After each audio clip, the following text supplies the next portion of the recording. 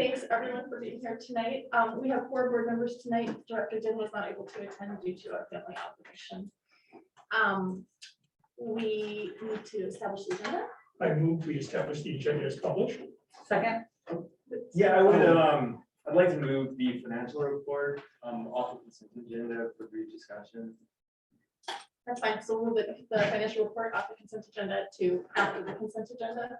Yeah. Okay, and otherwise, does someone need to make another As modified. as modified? Okay, all in favor of amending the agenda, the published agenda as modified? Please say aye. Students first. Aye. And board members. Aye. That's 4 board members to, oh, sorry, all opposed. Okay, that's 4-0. Thank you, students. We are very excited to be doing a big slew of recognition tonight. So I'll turn it over to Superintendent Pulaski.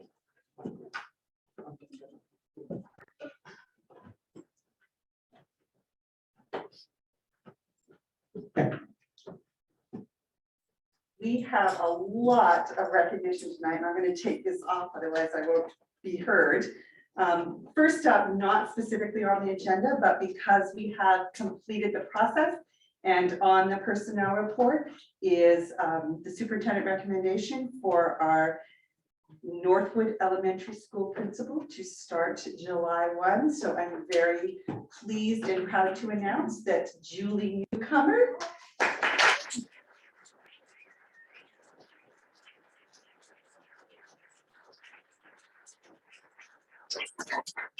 definitely an Islander. She's a graduate of Mercer Island High School, a University of Washington graduate, also Seattle University. She has worked in our district since,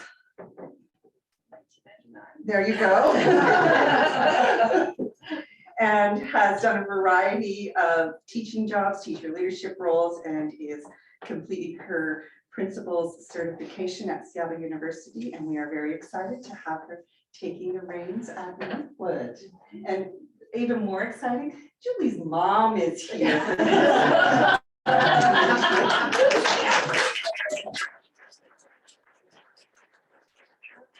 say I'm thrilled. The staff, the students, the families at Northwood are amazing, and I'm just excited to continue my educational journey in the Mercer Island School District. It's an amazing place, and I look forward to July 1. So thank you.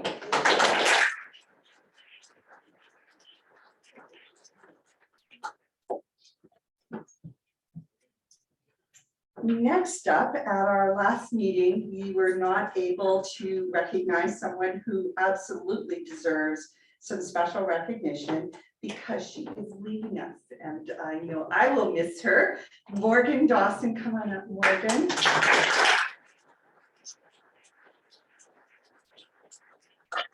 Morgan has served as our student representative to the board as a junior in 2020-2021 and as a senior 21-22. And I'm going to say that Morgan, I think, is going to have the record for the most Zoom board meetings of any student rep, past and probably future. And she has just been amazing. We swore her in on Zoom. That's how I met her dad. I'll forever remember him smiling at the camera and waving to us on Zoom when we swore her in that very unique ceremony. Most of her meetings, as I said, have been on Zoom, but none of this has dissuaded her. She has strived to continue to build relationships and elevate student voice. And she's always so persuasive, quietly and sweetly, but she gets her point across.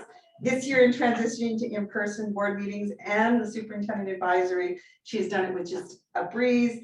And I can tell you, she has just forged amazing relationships, certainly with staff, but also with the other students, particularly our students on the student advisory.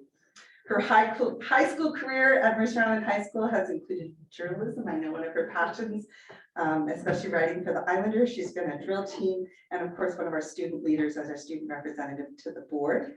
She's proven herself as a leader and gained the respect and admiration of her students. She was incredibly impressive for her week on the Hill, 2 years in a row, both years. We had to do it via Zoom and it didn't faze her. She was prepared, she was ready, she made a great presentation to the legislature and was very compelling. We were so proud of her. She's off to Barnard College in New York. How exciting for her. And she probably will tell you she's undecided right now, but she knows that she loves to write, and we know that she will be a leader in whatever she chooses to do. We will miss her. I, in particular, will miss her, and I know Andrew will, because I'm not who's going to take notes. But I know that she's also going to be a leader in whatever she chooses to do.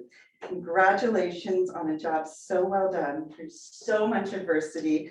We will miss you, and we wish you the best in your next ventures.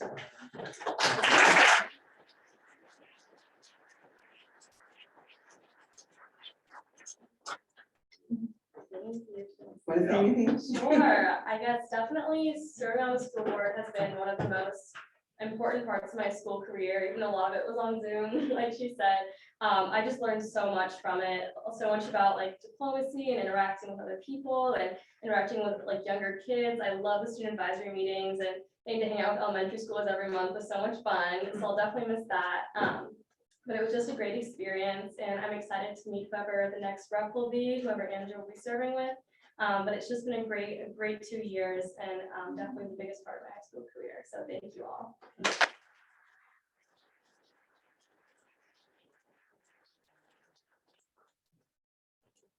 And this is always one of the best meetings of the year. This is when we get to recognize all of our staff. May is always the staff recognition month, and we have a lot of staff to recognize. I'd like to ask the board, if you wouldn't mind me coming in front of the tables. We'll have each staff member, as we're recognizing, come on up while we read all these wonderful things about them, and then you're welcome to shake their hands and thank them for their service. And I'm going to ask Dr. Rendell to come forward, and we will tag team, starting with our 2021-22 classified employees of the year. Kelly John Lewis, if you come on up.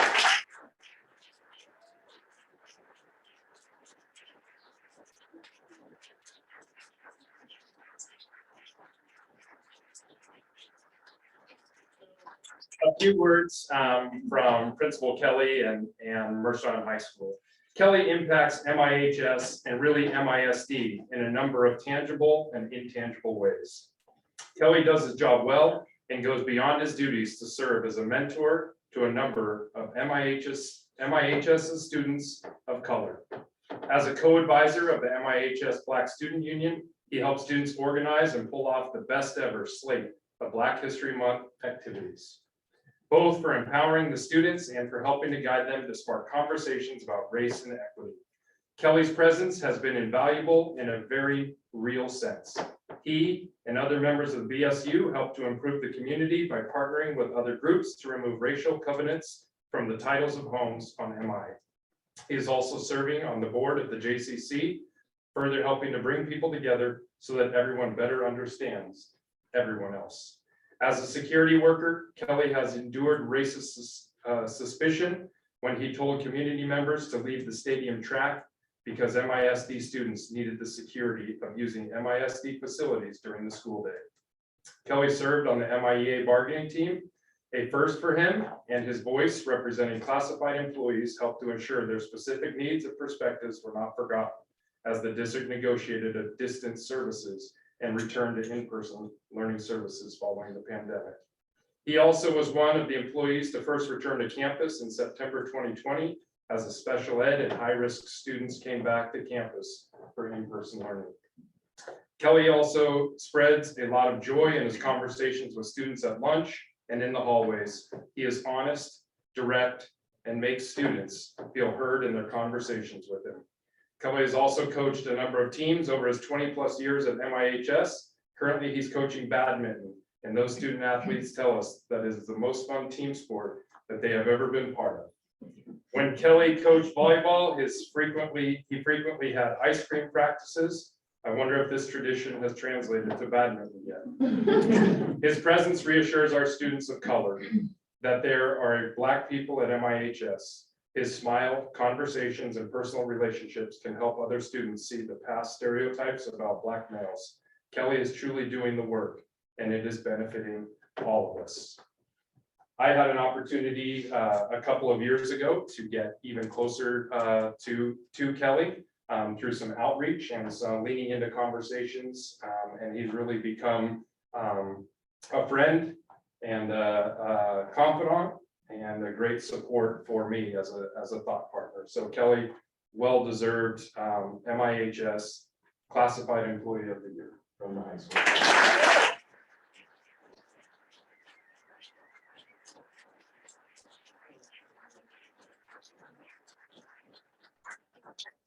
Congratulations. Congratulations. Everything. Thank you, sir.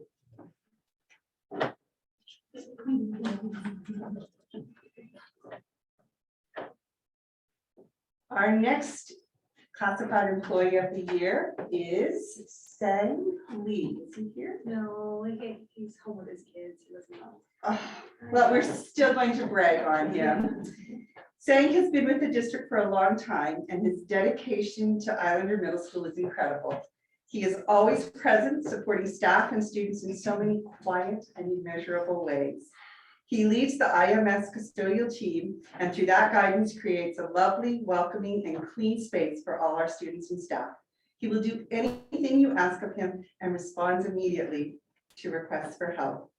He is often the first employee to arrive in the morning and make sure the doors are unlocked, lights are on, and that school is a receptive place for the rest of the staff to enter.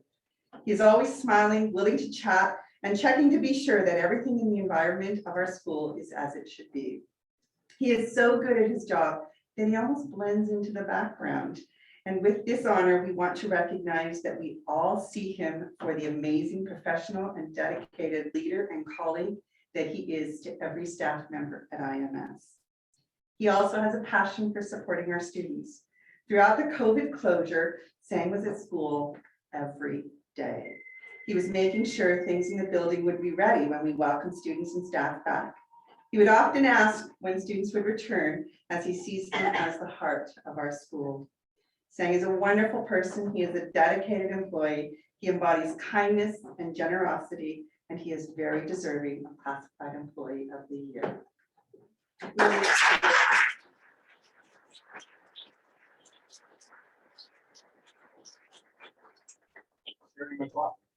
Sherry.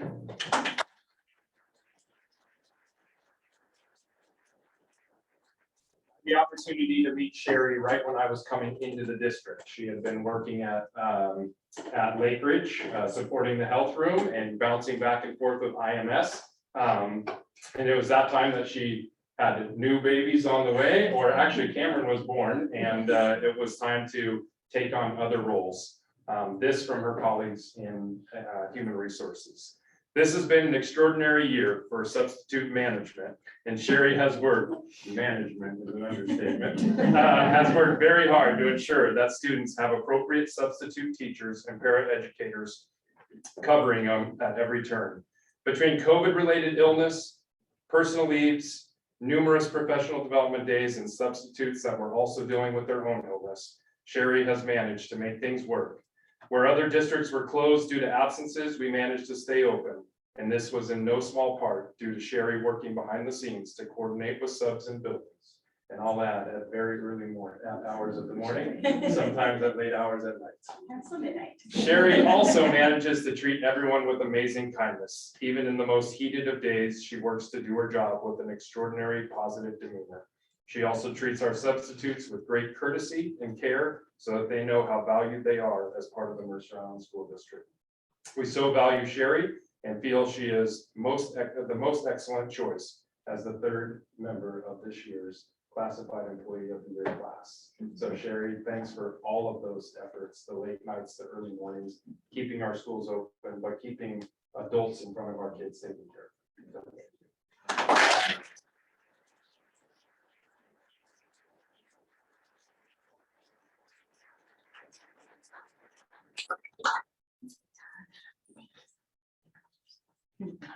Thank you.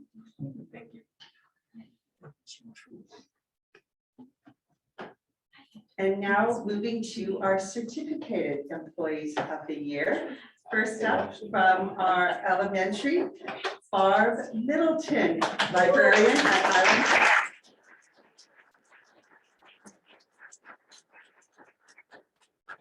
As the Island Park librarian, Barb serves all students and staff each and every day with an incredibly positive attitude and a smile on her face.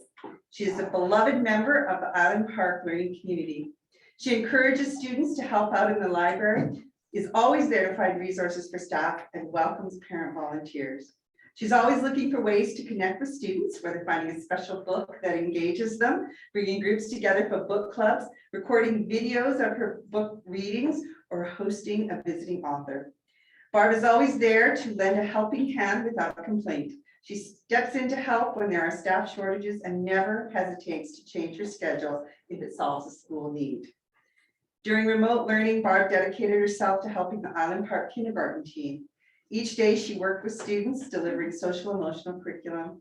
She still managed to hold curbside book fairs and was able to safely check out books to hometown students.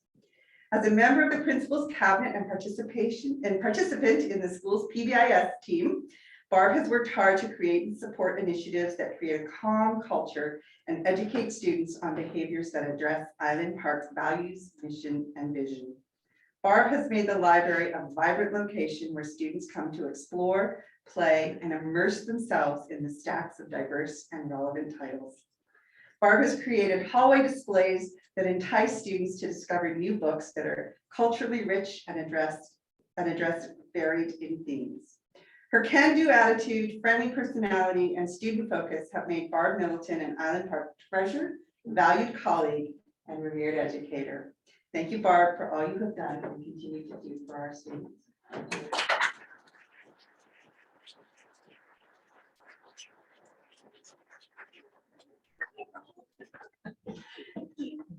Congratulations. Thank you, library. Doug Davis. Come on.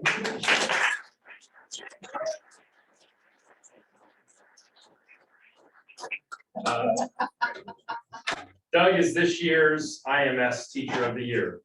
Doug teaches 7th grade science, and I've had the honor to work with Doug on committees and also get to know him as a parent in the community, as well as an educator.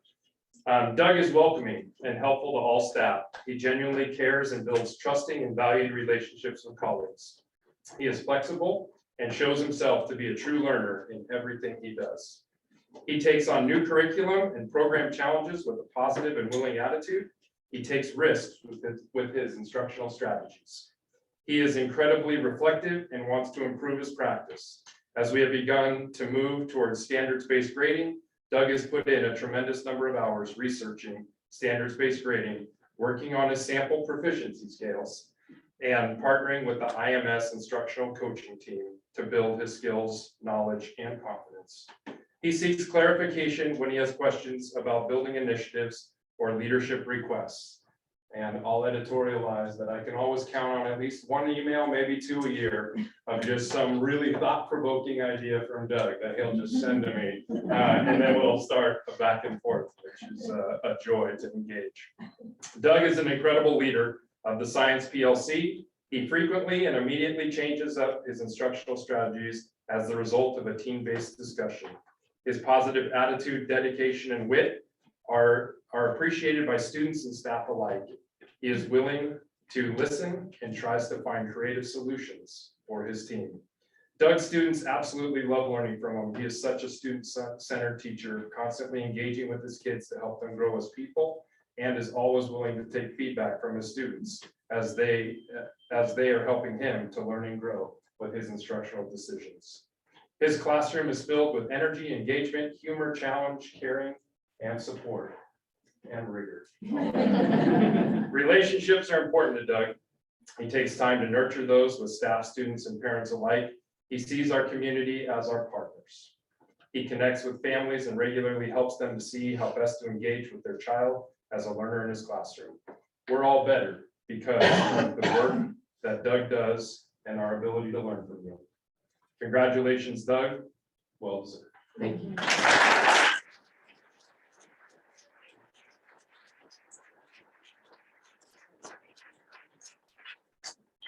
Exactly. Thank you. Thank you. Thank you. Congratulations.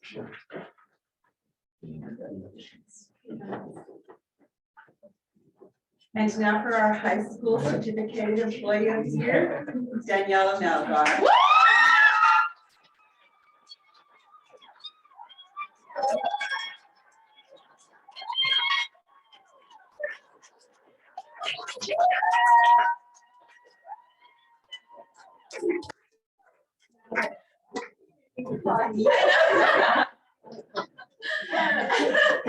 So Daniela is a Mercer Island High School drama and English teacher.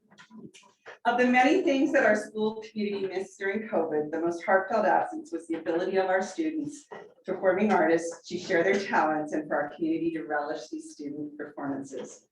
They've always been on my calendar. I have missed greatly. We're so glad they're back. Returning from the pandemic, we had the joy of watching our students perform The Odyssey with an amazing contemporary adaptation, followed by Shakespeare, and heading into the return of the school musical with the spring 2022 performance of the 25th annual Putnam County Spelling Bee and the Laramie Project among offerings this year. Leading our return to performances, Daniela Melgar maintained connections with her students during remote learning, found ways to develop their theater skills, and kept their voice alive. Witnessing her classes during the beginning of this year, it was easy to see the joy in improvisational lessons and a dedication to returning to great performances of our community. Daniela is the megaphone for student voices. Beyond theater, she serves as a sounding board and trusted adult for many of our students. She's an advocate for the arts and for the LGBTQ+ student community.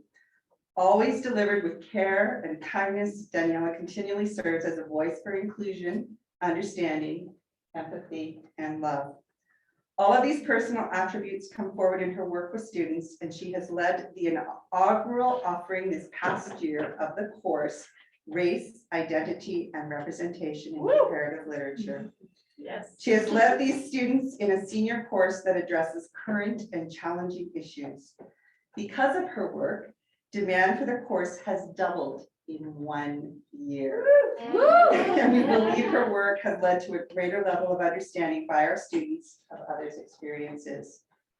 MIHS is in awe of how Daniela has taken the toughest of times to grow a theater program, to develop a new course, and to provide a safe haven for students during a time of national turmoil. She is, simply put, a hero. And those are our thank you.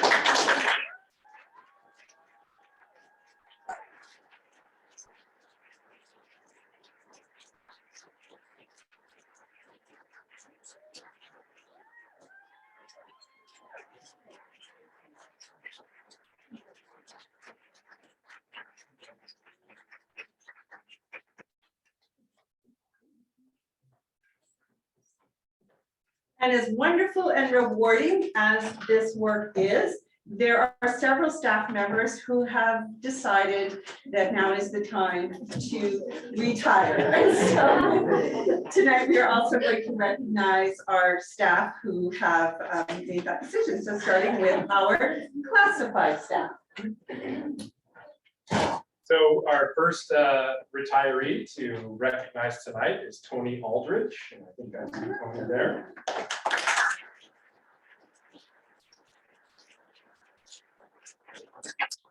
So some words from Patrick Rock, our Director of Transportation. Tony began working for the Transportation Department in 2004. He has served the district by driving countless hours in both transporting students to and from school and doing field trips. Since I have been here in the last 7 years, he has driven mainly the small bus routes, which can go through many changes in a year. And he has always been adaptable to meet the needs and has typically had one of the longest routes in our department. One thing I can always count on is for some reason, if we have a bus that it's going to break down. So you. Or children who may have forgotten their bus route. It's Tony who is there. Getting them there. Tony will radio in and offer to help. Tony's absence from our department will be very noticeable. Tony is moving to Minnesota to be near family and will probably become a substitute driver there. We wish Tony all the best in Minnesota. Get ready to put on the chains. Yes. But I know you'll be as careful with those students as you've been with ours. And thank you and best.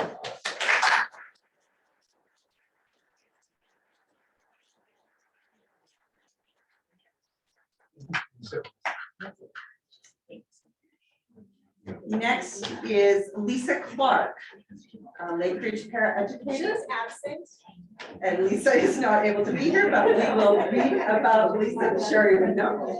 Lisa Clark has been a paraprofessional in Mercer Island School District for 31 years. A former island resident, she joined us in March of 1991 and spent most of her time at Lake Ridge. Always known to have a smile on her face, Lisa was kind and helpful to everyone. She often supervised recess on the playground ball fields, where she would be found resolving conflicts and encouraging the students. Lisa loved being with the kids. Teachers report that she made every day better because she bonded quickly with students, knew exactly where the need was, and jumped right in to help. She made them feel loved and cared for. Lisa ran the Safety Patrol program for several years and was the official guard of the four-way intersection by Lake Ridge, keeping everyone safe at drop-off and pickup. Director DeSuze is not in here. One thing that made Lisa stand out from others was her ability to stay positive at all times. Her colleagues say that she would never involve herself in small talk or gossip. We celebrate Lisa's hard work and dedication to Mercer Island schools and thank her for all that she has done and wish her a wonderful retirement.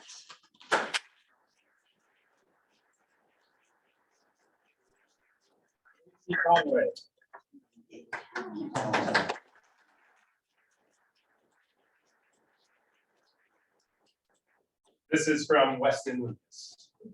Islander Middle School is sad to be saying goodbye to Mrs. Tracy Conway, but excited and happy for her next steps. Tracy came to the Mercer Island School District in 2013 and has worked as a paraeducator supporting students in a variety of programs and classrooms ever since. Tracy has made a wonderful contribution to the IMS community. She is committed to student learning and goes above and beyond to help all students reach their full potential. She is welcoming and kind. She truly cares about the students with whom she works and is known to always greet them with a smile and a friendly and caring hello. Students love Mrs. Conway for the help she gives them and her love of IMS and sports. Tracy helps in the gym during lunch and has been known to organize a basketball or ping pong tournament or two or three. Among her colleagues, Tracy is a leader, a mentor, and most of all, a good friend. Mrs. Conway is a beloved member of IMS community, and we wish her all the best in retirement.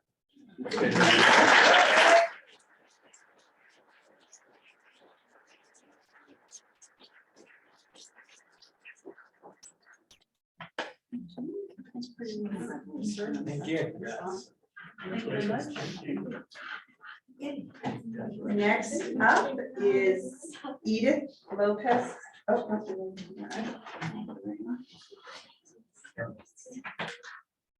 turn the paper over. Karen Hubbard.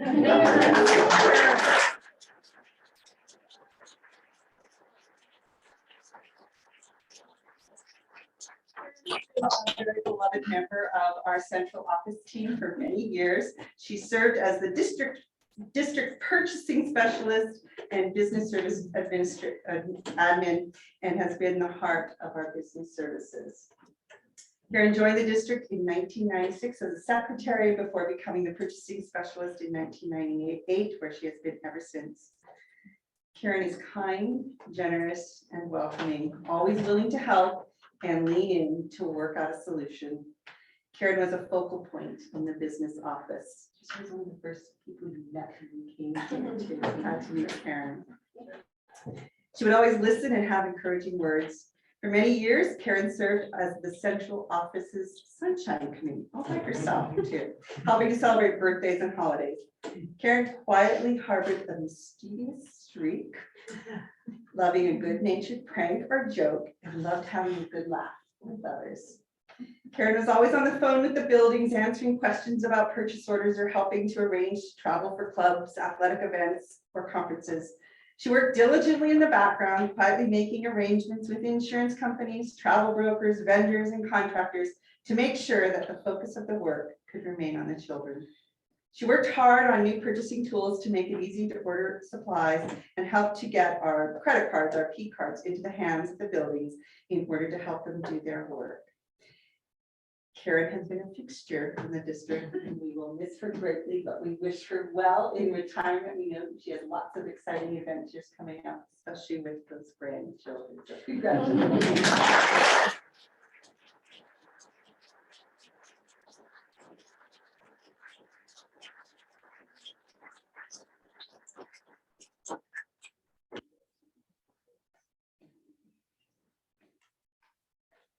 Kanako. Kanako, is she here? There she is. Kanako, it says on here, Northwood and West Mercer paraeducator, and I think that might just be a very temporary thing, because I've seen you working across all the elementary schools, in the middle school, PD with the high school. So Kanako has been a wonderful and contributing member of the West Mercer Elementary School community. This is from this side. I'll editorialize again, the entire school district. Prior to this, she was a part of the Island Park Elementary School community for 5 years. She has been with the district since 2004 as a paraeducator, kindergarten teacher, and substitute teacher. She'll be dearly missed upon her retirement from the Mercer Island School District this spring. Kanako is a person who exudes positivity and kindness wherever she goes. She starts and ends the day with a friendly greeting and a huge smile, and makes students, staff, and families feel at ease and welcome in her presence. Her focus on relationships has been a core pillar of her work in the English Language Development Program. In her role as a paraeducator in this program, over many years, she developed enduring relationships with students, staff, and families. Knowing and deeply caring for students, some of whom she worked with for many years, allowed a high level of effectiveness and growth.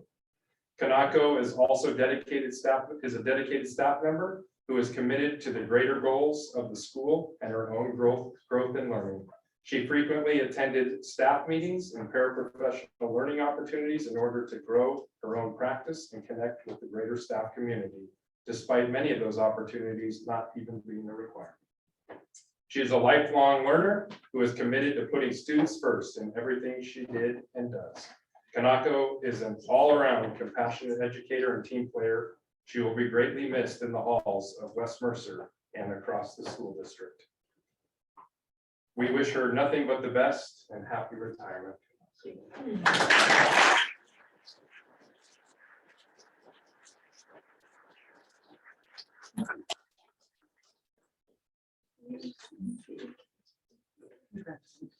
Thank you. Congrats. Next, we have Kerrigan. I don't think she is here. Karen has been with Mercer Island School District as a paraeducator for the last 15 years.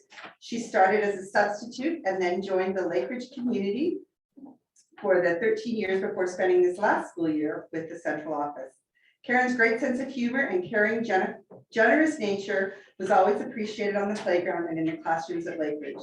Her no-nonsense approach to supervising the lunchroom and recesses helped keep kids safe and secure throughout the day. Her work in the library kept our shelves well organized, stocked, and ready for kids to devour books. Her peers describe her as a good friend and a great listener who loved to cook and share great German recipes with staff and friends. Thank you so much for your service to the district, Karen.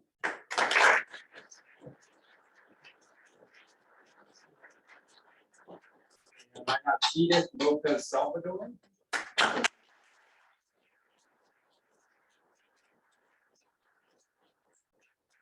This is from Mr. Kelly. As more than 10,000 students have passed through the counseling office over Edith Salvador Lopez's 10 years in the Mercer Island High School counseling office, every one of those students has experienced her kindness, calm, and care.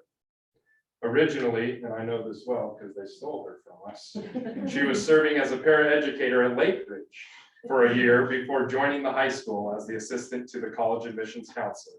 She learned the ins and outs of the college admissions process, military recruitment, direct career transition, and trade school admissions. Eventually taking the primary responsibilities of the college admission process for students, she ensured that students had access to the opportunities before them and before they left MIHS. Beyond the impact in helping students realize their dreams, all of the students that have moved through the counseling office have encountered her kindness and calm, even when things are chaotic and hectic.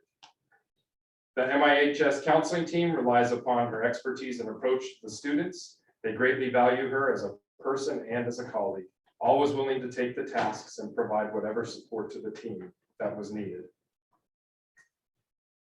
She is described, and others' duties as otherwise described, frequently required that she move between filing, uploading Naviance, and helping students waiting for the nurse outside her office.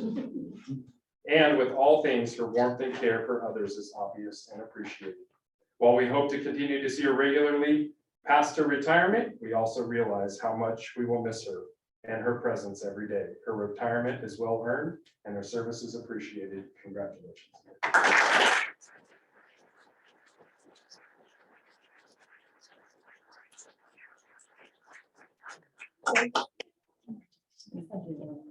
Thank you. Next up is Julie Naylor.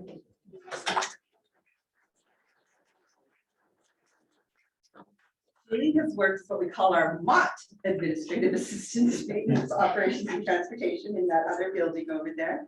She started working for Mercer Island School District in 2001 and moved to Maintenance, Operations and Transportation in 2004. She's been a crucial part of that office and has been in most of the bus driver interviews of our current drivers. And as Patrick Rock says, including his first interview as a sub-driver candidate. The amount of institutional knowledge that she has bailed me out of so many times, says Patrick.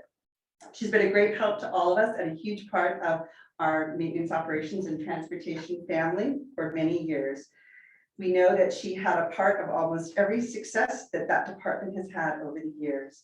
One thing that's really important to know about Julie is when she would come over to central office, when we would have our special meetings, she always won the costume contest. Every Halloween, we knew that Julie was the one to beat. We wish her well in her retirement, and she will definitely be missed over there in transportation and here in the central office as well. Congratulations, Julie.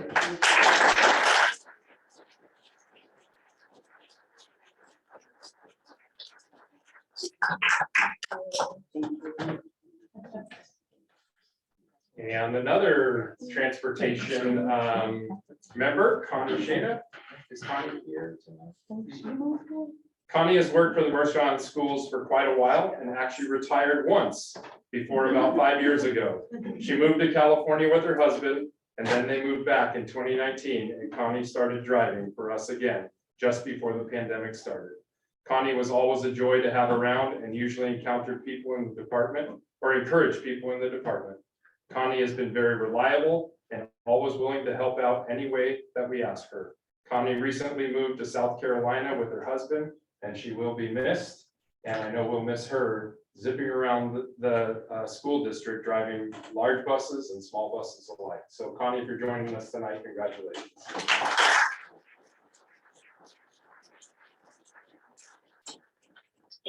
And last up for our classified employee retirees, Betsy Seiler from Northwood. She was our tech specialist. And I don't see her, but our director, Andres Ronzer, says about Betsy, she's one of a kind. A former teacher, Betsy dove into IT support initially with Issaquah School District and eventually joined Mercer Island School District in 2008.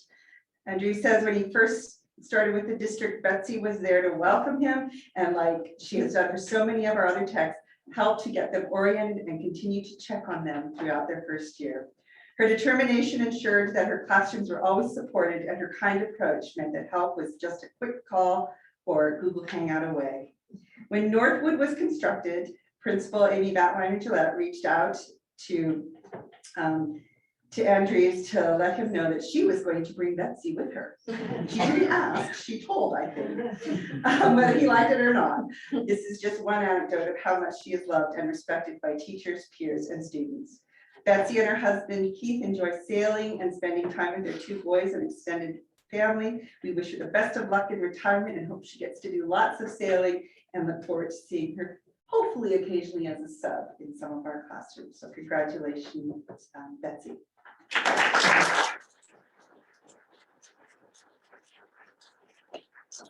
And we will now shift to our certificated staff and retirees. And the first one that we have is Lynn Adsett. I don't see Lynn, but she might be joining online. This from Mr. Kelly, an expert mathematician, a consummate educator, and a school leader. Lynn Adsett has served as a highly effective and valued teacher leader at MIHS for generations of students for over the last 42 years. Teaching almost every level of mathematics, Lynn has a range of expertise that allows her to build student understanding from the basics of algebra to the complex applications of calculus. With this knowledge, she skillfully develops lessons in which students learn by doing mathematics and through which students begin to support one another's progress. Her class is truly a learning community, and her lessons go beyond content and help students learn to work together in the professional world. And this from a colleague, Kate Yoder. Lynn Adsett has been an educational leader, innovator, and mentor. She has been a TI instructor, a member of the National Council of Teachers of Mathematics, and a board member of the Puget Sound Teamers of Mathematics. While the positive impacts that Lynn has had nationally at a district level, at a school level, and even our department level are impressive, to me, her biggest achievement is the impact she has had on the lives of the students. Students coming through her classes not only come out with the foundational skills and concepts to be successful moving forward, but also the mathematical practices such as sense making, reasoning, and perseverance. We wish Lynn all the best as she has been an integral part of MIHS, and she will continue to be an integral part in our hearts. Congratulations to Lynn.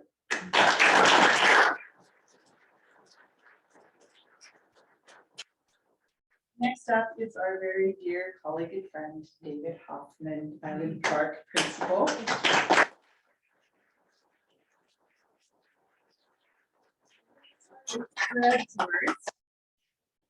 Fred wrote, I have had the unique pleasure to work alongside David in many different ways. When he started in the school district, we were both elementary principals. I recall meeting him for coffee during the spring before his July 1 start date. It was obvious even in those first conversations how committed David was to students, public education, and making the world a better place. Since then, I have continued collaborating with David on a variety of projects, served as his evaluator, and co-taught with him at Seattle U when he joined me as a guest teacher. However, what I cherish most is the friendship we developed and that will continue in the years to come. David's wisdom on education, current events, and history, and politics, always seems to provide all of us with the perspective we need to stay centered. David's impact on students, colleagues, teachers, staff, and families will last into the future. David is retiring after 30 years in public education, all here in Washington State, serving as a teacher and an administrator in Issaquah, North Shore, and then Mercer Island School District. I asked him what he's looking forward to, and he said he's looking forward to the endless opportunities to read that stack of books and listen to his beloved Beatles. We know that there will be some writing in his future. I am confident of it. We will miss him, but we know where to find him too. Congratulations.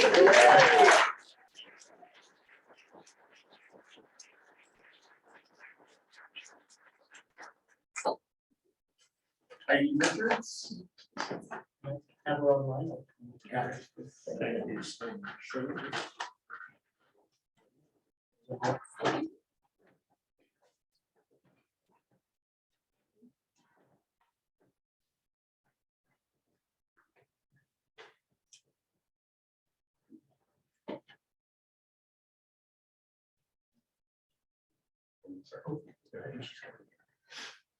This from Amy Batliner-Gillette. Heidi Richards has been an integral part of the Northwood multidisciplinary team since the school opened in 2016. She has been in the district for 9 years overall, serving at IMS before Northwood. As an occupational therapist, she has served the community's preschool students in the district early childhood special education program as well as students in the elementary and secondary grades. Heidi is a collaborative, supportive, and caring colleague. She models and champions in others one of the tenets of Northwood: be open to self-care, recognizing that only when we are healthy and whole can we bring our best selves to our students. Heidi is a fierce advocate for children, and she is always ready and willing to tackle a challenge, ask deep questions, and press for support when she sees students in need. Heidi regularly offers consultation and advice across general education settings, as well as in special ed settings, not only supporting specific students' needs, but also supporting the growth and understanding in staff about her area of expertise. She has helped implement universal access to various sensory and regulation supports in the classroom and across our school. Heidi has been a strong voice for inclusion in our school communities, and she will be missed as she embarks on this next adventure. So Heidi, best of luck in retirement. I can't believe it's been 9 years since I first met you, and well, I was your first evaluator, and I'm sure you had better after that. You're going to know a lot more about OT, but I always knew how much you cared about kids and your craft. So best of luck in retirement.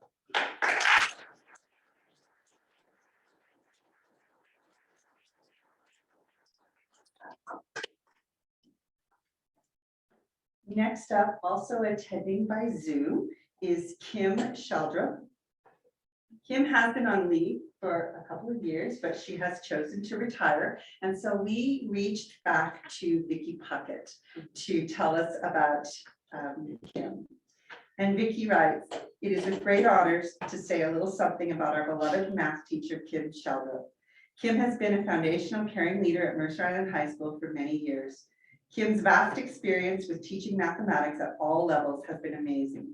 Her beloved students often referred to Ms. Sheldrup as Shelley. They flocked into her classroom every morning before school, and some hung out in her class during lunchtime as well as after school until she kicked them out.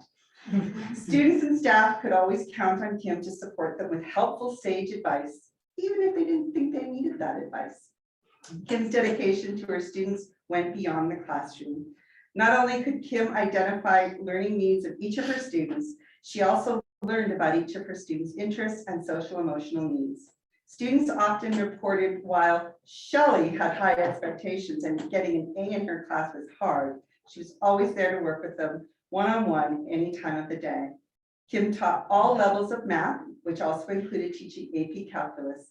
This included study sessions with her students for the AP exams in the spring outside of school hours. After many years, all of Kim's AP students passed with flying colors on these international exams.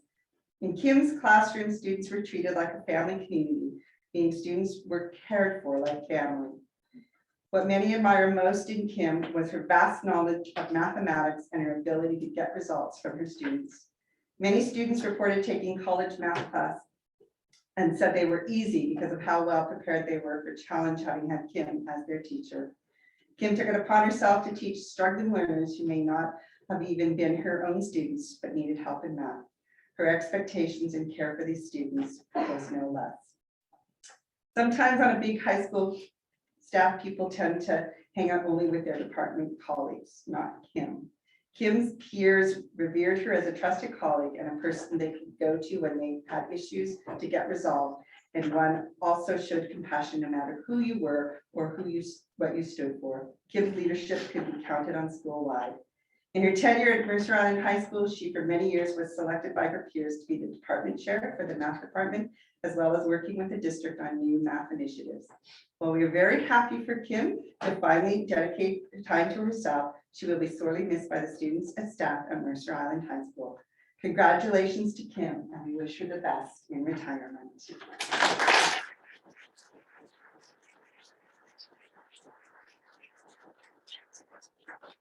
Vicki White-Milton.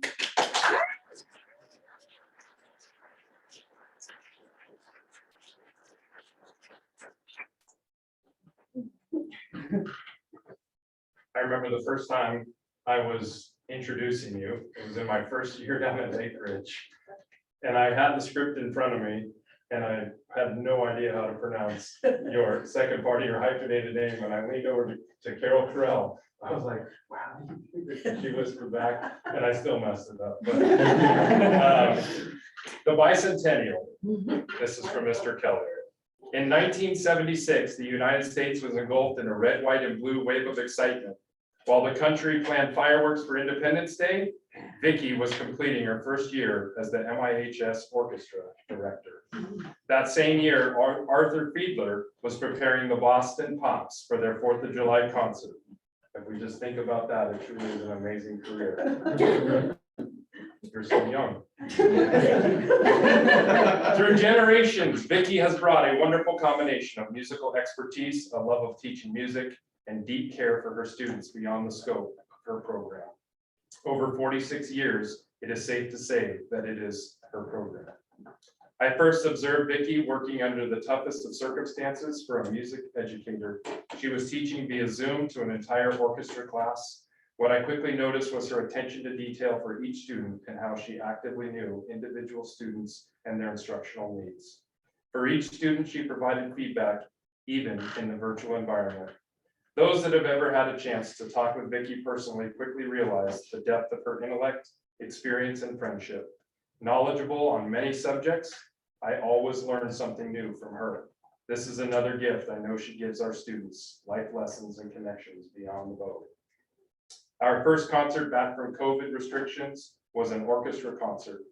Everyone in the audience was deeply moved by how much we missed the beauty of student music, and the standing ovation was not nearly enough to express our deep appreciation for her leading the way back to live performances at MIHS.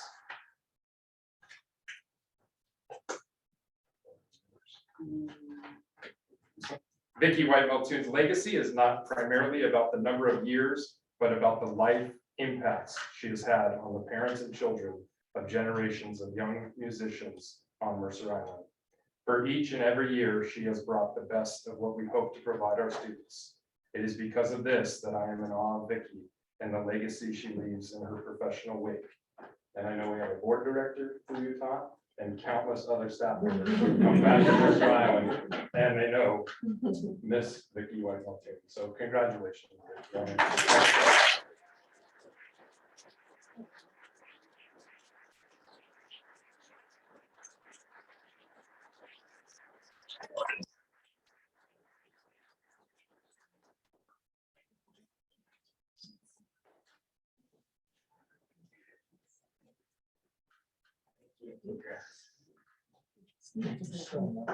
Karen Wilkie.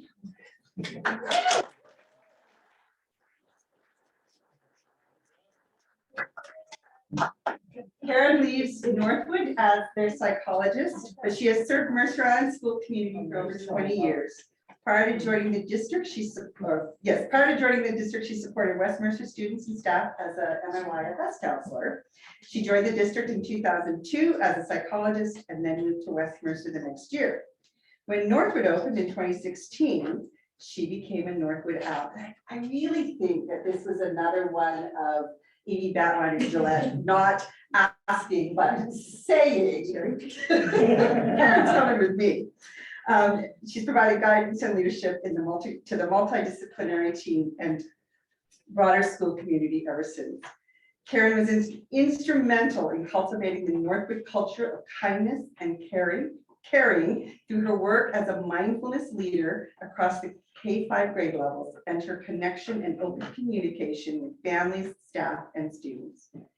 Karen is a singular intellect, and this community has been fortunate to have her turn her observational and analytical skills to its children, honing in on their strengths and opportunities for growth to inform our collective efforts to help all children find success. Karen is dedicated and thorough in her work, and she has brought laughter and an open heart to school every day. Karen is a pleasure to work with, and more importantly, she's a delightful human. We wish her well in this next chapter of her life.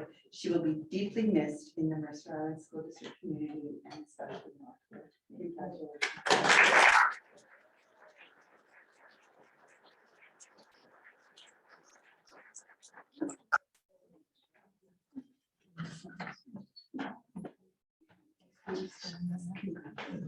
Thank you. Thank you so much.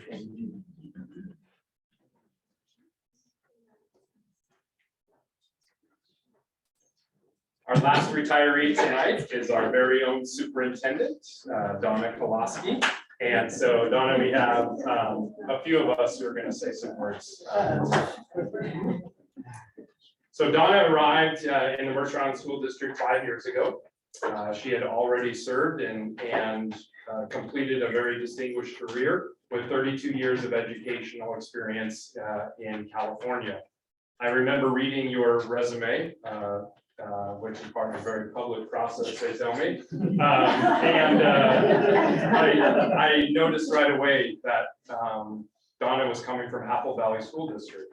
And I started my career in the San Bernardino Valley, just down Highway 15 or the 15. And so I knew I had an instant connection. But I also had a former colleague who was a principal and hired me as a teacher once upon a time, who I knew was also from Apple Valley. And so I called Brian Ewert quickly to get the scoop, and he knew Donna right away. And they were colleagues together as young principals.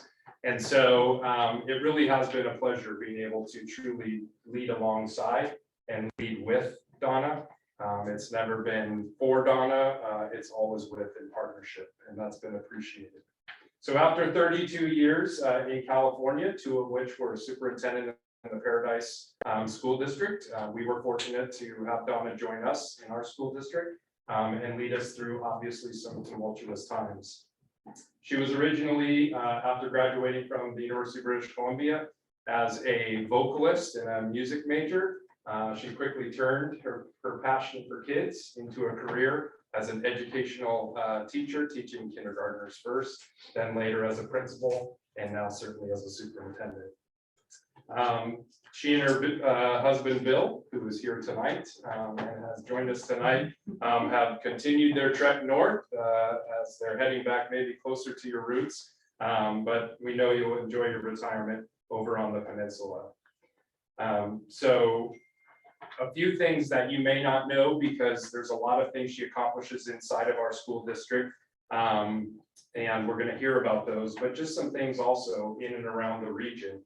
In just 5 short years, Donna has become a leader in the PSESD as well as WASA.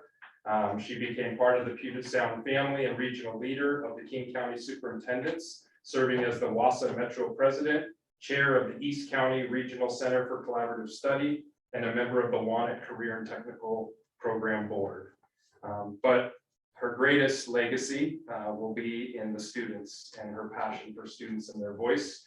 Not only will you hear about that in a moment from our student leaders who wouldn't be here tonight if it weren't for her, but she also brought the Student Leadership Award to the annual WASA recognition event. And this will certainly be part of her legacy beyond Mercer Island. So Donna, a few other words from them, but just from me, just thank you for all of the mentorship. I wouldn't be here ready to take the district board without you. So thank you.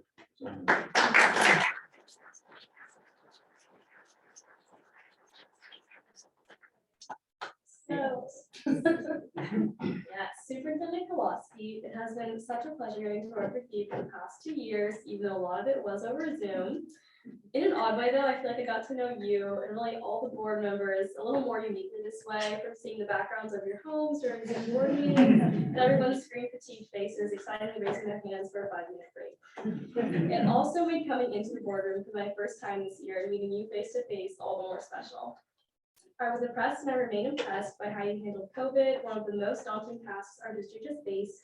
I know that we would not be in the position we are today, having in-person school and in-person prom and in-person graduation, and all these important events without your leadership.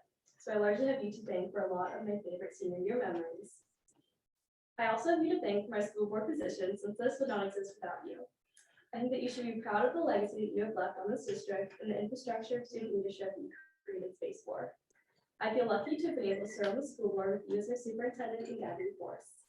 With both of us leaving the district and entering new chapters next year, let's hope that Dr. Randall and Andrew can pull down the fort.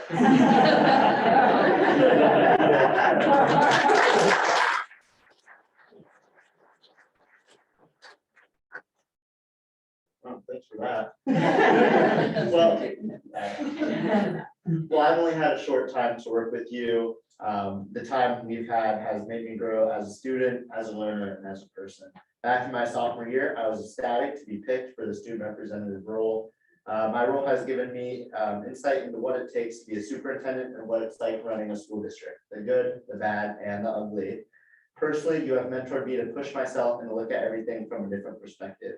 You have continually made sure that I am being the best person I can. You have taught me how to be thoughtful and intentional with how I represent my constituents, making sure that all students are represented.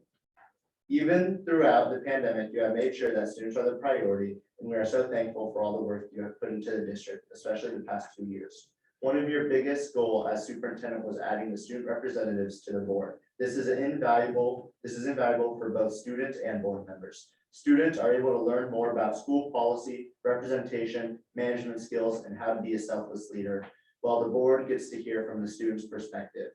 One of the last things you did with student representation was to mentor Morgan and I on how to create meaningful policy that will affect the next year's school board representatives and the students that they'll represent.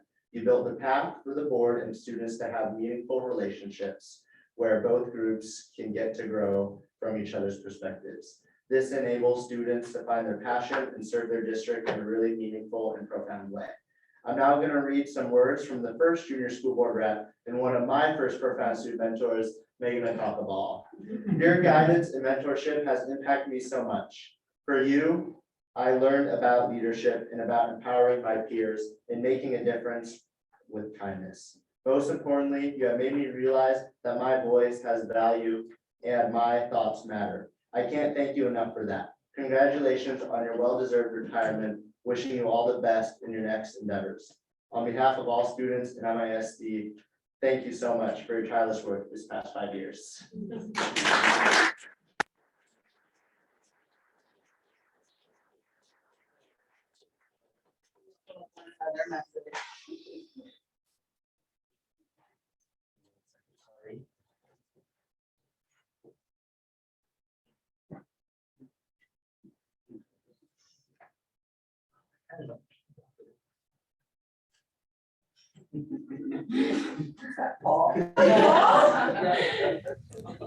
Hi, Donna. Congrats on retirement. The entire Mershon community will truly miss you and your dedication to the district.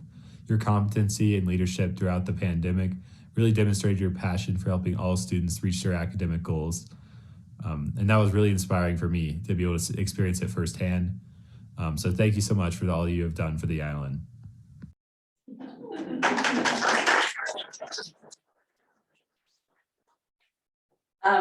So it's been a really, really, really hard week.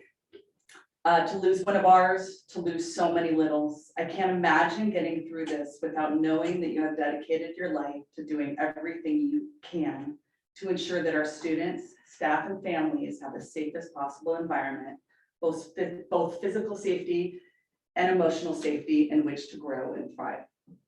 From the moment you arrived, I knew you were what we needed at the time. Our academics were strong, our students were achieving, but something was missing. We weren't connected, we weren't focused on our students. With so many competing priorities, we were forgetting the why. I watched as you developed meaningful relationships with your cabinet, staff, students, board, and community members. It wasn't just to check boxes, it was because you knew the best way to meet student needs is to work together to achieve our common goals. You knew you would never make everyone happy in the way you might choose to reach the goals, but as long as decisions were made with students as the priority, your decisions were sound. Substantial pay increases for staff, instructional coaches, professional development, inclusionary practices in academics and extracurricular areas, updating our strategic plan, creating a long-range facilities master plan, all including community voice, improving safe entries for each of our schools, introducing therapy animals are just a few. But most importantly, and I know you agree, you brought us models for empowering student voice and worked to ensure that you were leading the district in tremendously capable hands. You created the student representative program to our board. You created the superintendent student advisory. You ensured that the board met with our students at every school visit throughout the year. You bring students to our board meetings so we can celebrate their achievements with them. You remove barriers to increase opportunities for student learning and growth. Your leadership got us through COVID with every decision being made by asking the same question: is this the best decision for our students? Having an inside view to watch you develop professional relationships with Fred and your cabinet was a privilege. You mentored, encouraged, and taught your team through your role as lead learner. You propped your staff up and celebrated their successes, never taking credit yourself, even though many of us saw the support you provided them to help them along the way. You are leaving us in the best hands possible. There can't be a better legacy than that. Donna, thank you for being the softer side of leadership for all of us. It doesn't mean weaker. It means respectful, compassionate, and inclusive. You pushed us to be better so we can be there for our kids. Personally, thank you for your mentorship, your guidance, and your friendship. On behalf of the community, thank you for choosing us. Thank you for consistently and usually gently, but not always, reminding us that Mercer Island School District is about serving our students. They are the priority.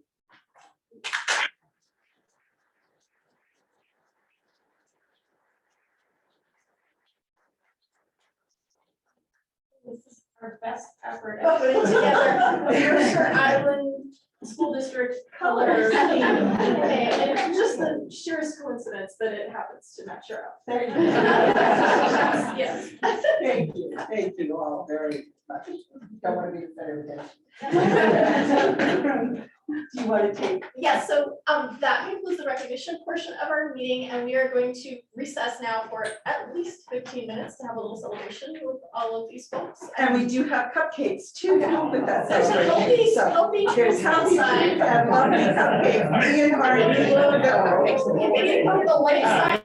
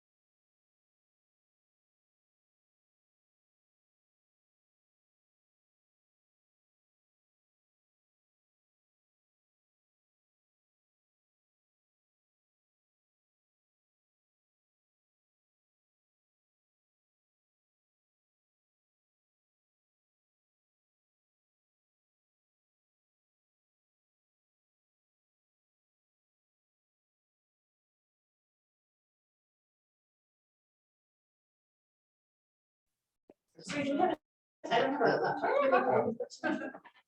I don't think so, Michelle. Is there any? No public input. There is no public. Okay. Okay.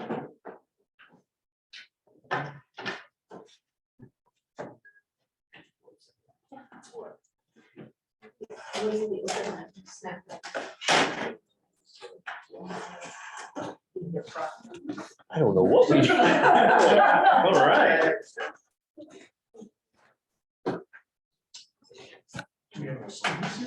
Oh, we do not have. They just came for that. Oh. There's not, we don't have a rescheduled one. Oh, the report is in there. Was it about that? That was Morgan's last. Okay. Yeah. My face is all, so that would be the Terminator. No, Okay, we good to go? I think so. Okay.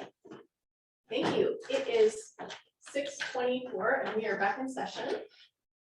There's no public input tonight, and there is no student board report, student representative report tonight. And the superintendent report is actually deferred to the next item for OE10. Okay, great. Then we have full governance process monitoring board policy 1800 OE10 instructional program.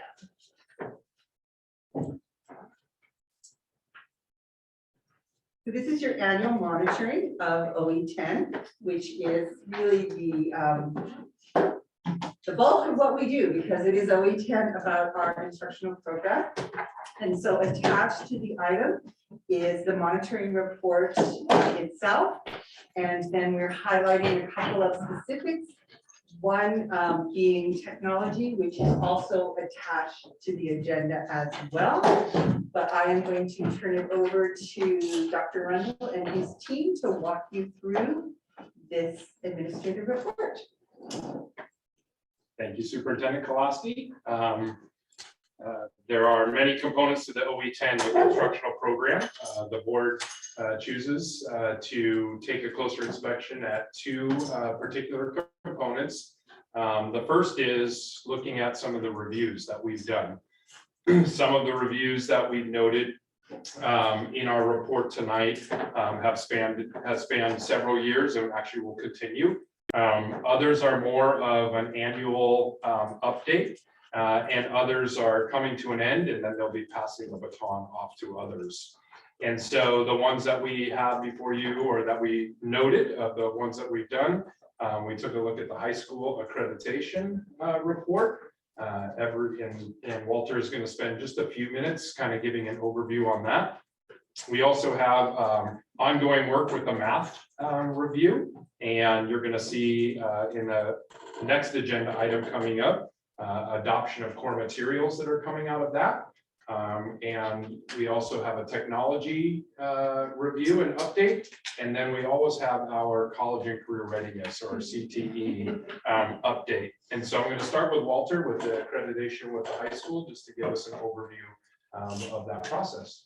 Sure. Before I go, I just want to take a moment to thank Dan and Deborah. Thank you so much for being with our faculty today, and recognitions and celebrations and some tough moments. We appreciate it. David Nagy, thank you so much for working with PAC and also supporting this accreditation process directly. So appreciate the help. Hopefully, does everybody have the next? Yeah, good. So the introduction, basically, as we were returning from COVID, we had done a lot of work to try to make sure that we were staying connected as much as possible with every student. If they weren't connecting directly, we were reaching out with them, which allowed us to start looking at the recovery this year. But in recovery, beyond the specific mental health care of students coming back, we had an intense realization that two things had occurred. One, students' learning progress was more varied than typical. And they also had a greater awareness of their learning styles and what worked and didn't work for them. And coming back, we found that there was sometimes an intolerance for learning styles they knew didn't work. And so we used UDL as an umbrella approach for how do we plan for instruction and assessment. And we utilized a professional learning model through action research, where faculty pursued their own interest, depending on kind of where those were under that UDL umbrella. The next thing you'll see is what we provided to AESD for their accreditation visit, which involved a handful of school administrators from around the state coming in and providing an objective review. I didn't bring the 700+ page printed document, But there was a significant component of the data review, reflections that we had, and you're welcome to come by my office and view that at any point you like. Yet we look at the targeted needs, parallel what I hopefully just shared, and then the key initiatives that we undertook to really look at this return and how do we care for the academic and the SEL needs of students. The next section is on summary findings. So these are directly lifted from their report that they provided back to us. And then toward the, and it also provides the data that was included in this process.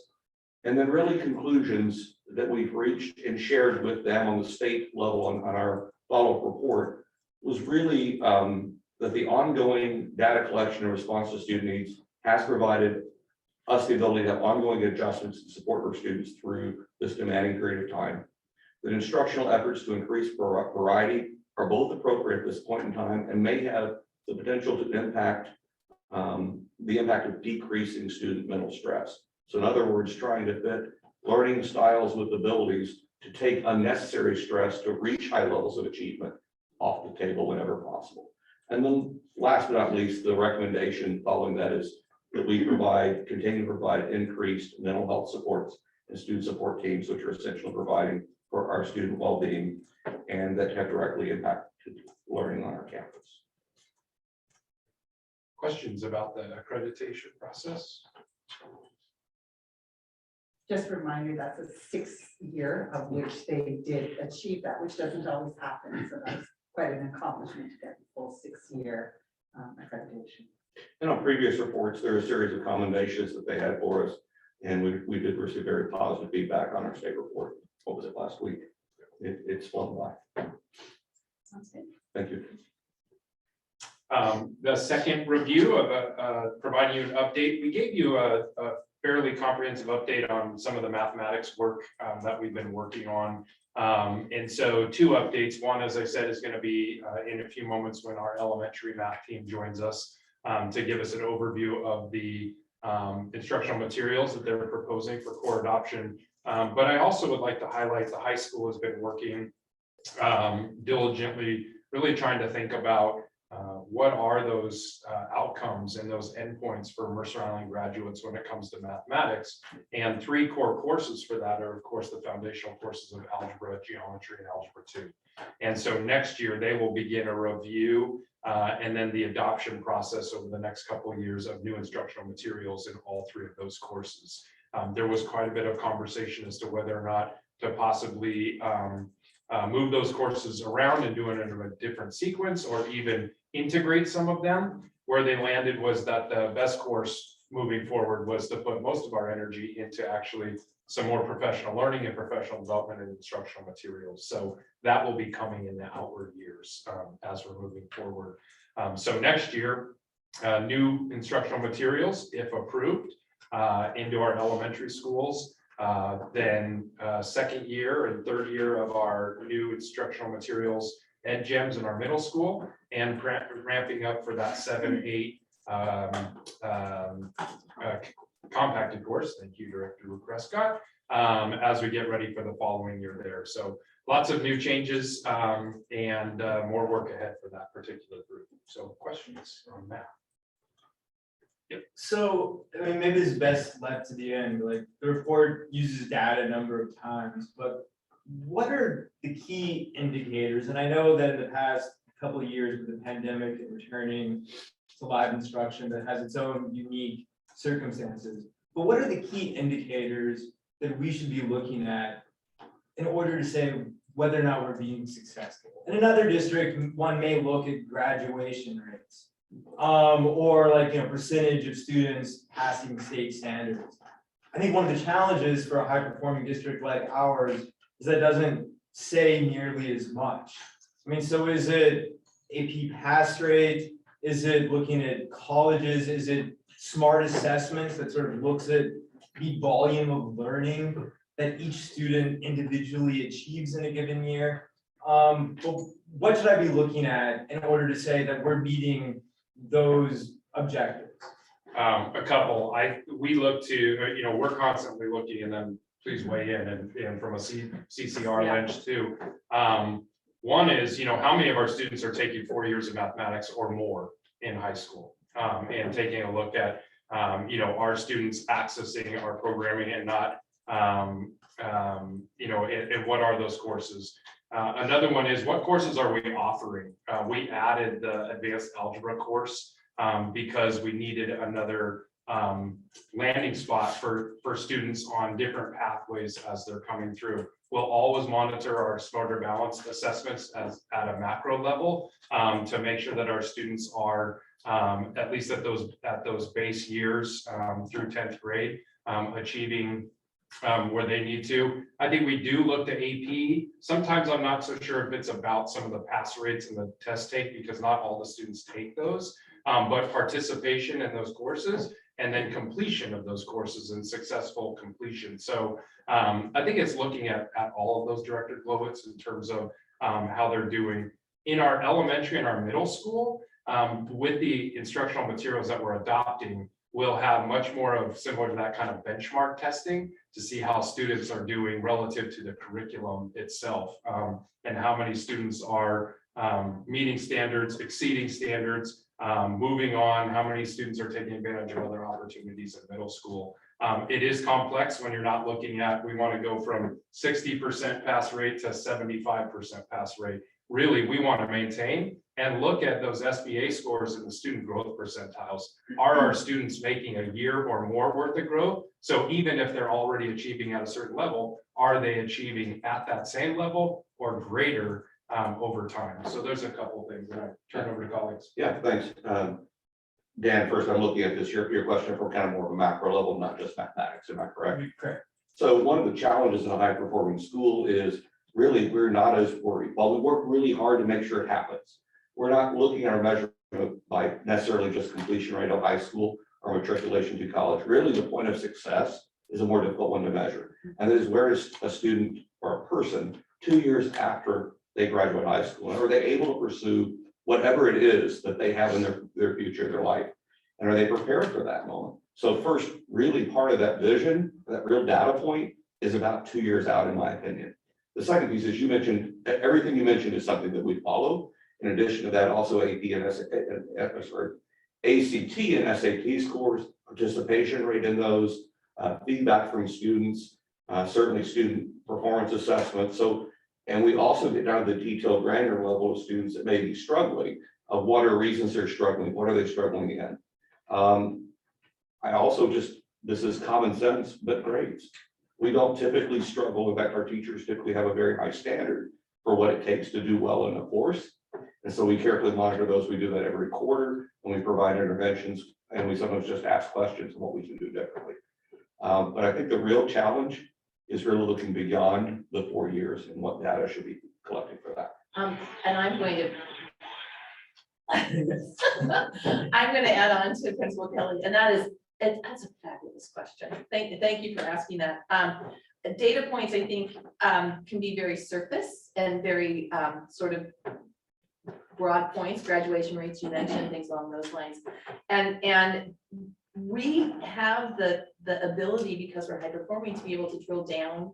And speaking from the CCR point, what we're looking for is engagement. And because of sort of the big pieces are taken care of, we can actually work to identify where kids really connect to subject areas. And we have the time and the flexibility and frankly the resources to do that. And it is such a joy to be able to do that. So that's the measurement system. It's a little bit hard to just throw a blanket data pool over the top of that because that's kid by kid by kid. And I think that, I'll just personally, one of the reasons I love working for Mercer Island is we get to really personalize each child's experience in the high school and find out where they can engage. And that may not show up on a data pool from Skyward, but it is a way we measure success. We've connected with a child in every single type of child through the whole system. Anything else? Do you think in the formal write-up of the accreditation document, you had sent that to us earlier too, yes, I think, Yes. maybe a month ago, they had a number of statistics in there that I remember when the people saw it at the back, they were impressed with the statistics and wondering kind of why we haven't seen some of those before. It had a rundown of the SAT and ACT scores compared to other districts. or compared to high-performing norms as well.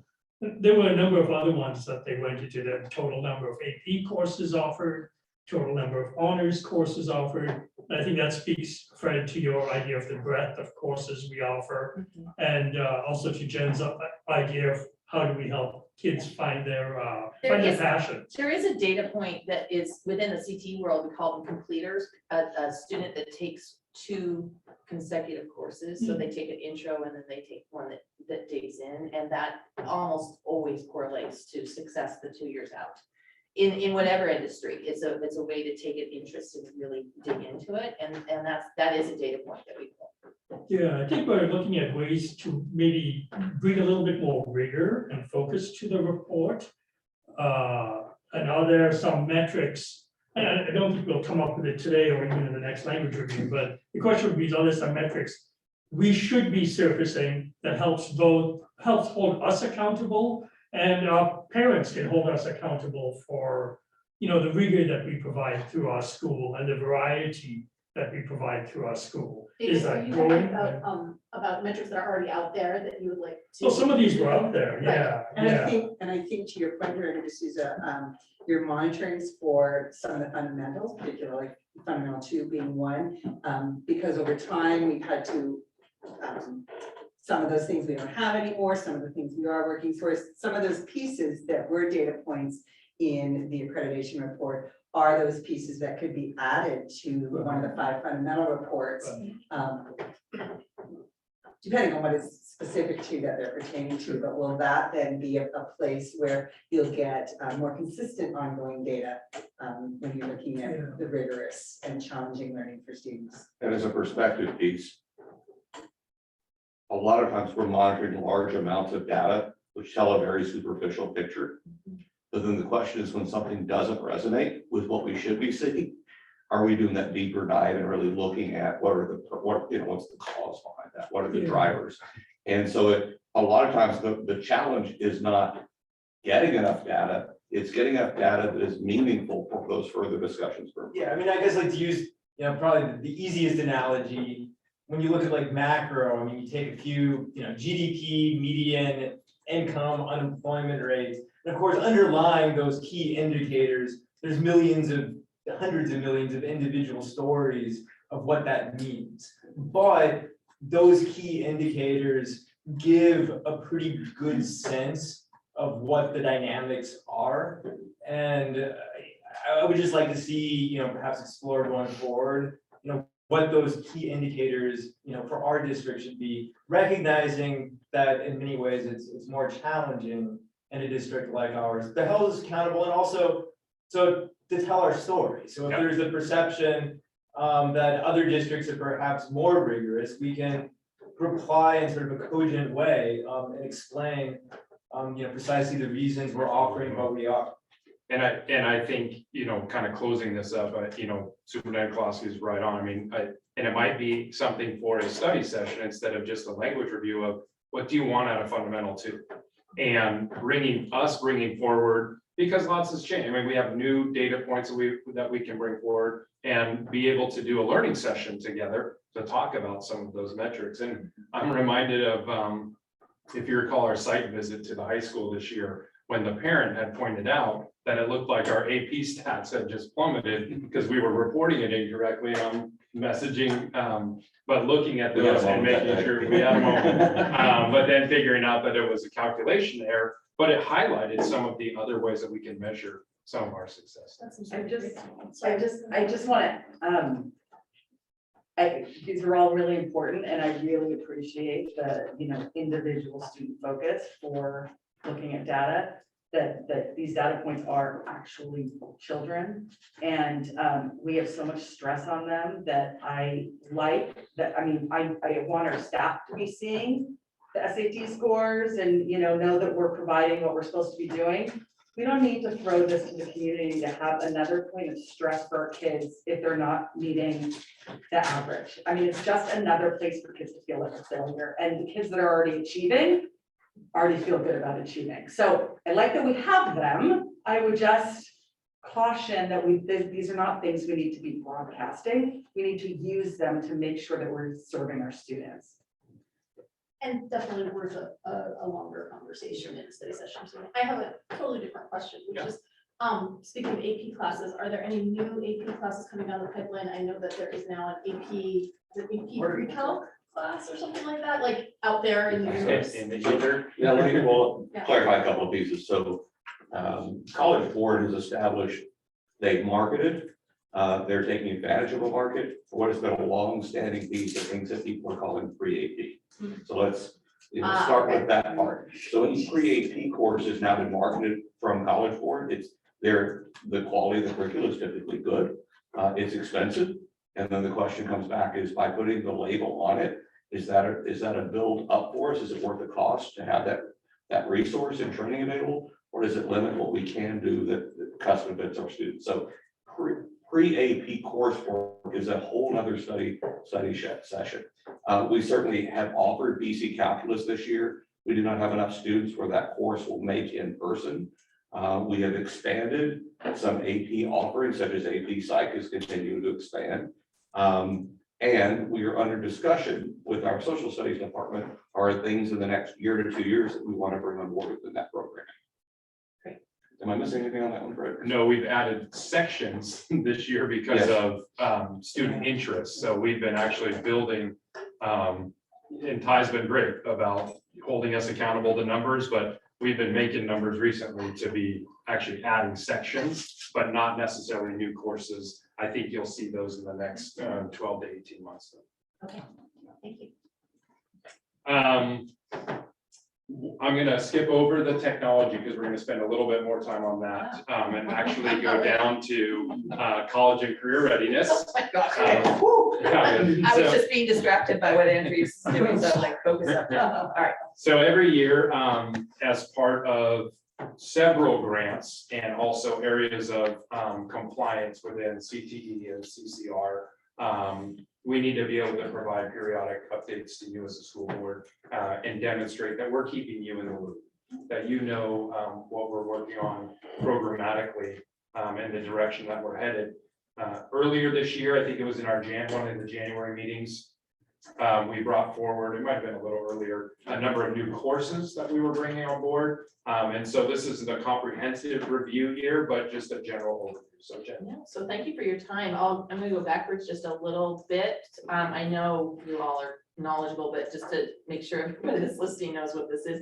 CTE, Career and Technical Education, is the rebrand of vocational education. Those of us that have been around for a while, we remember what that was.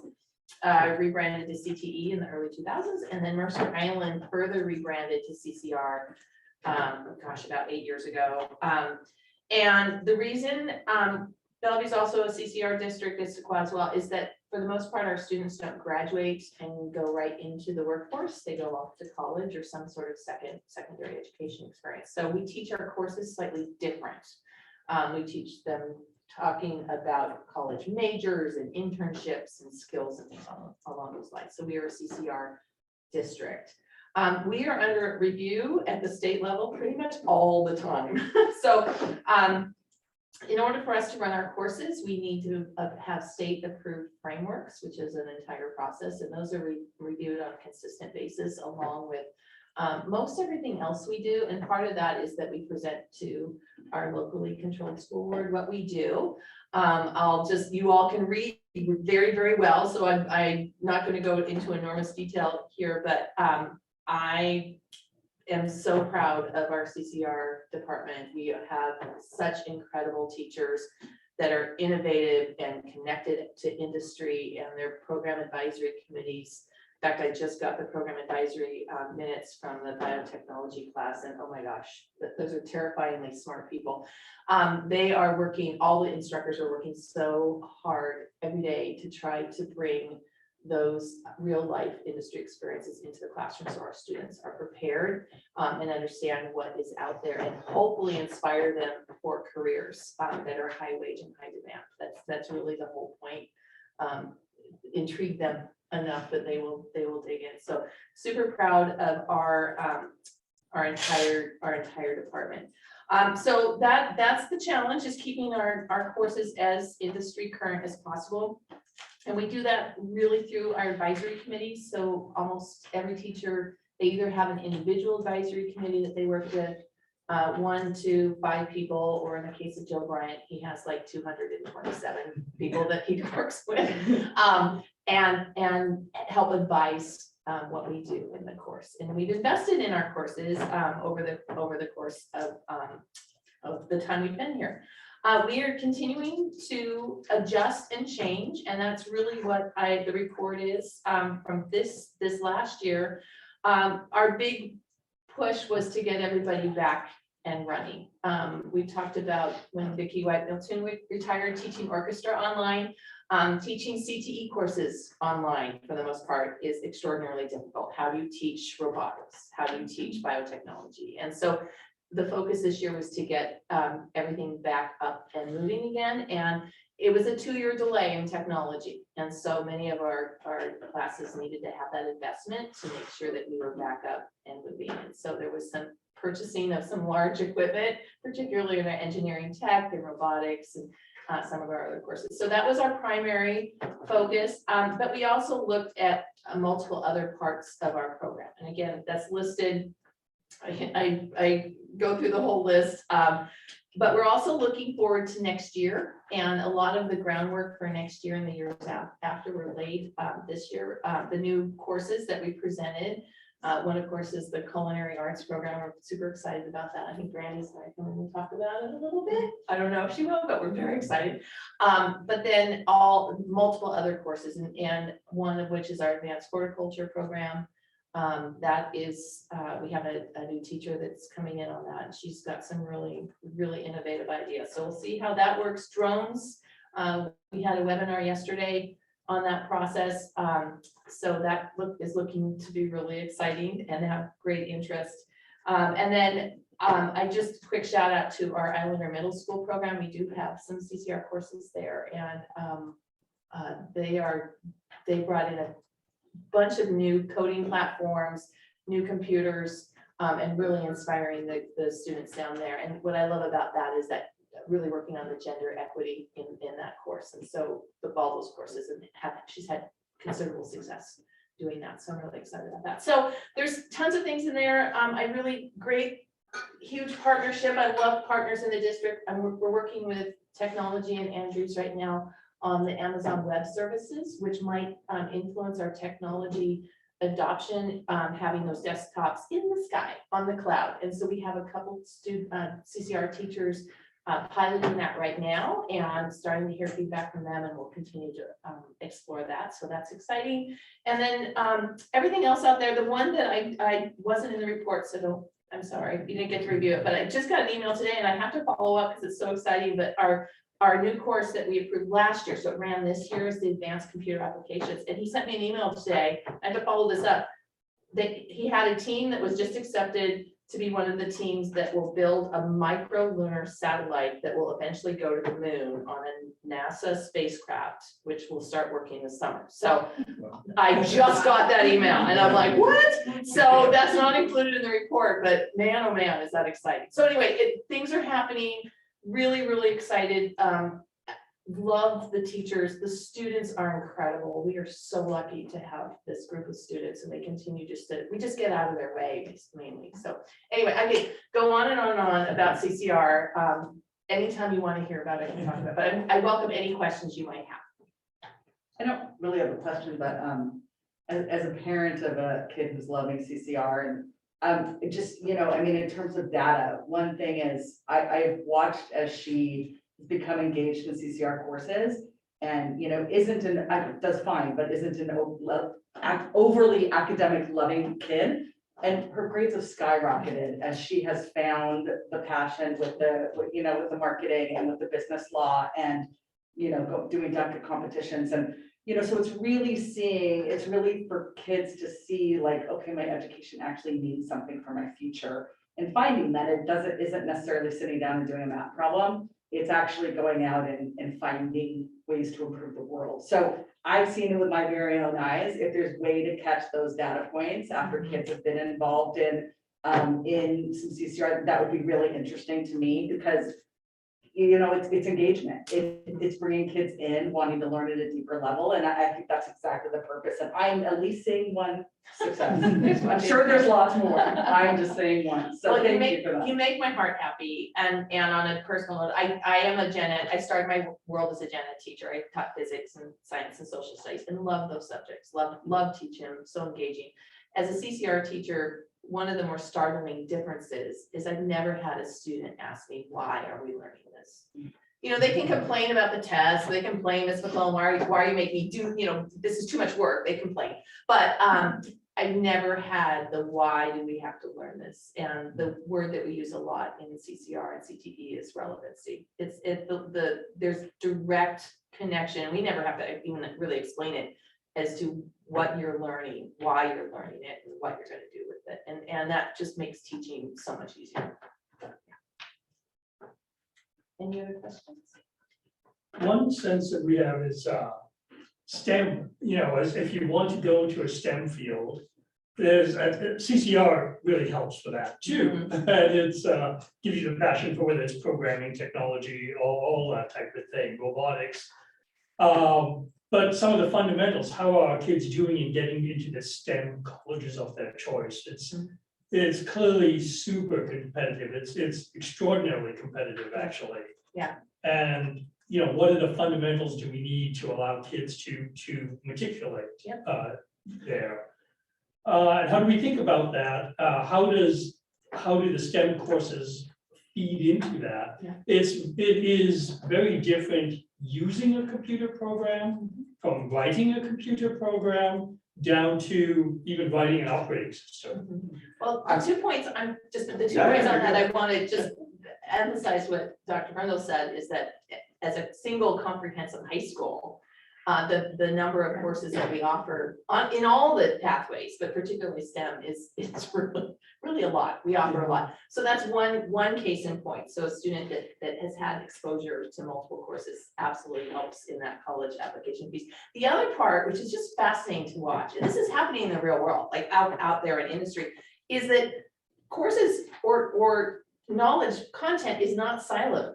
And so we're seeing, we see this bleeding into other courses. So for instance, our business tech and communications course, which is a 9th grade, supposedly business course, is coding. So she had multiple units in terms of coding, because guess what? It's part of the business experience. And of course, data analytics, how do you take, that's a absolutely business right now. That's all marketing. Is data analytics, click-throughs, how do you track, you know, all that. And so you start to see this intersection or this cross-pollination in all these courses, and you see that STEM piece spilling over into other subject areas. It's really fascinating to watch. I appreciate the comments. To react on a point, first, the application and the relevancy and the ability for students to actually put a product or a thing out or do something versus taking something in does bridge a huge number of ability levels and learning styles. But I think about this, like MIT, it's going to be as competitive as you get. And the number of students that have near perfect or perfect ACT or SAT scores, that have straight A's all the way through, they're taking every AP course at their option. The 2 kids being interviewed on an admission interview, one talks about an in-depth project they did through CCR programming, the other talks about the grade they made in class.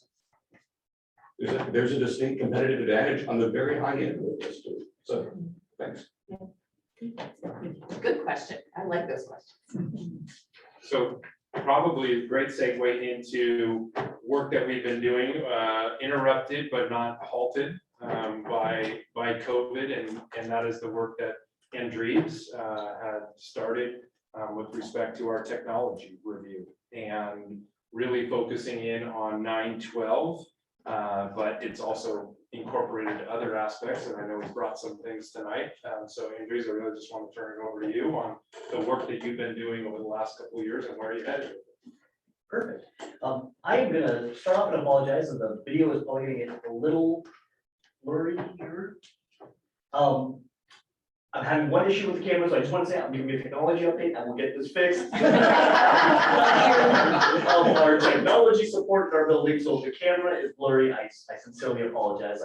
I'm making some adjustments here. I wanted to provide the board with just an overview of several projects that we've been working on across our K-12 systems. We have spent quite a bit of time talking about the 9-12 technology review, as that's been several years in the process, and as Fred mentioned, interrupted but not halted by COVID, and so that has taken a little bit longer. And I do have some demo devices here that I'll show you. But I want to talk about not only just the 9-12 device review, but also some other projects that we've been working on based on our conversations out in our buildings and feedback from our staff, our students, our parents. Starting with the 9-12 device review, we are getting to a really exciting part of that review. We've gathered the feedback around our existing devices and how they're used in the classroom, what students are being asked to do in the classroom, what tasks they've used in both online and in-person classrooms, and gather that feedback, and then really look to see, okay, well, let's ask some questions about how the device impacts their instruction. What limitations do they encounter? Are there other devices that might better suit their needs based on what they're being asked to do? With the focus really on the instructional practice, and what they're being asked to do, as opposed to device, form factor, features.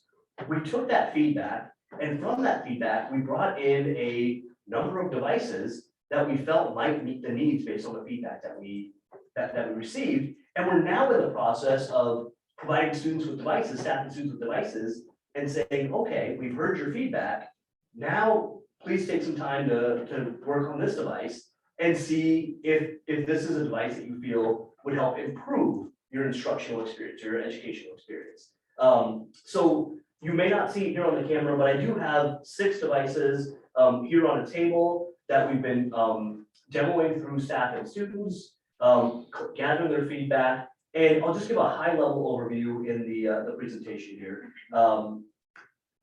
Just from the surveys and the response that we received, some of the feedback that we received was just the desire for a larger screen. Primarily when we were in online learning, it was sometimes difficult seeing teachers and presentations on the iPad screen, being able to multitask, trying to have multiple applications at a time. It did create some limitations. Our iPads are touchscreen. They really like that ability to be able to interact with the screen and the ability to use the stylus there at the bottom. We have had some feedback around having full-time access to a keyboard, and we'll talk about how we're addressing that at all levels here in just a little bit. And then something else that came across was just having access to a full browser that supports extensions. And that's something that we've seen a lot more use of over the last few years. And the iPads do support a full desktop mode of a browser, but they do not support those Chrome extensions. And so that is something that we've been seeing. Other things that we've been looking at is just we want to make sure that the device is still durable. We know that our students are going to be using them 6 to 8 hours a day. They're transporting them. Durability is going to be definitely a concern because we want that device to work when they need it, right? And we don't want a device that, when they're taking it through the backpacks, they open it up and, oh, sorry, it's not going to work today. We definitely want to make sure that we still have classroom management applications for our teachers to be able to help drive that instruction and lead that instruction and keep our students on task.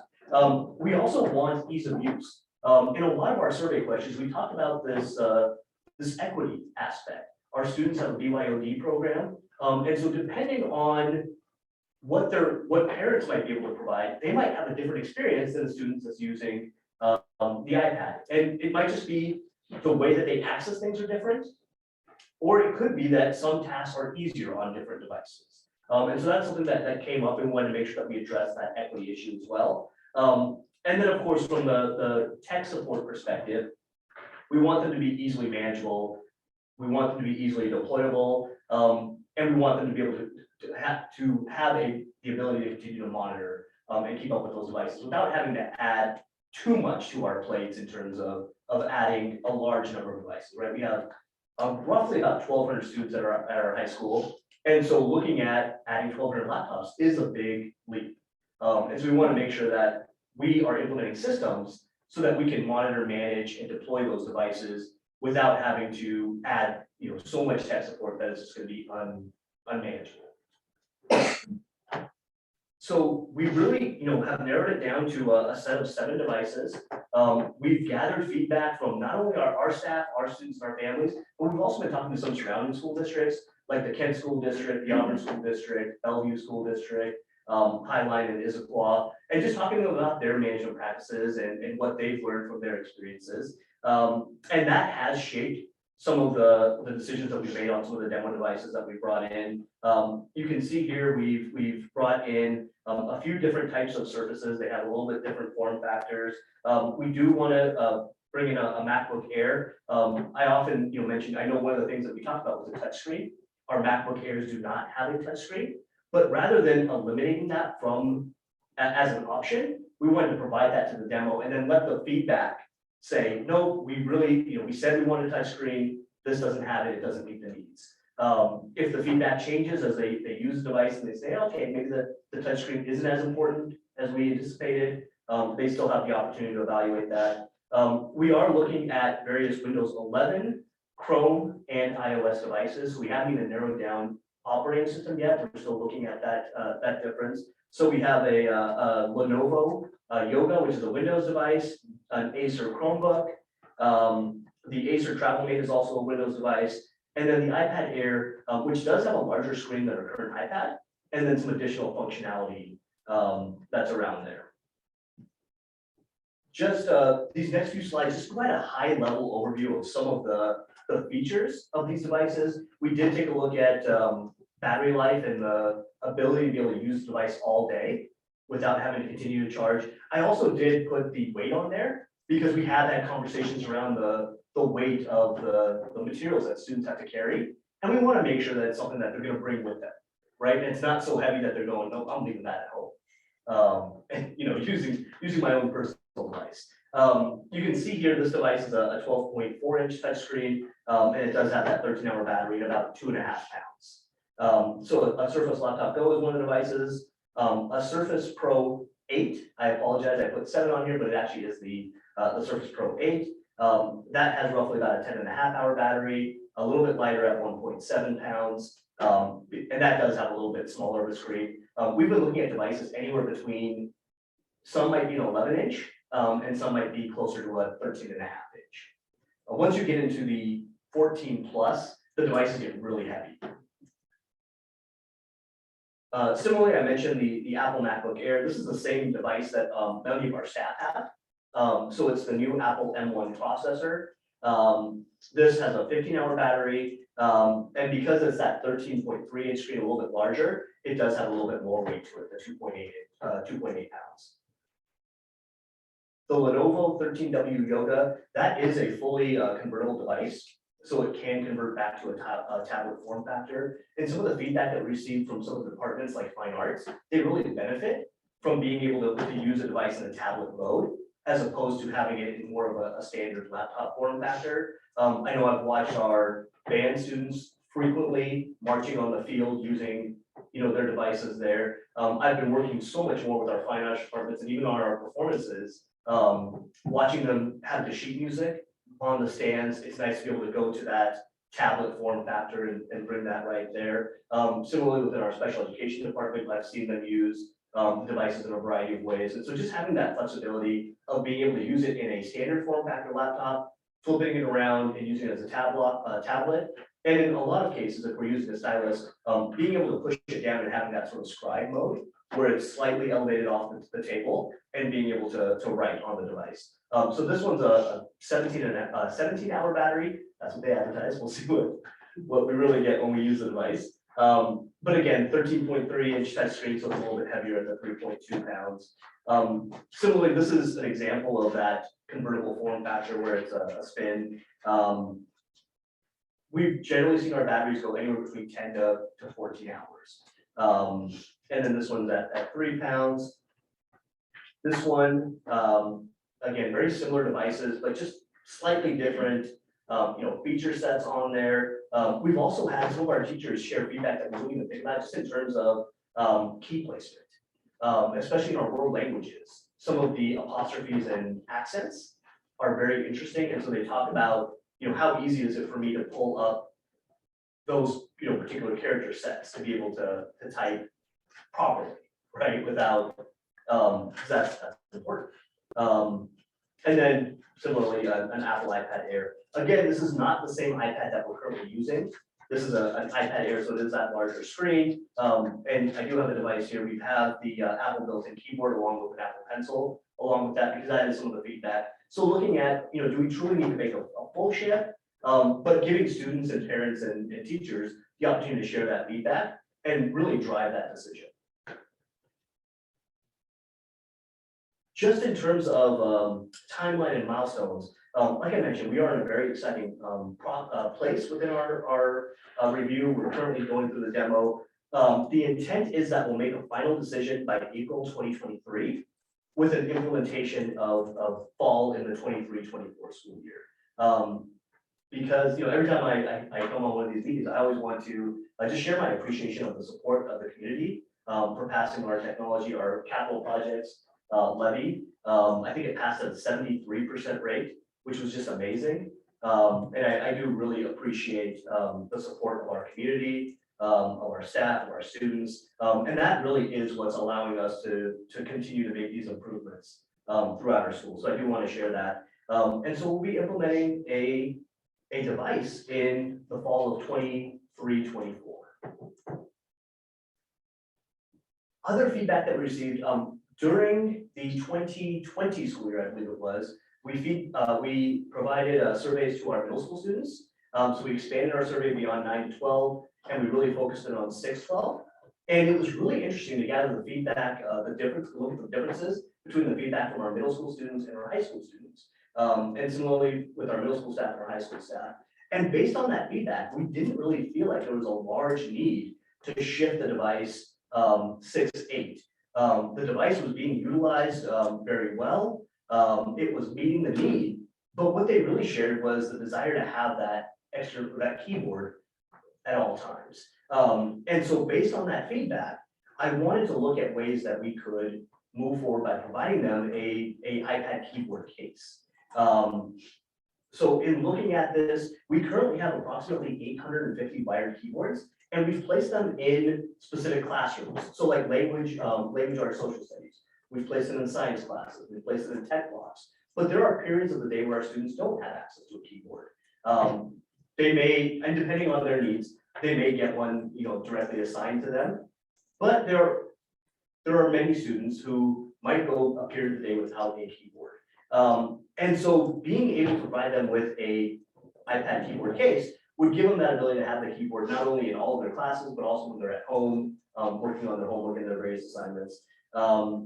So what we're looking at doing is providing every 6th to 8th grade student with a keyboard case. The newer iPad model uses a smart connector on the side.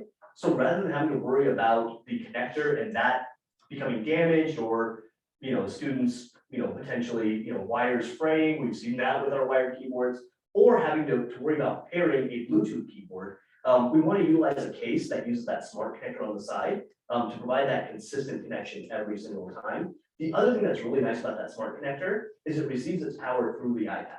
And so we don't have to worry about batteries dying with those Bluetooth keyboards. And again, as I mentioned here, students have access 24/7. I will make a note here. As I was going through and looking at this, our current 7th grade students, which would be 8th grade next year, do not have iPads with a smart connector. So I'm looking at solutions to rectify that, to ensure that we have that equity across 6th grade. So I am currently reviewing options. We've brought in some various demo devices. I didn't want to get too focused on that. This happens to be a Brent Haven case, but I've also reached out to various vendors. I've had Rug Ed send us a couple case options, STM, and Brent Haven we've had various conversations with. And then I'm also reaching out to additional resellers just to get ideas and options of what's available. But essentially, when we look at our keyboard case, some of the things that I wanted to be able to focus on is we still want that overall protection. So we want it to cover both the front, the back, all 4 corners. You can see on this case, it has some added protection around the corners for that drop protection. The keyboard would be detachable. So they would have the ability to use it as just a tablet. This is using that smart connector here. It uses a magnetic connection there to connect. It still has a clear back, which has been really important for us in terms of our inventory and tracking purposes, because then we can scan the asset tag on the back without having to take that case off. Students would still have the ability to personalize the device because we have so many of these in our schools. We want them to personalize them so they can quickly identify them and not have them get lost. Another thing that we're really talking to our resellers about is the possibility of, because we're talking about 6th, 7th, 8th, a student would receive a new case in 6th grade and it would get surplus in 8th grade. A keyboard might last longer than the 3 years that the case would last. And so in this particular example, this actual keyboard is replaceable.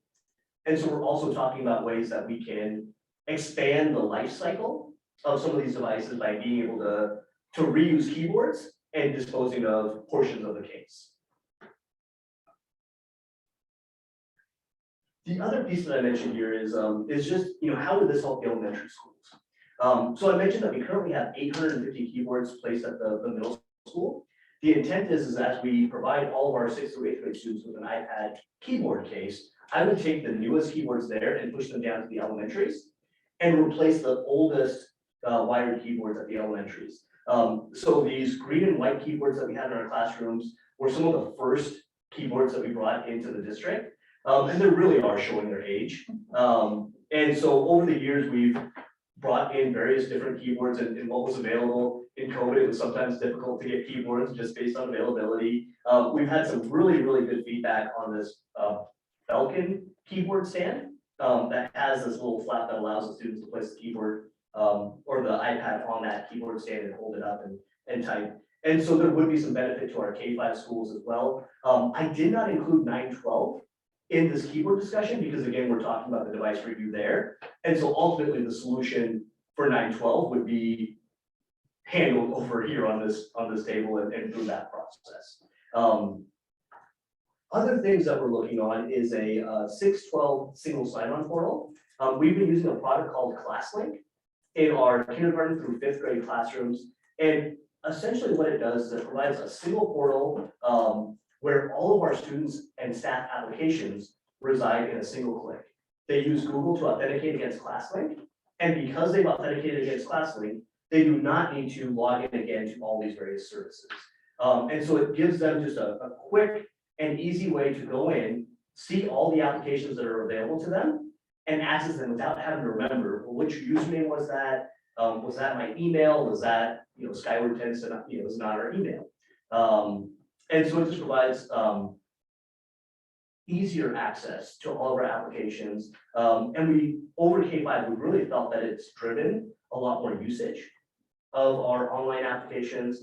We've been using ClassLink with parents in the summer and saying, hey, if there's resources that you want to, or skills that you want to continue to work on with your students over the summer, they still have access to ClassLink. We don't have to worry about them reaching out and trying to get login information. And so we are going to expand that to our 6th through 12th grade students. That is also some feedback that we received from our students. Actually, as we went through our website review, they really asked about a student portal. And so this is a takeaway from that discussion. In COVID, the first year we had all of our students take their devices home. This year, we shifted to a model where our 4th and 5th grade teachers had choice. So we surveyed our teachers to determine whether they wanted all of our 4th and 5th grade students to take their devices home in the classroom or somewhere between, and it was split. And so we gave the teachers the choice. And we essentially said, teachers can choose to have all their students take iPads home year long. They can choose to have students take the devices home for project-based learning. Or if there's individual students who they feel need some additional support and they want to work with the parents, they can send the devices home for those parents. And our teachers have used a variety of these methods to personalize the experience for our students. And that has been fairly popular. We surveyed our teachers again this year, and they really felt like they wanted to continue that model. And so honoring their feedback, we are going to continue the teacher choice in 4th and 5th grade. The difference is we're going to provide the families the ability to purchase optional iPad insurance if they have concerns about iPad damage, replacement fees, and accidental damage. But honestly, our 4th and 5th grade students have done a really good job, and I've been really impressed with Quick question on the insurance. Can we also offer that to middle school and high school students? So they've always had that Okay, they option. always have it. Yes, so K through 5 have typically been in classrooms. And so we never had to offer insurance because, you know, if the student damaged in the classroom, that's on us. We were supervising, we're not gonna charge the parent for a dropped iPad, right? Our 6th through 12th grade students that took them home, we always gave the option for the ability to purchase some optional insurance. It's $25 for the year, and we cover up to 3 incidents of damage. The first incident, we don't charge any deductible. If they have a second incident, it's $50, and the third incident is $100 for damage. And then we also talk about loss, and generally, our students have been really, really good about that. I initially planned for roughly about a 15% damage rate, and we really have been seeing our damage rates decrease over the years. And it's worth every penny. Every day, every day. Yeah. And so with the 4th and 5th grade students having the ability to take them home, we want to make sure that we don't have to have these conversations with families saying, oh, I'm sorry, your student broke it at the bus stop. You need to pay $150, right? That's not a conversation any of us want to have. And so we'll give them that ability. And I do want to say with the insurance and with, you know, all of this, we do try to give our students and our families as much leniency as possible and really talk to them about the circumstances and try to make things work. The last piece that I want to talk about here is our elementary iPad cards. Over the years, we have shifted just based on space available. In some of our classrooms, like Northwood, we had built a computer lab, and before the school even opened, we had to repurpose that space. We shifted to a laptop model in that elementary school. We had desktop-based computer labs in some of the elementary schools, or some of the other elementary schools. And then over COVID, we actually shifted one of the schools over to an iPad cart model. And so as we continue to learn from these aspects, and because we've also expanded our one-to-one program down to 2nd grade, we have decided, and we surveyed our teachers on this as well, but we've decided to shift from a computer lab desktop or a laptop cart model to an elementary iPad cart model.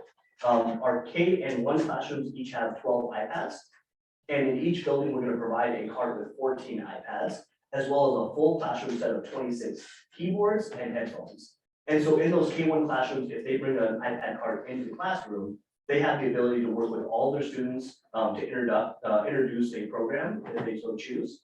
And they don't have to worry. In the past, what we would effectively do is a 1-to-3 ratio in our K1, and that's primarily because they work in stations in the younger classrooms. So in K1, they will typically do 3 stations, and 2 of those would be non-technology, right? And 1 being a technology-based station.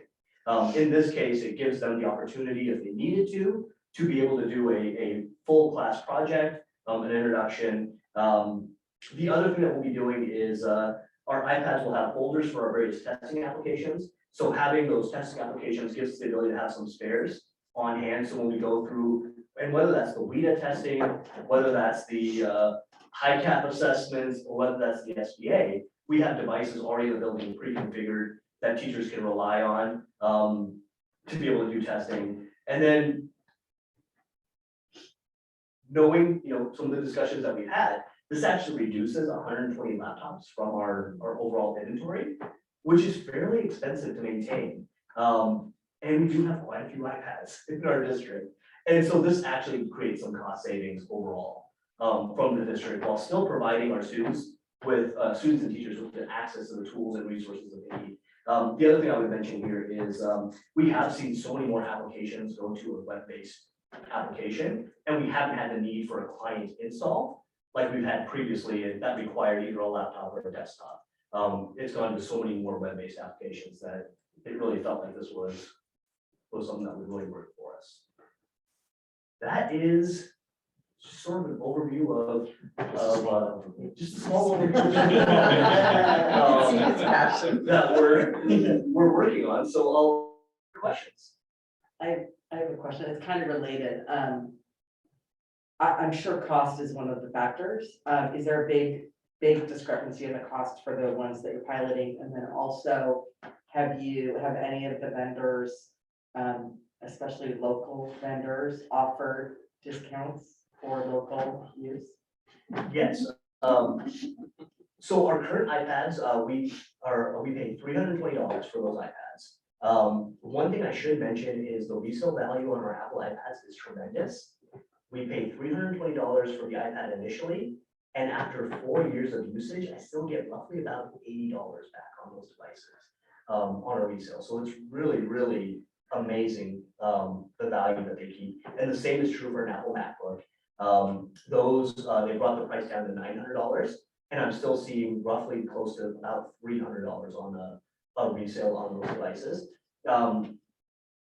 I know that some Chromebooks you can really purchase for that $200 to $300 mark. And in a lot of our feedback with our staff, our students, other districts, they look really great on a budget sheet, but they don't necessarily meet the needs of the classrooms. And so with the Chromebooks, we are looking at Chromebooks that are priced anywhere between $600 to $700. And that's primarily because we want the touchscreen.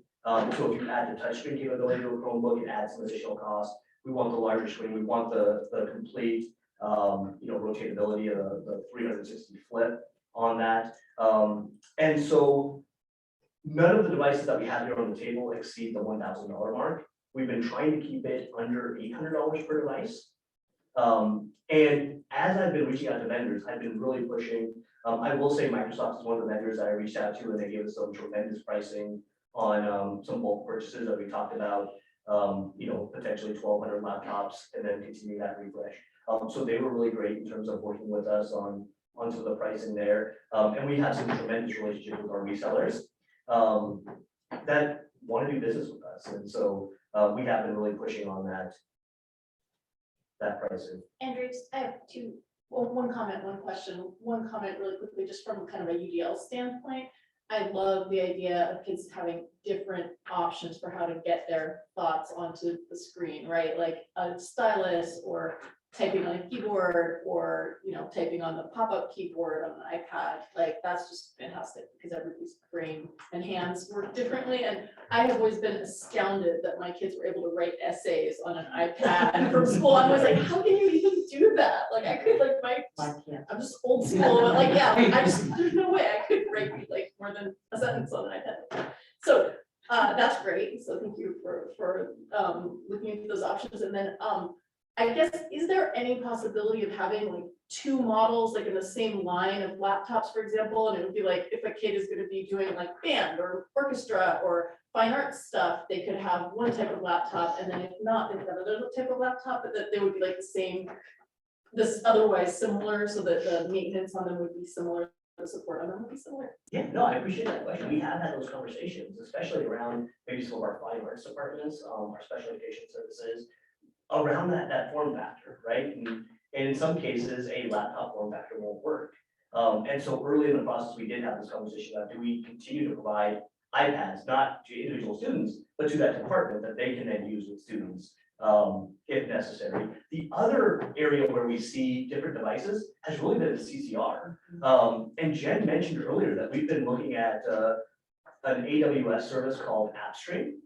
And essentially what's been happening is in all of our CCR classes, they require very specific hardware and resources depending on what they're teaching. And so if it's a graphics design course and they're doing 3D modeling, our iPads won't do that, flat out. If we're doing various photography, it has the Adobe Photoshop app, but you may want the full experience of the full Photoshop application. And so one thing that we're looking at, one reason that we're looking at the AppStream is with AppStream, you are running those applications through the cloud, through a web interface. And so the same device that the students use in their math, English, language arts, social studies courses, they can take into those CCR courses. And even though they're doing high-end 3D rendering, it's all being done through a web interface, and so they can use that same device. The other benefit that we're looking at that is right now with our CCR courses, our students have access to those programs when they're in the class. And when they go home, they really can't work on them. And we've had that issue with yearbook, with photography. We've had advisors have to come in over breaks because students are working on various projects. And AppStream gives them the ability to work on those projects from any device, anywhere. And because it's a web interface, it doesn't necessarily have to be the district device. They would go to that web interface or hopefully our ClassLink portal and click on that link and, yep, I'm in, I'm able to work on my projects. It does tie to their Google Drive as well as their Office 365, their OneDrive. And so they still have the ability to load all their applications, all their pictures. We're continuing to work with our teachers to model it. It's not something that we've 100% moved forward on. So I'm sharing it in a public board meeting, and I know it's, it's gonna cause some angst with maybe some of our teachers that are still piloting. We have to move forward, but we are certainly exploring those options to make sure that students have access to the resources that they need in ways that benefit them. That's great. Thank you. Yeah, thank you very much. I appreciate this is just my napkin calculations, about a $2 million to $4 million expense around these devices. About $2 million around at the high school and probably $2 million everywhere else over time, not all at once. I also appreciate that. So I appreciate the rigor which you are using to evaluate all the opportunities and to look at cost savings versus buying everything new. How do we recycle older keyboards and move them down? So it makes a lot of sense with the analytics and rigor that you're approaching this. So I appreciate that very much, because otherwise, without this effort, it would be a very expensive price to go do this. So thank you for that. I also appreciate this is a very affluent community. Generally, lots of people are in tech, they've got computers and devices. But there's a whole different level of mission critical need for schools. We can't expect kids' education to stop because mom or dad has to go pick up a replacement device or laptop. And we don't want kids to be punished, as you pointed out, with our insurance and all that, for when mistakes happen. We've got so many kids, even a 1% failure rate is a lot of failed machines. So it's important, and I appreciate from the equity standpoint that we provide everybody with devices that we can support, maintain, fix as needed, and manage from a dating perspective in terms of applications and courses we're offering. So there's a lot involved in making sure that people have the right device at the right time of their education every single day they come in. So I appreciate that, and that's kind of why we go through this expense. So a lot on here. This is a big deal. This is the price of a field, of an athletic complex that we're doing. So thank you for spearheading this and providing this report to our community. It's very important because we do have a lot of people opinionated and knowledgeable on tech. So thank you. My question after my speech, I'm just wondering, in a high school space, we've had a big push on electronic digital textbooks, especially on the iPads.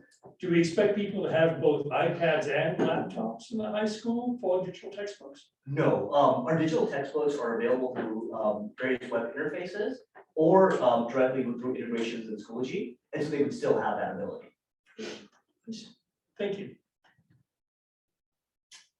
So the other part of the presentation in OE 10 has to do with interactions and how are we communicating with our community and gathering input. And so a number of the listings on there, or the exemplars that we pulled out, have been ones that we've updated and illustrated over the past, but I think we added a few this year too. You want to talk about those, Jim? We did have a few. I won't spend much time on it because almost everything in here you've heard throughout the year in various board reports. So something we added was the IMS Just program. They've got the Just guides, the Just community, the Just students. And so they're really trying to pull in and collaborate within their school and then externally working towards social justice. So in here are all of the superintendent's committees, district-wide committees, then there are the district and school partnerships, so we have the Title IX committee that reports every year. We have the collaboration between district office and middle and elementary school teachers for that 5th to 6th grade transition math night in trying to understand that.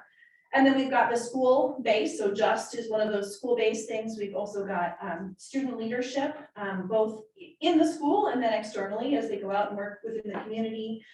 We've got the CCR advisories that you already heard about. And then we also have some programs, so things like ELL programming, and our special services is a new one, so it's our special services abilities and learning differences partnership. So that's with the PTA, partnering with Dr. Bowie and the special services team to have a collaborative opportunity to share and bring ideas to the table. But it's really all things you've already seen.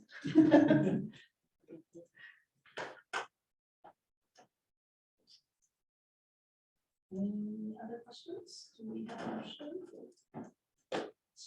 I move we find the superintendent in compliance with board policy 1800 OE10. Second. All in favor of finding the superintendent in compliance, please say aye. Aye. All opposed, say nay. That passes by a vote of 4-0. Thank you all very much. for the Thank you. support. Thank you. Can we just take like a 5-minute break? We're going to recess I'll see for you 5 minutes and we just let people stop in and out.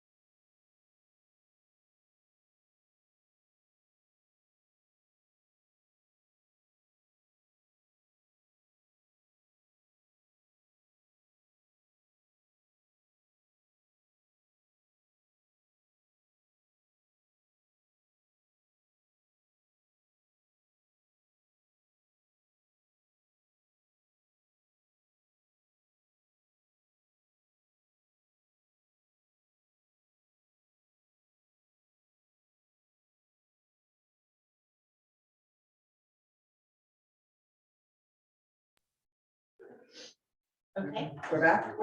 we're back in session.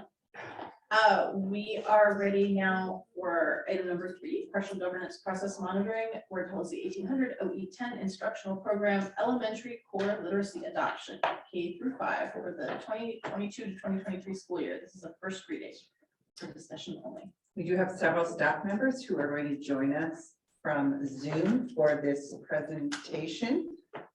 We do have 2 instructional program reviews or adoptions rather that we've talked to you about. The first one is about our core literacy adoption. And there we see Nova, and I'm not sure if there's anyone else, but welcome Nova. We'll turn it over to Brad and Nova and the team. Sure. It is a great opportunity to bring this before the board tonight. Both of the adoptions that you're going to see have gone through, and they will talk about it. Pretty significant and rigorous process that really began at the beginning of the school year, although its roots were actually in the last school year. It involved teachers, it involved parents, involved community who wish to participate, and certainly had the students in mind all the way through.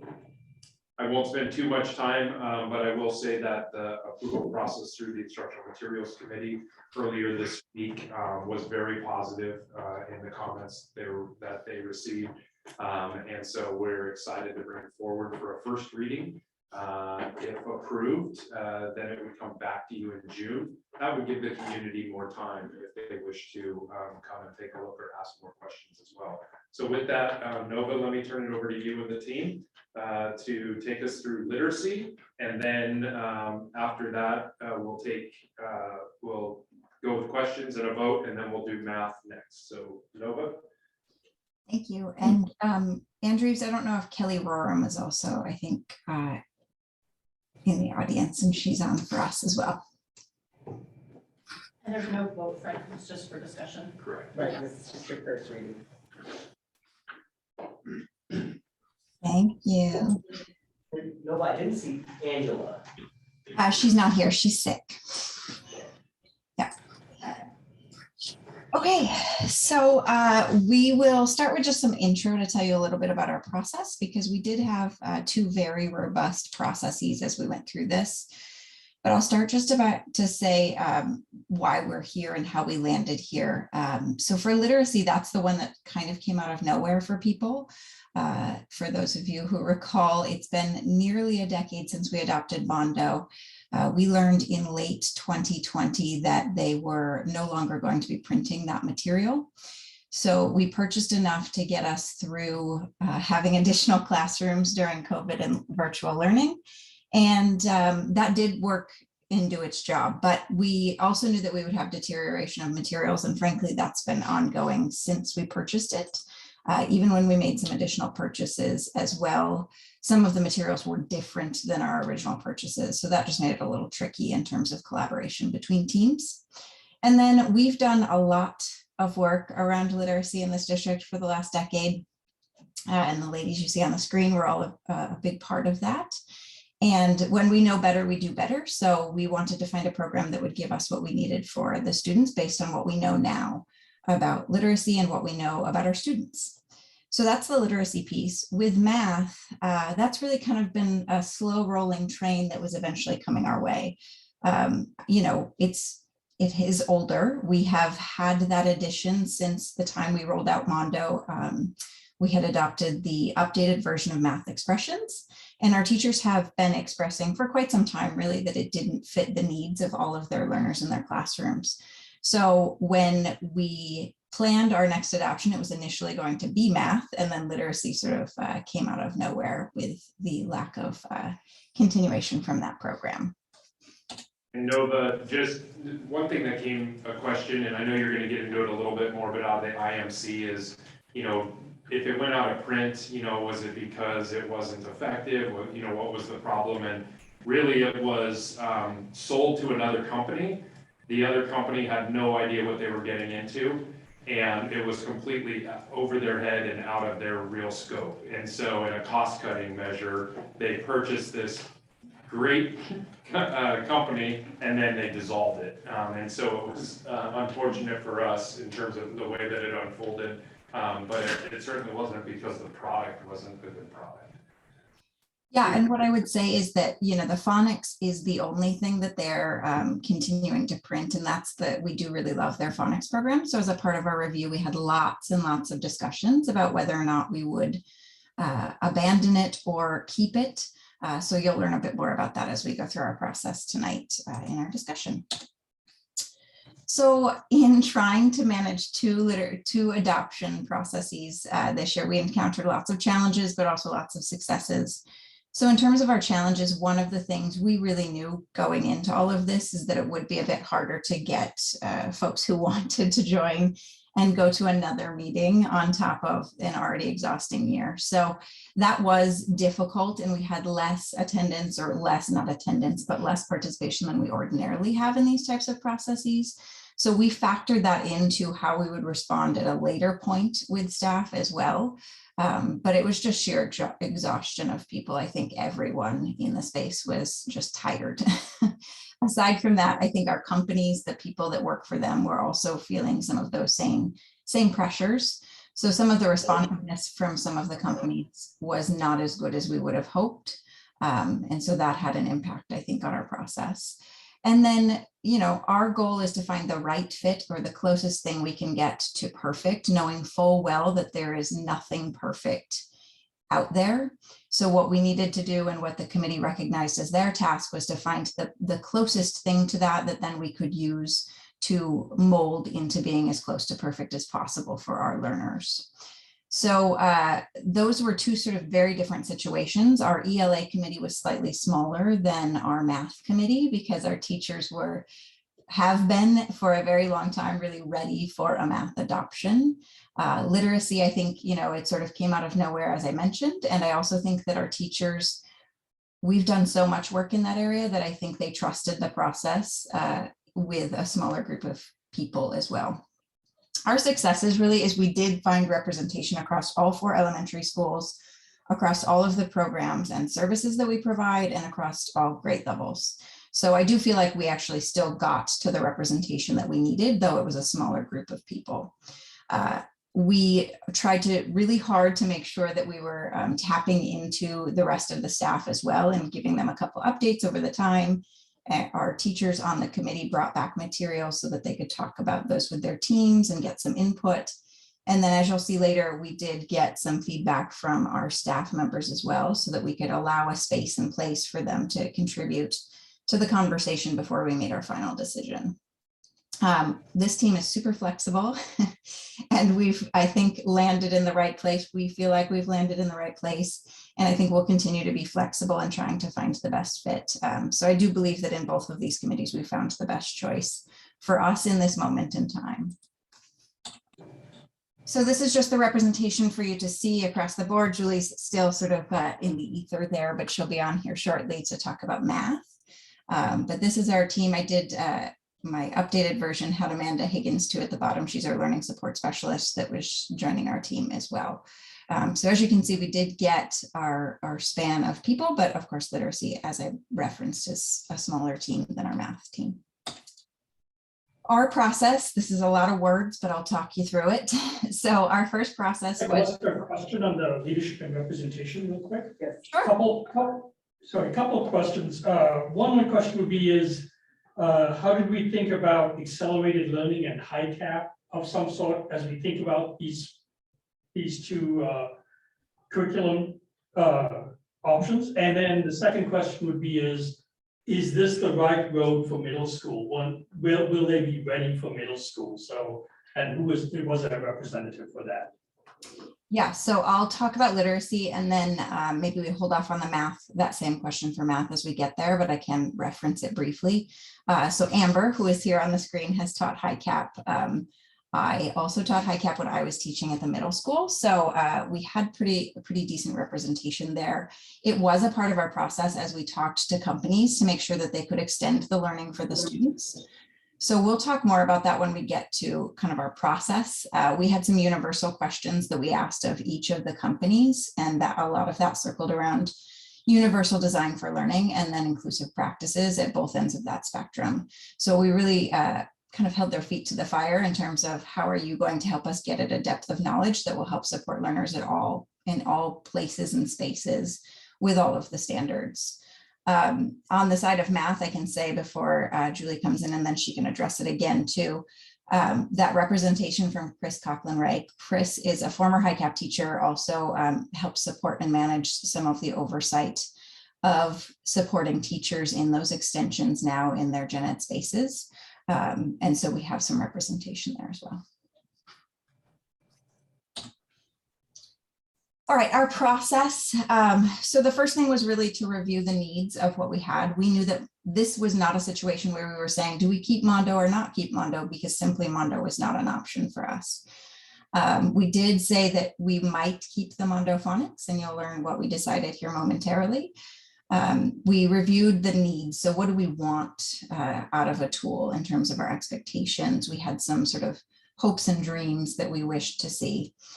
With that information, I went out and I did an initial request for proposal. So we asked companies to send us a proposal for their materials. And then we did a first review and elimination of those materials. So based on our non-negotiables, it needed to be based in the science of reading. If it's not, we're not interested. It needed to have robust comprehension supports, vocabulary supports, some of the things we see that aren't quite as ingrained in the tool that we have now. And we eliminated some of those items based upon that information. And then we invited those remaining groups, which was 5 remaining groups. We invited them to come and present to our team.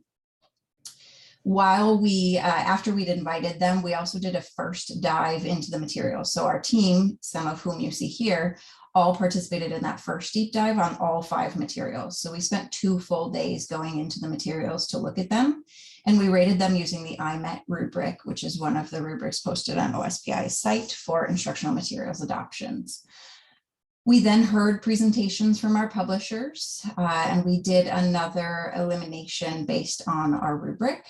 And so we took a look at the rubrics that we had, and we added information based on what the publishers brought to us. And we eliminated, we moved down to 2 tools from 5 to 2. We did keep 1 off on the back burner because we weren't quite ready to let go of it just yet. And we wanted to make sure that the top 2 choices were really truly the top 2 choices in our next deep dive. So we moved into another deep dive with those 2 finalists. And what the teachers did in this case is that they had a lesson plan process that they went through so that they could see what the usability of it was. They could find the gaps that they felt might be there. And then they also looked at the rubric as a part of that. So a different rubric, in that case, they used the REL rubric.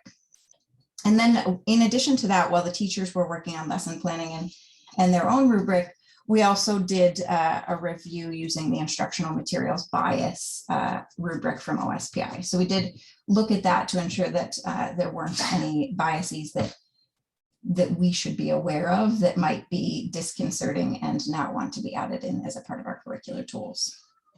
And then we elicited feedback from staff and families. So the staff and families both received a survey from us that asked for some feedback. Staff participated, but they also participated through the committee members. So we had sort of a mixed participation method for them. And that basically gave them the scope and sequences. It also gave them some brochures provided from the companies. And they provided a Google form. They answered a Google form that told us what they preferred about the tools and what they liked about them and didn't like about them, and any questions that they might have. We did a similar, slightly different one for families that was really just about what questions do you have, what do you notice, those sorts of things. And we also hosted an open house for 2 days for families or staff to come in and view the materials. We did have some members from our IMC come and see them. We had several members of our community come and see them. And then staff, of course, saw them in their buildings as well from their committee members. At that point, we looked at that feedback and we took our final vote. We completed our IMC paperwork, and then on Tuesday we proposed to the IMC and they approved, and now we are here talking to you. So this just talks a little bit more about those forms that I spoke about. So with the staff, we asked about pros, cons, and wonderings and what their preference was. And then the members of the committee, many of them took the materials with them so that they could talk to their teams about them. We did not have, I stayed for part of the open house and we had another member there for the other part. I don't believe we had any staff members in K-5, but that was largely because they had access in other ways. For our community, we had parent reps as a part of our presentation process to provide input. And then we also shared out that info to the community with thoughts and questions, and then had several come and see the materials physically. So this is the representation from the data collection for staff, was that we had representation really in all of K-5. And then we also had some math learning support. We had multilingual learner teachers, and we had special education. And then our final vote was unanimous that we would land on Benchmark Advance as our next curricular tool. Why did we choose Benchmark Advance? I first just want to say, since it is a public forum and I'm trying to say this as often as possible, when people Google Benchmark Advance, they might find some news out of Colorado that says that it was removed from their approved reading curriculum based on it not having explicit phonics. That was the former version of Benchmark Advance. That is no longer the case. In fact, this current edition of Benchmark Advance is in fact on Colorado's approved curriculum list. So I just want to say that out loud so that if anybody comes across that, they can rest assured that we would not even be looking at something that was not based in the science of reading. So these are some of the things that the teachers found to be the highlights of this tool, and you can see those. Our teachers certainly can answer questions about those as well. But a big part of this was we actually really found we did like the phonics quite a lot. So we did decide that we would land on using Benchmark Advance's phonics, which is a part of the program. We're not paying any extra for it. It is just embedded within the tool. There are some other bits and pieces that may replace some other things that we have, but we'll need to see how those work out. For example, there's a spelling component embedded within Benchmark Advance, which is rooted in the science of reading, but we have a tool that we already use for spelling, so we will have to do some evaluations of those bits and pieces as well. There is digital access, and to your question, Dr. D'Souza, or Director D'Souza, is that the teachers get access in K-5. So if I'm a teacher who teaches 3rd grade, I will have access to the grade levels below me and above me, so that if I need to access something at a standard that is higher than the one that I'm teaching, then I certainly can do that. That will be the same for math as well. And that seems to be the going thing for the new curriculum companies that we've seen. The other thing that teachers highlighted was that they wanted to have more authentic text for kids to find joy in reading. And that is definitely one of the things that Benchmark has, and we hope to have more of. Certainly it offers more than what Mondo had. And I am hoping that we'll purchase as a part of our adoption some additional texts, because Benchmark allows for you to have some flexibility in what text you choose based on the students that you have in your classroom. So that'll be our hope, is that we can use that tool to foster their love of reading. All right, that's it for literacy. So if you have a question, oh no, I think I have, yeah, that's it for literacy. So if you have any questions, and we're happy to take them now.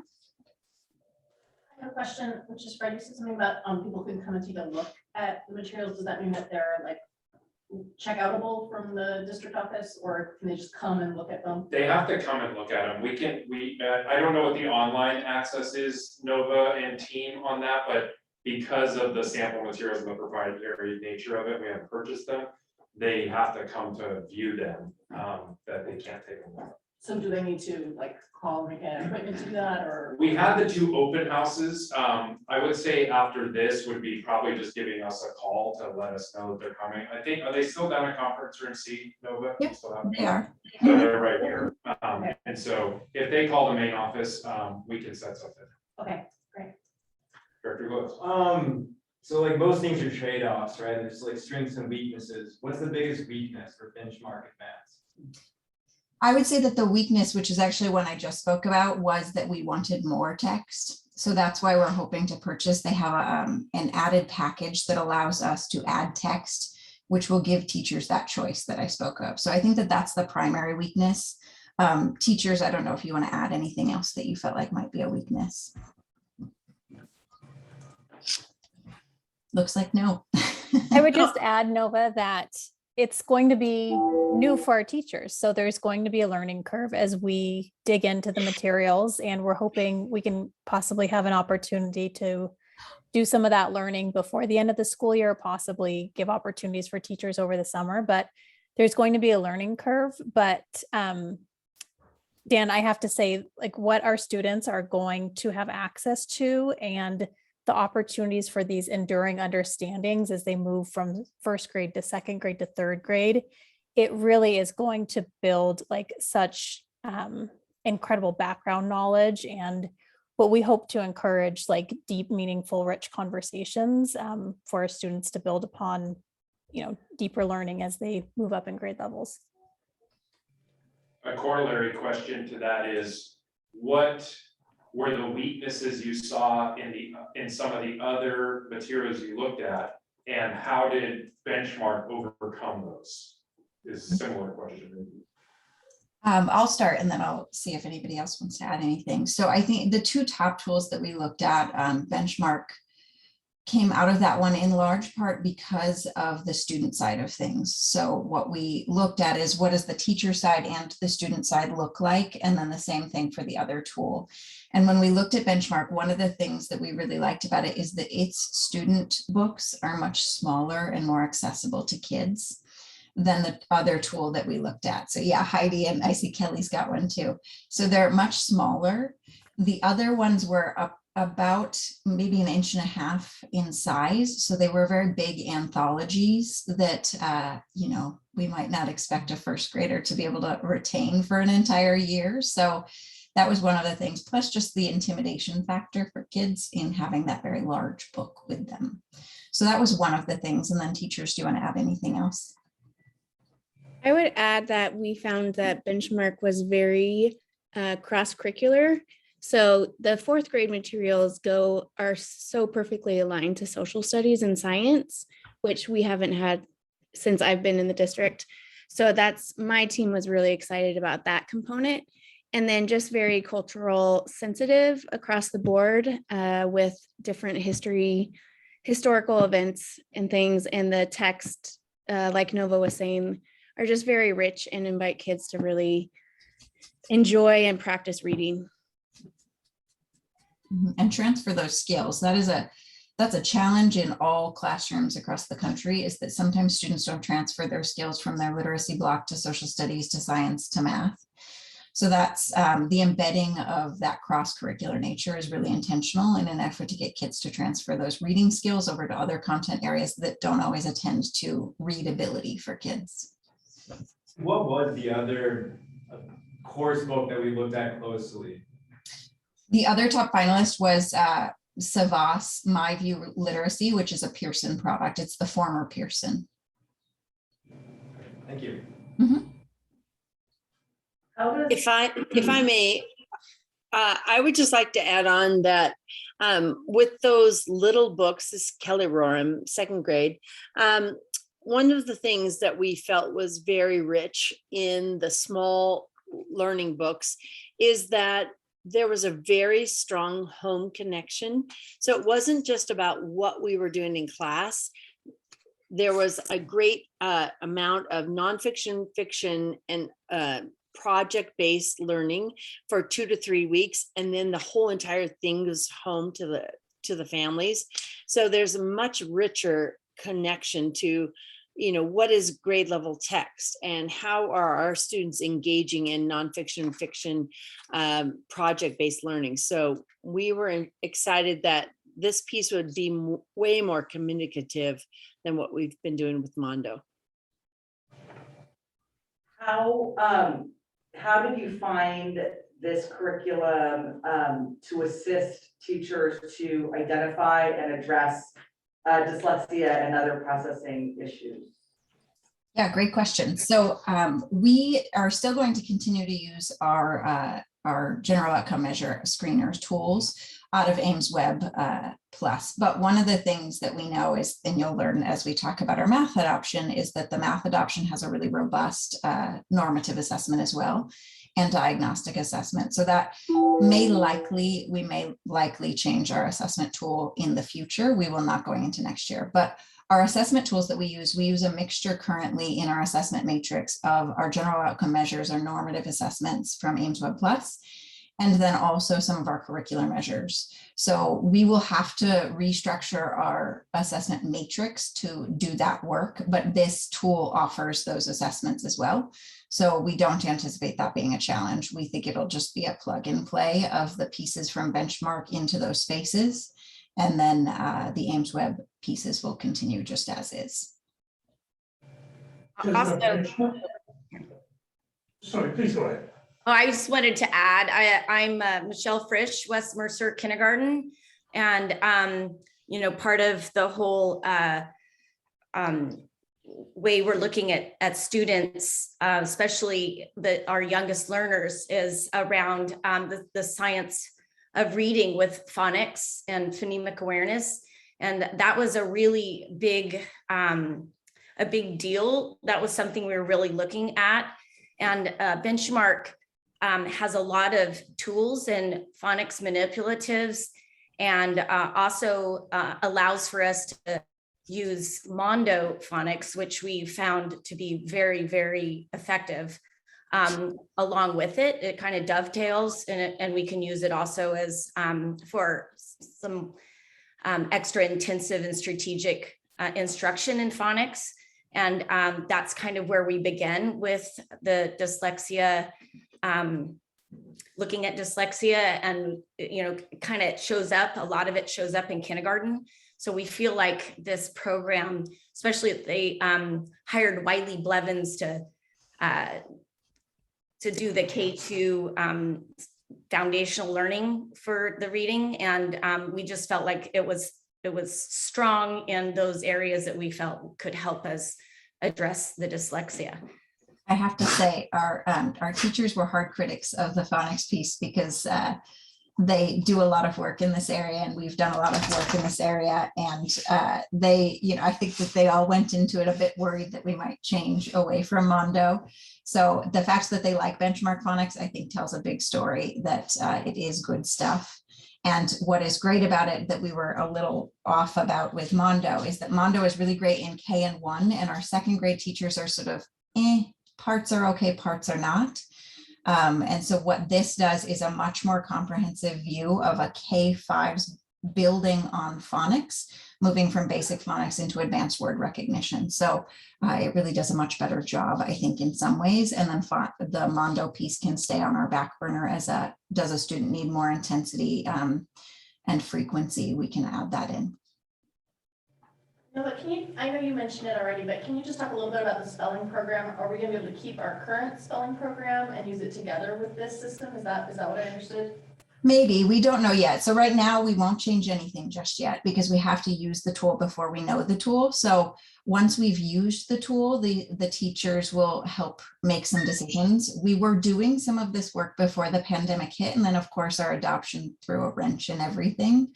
So what we were doing before the pandemic hit was that teachers were meeting to discuss how do we align all of the tools we have. We have lots of really great tools that all fit together to create that comprehensive reading program. But as a part of that, we have to make sure they fit places and that teachers don't feel like I'm trying to do this one thing and now I don't have time for this other thing. So that'll be part of our work, is deciding what pieces are already embedded that we feel like are sufficient and that we may not need that other piece. Thank you. Sorry, and to the dyslexia point, those were great information, super appreciate it. That was a great question, but on top of that, I'm curious, has Benchmark been used by any dyslexia experts and evaluated for its use with students with dyslexia? It would be interesting to know if that's the case or not. As well, is the phonics manipulatives available through the 5th grade? And is it to every student or just students who need additional help around it? How do we think about that? Yeah, so your question about dyslexia experts, I mean, really the IDA is the organization, the International Dyslexia Association. They're the ones who review materials. I'm not entirely familiar if they've reviewed Benchmark Advanced, because partially that, I mean, their phonics program is relatively new, so they may not have done that yet. We did use ed reports as a part of our process to make sure that everything was in the green there. In terms of those manipulatives and the tools, students, the way that we sort of structure our instruction is such that all of our teachers have manipulatives already. They've already got those because we did that as a part of our rollout with Mondo. And then when we did our letters trainings for teachers as well, we gave them some additional supplemental materials that they could use in their classrooms in small groups. So we did that in K2, and then we started training teachers in 5th grade. We've given them some additional resources as well so that they could use them. Those tools look different at different grades based on what students are learning in those times. That doesn't mean to say that the teachers don't have what they need if a 4th grader is reading at a 2nd grade level. They certainly have the tools that they need if they need to go up and down. I honestly think phonics is probably the most well-built in our system in supporting our learners from all of the work that the teachers have done, especially over these last few years as they're plugging those supplements in. So the answer to your question is yes, they have access to the tools that they need if they're up or down in their instruction. So I'm just looking online. I actually didn't see anything about Colorado, but I saw that Palo Alto School District, which is very similar to our own, has been considering these materials. And it sounds like there's been some discussion and sort of passion feelings in the community about it. I haven't looked into what sort of those concerns are and ultimately how that was handled. And I don't necessarily anticipate a response tonight, but I would just want to know, as a director, when I hear that a very similar school district has had a sort of a public issue with the course curriculum, it gives me pause. Yeah, I don't know what Palo Alto's issue was, but certainly we can look to it. I would like to speak as a parent of this district. My 3 kids went through this district and successfully have made it into college and have gone through the Mondo. And I've been looking at Benchmark. And, you know, there is no perfect literacy program, and it does matter what the teachers bring to it. But what we felt like we were missing was a richer comprehension piece, access to digital tools.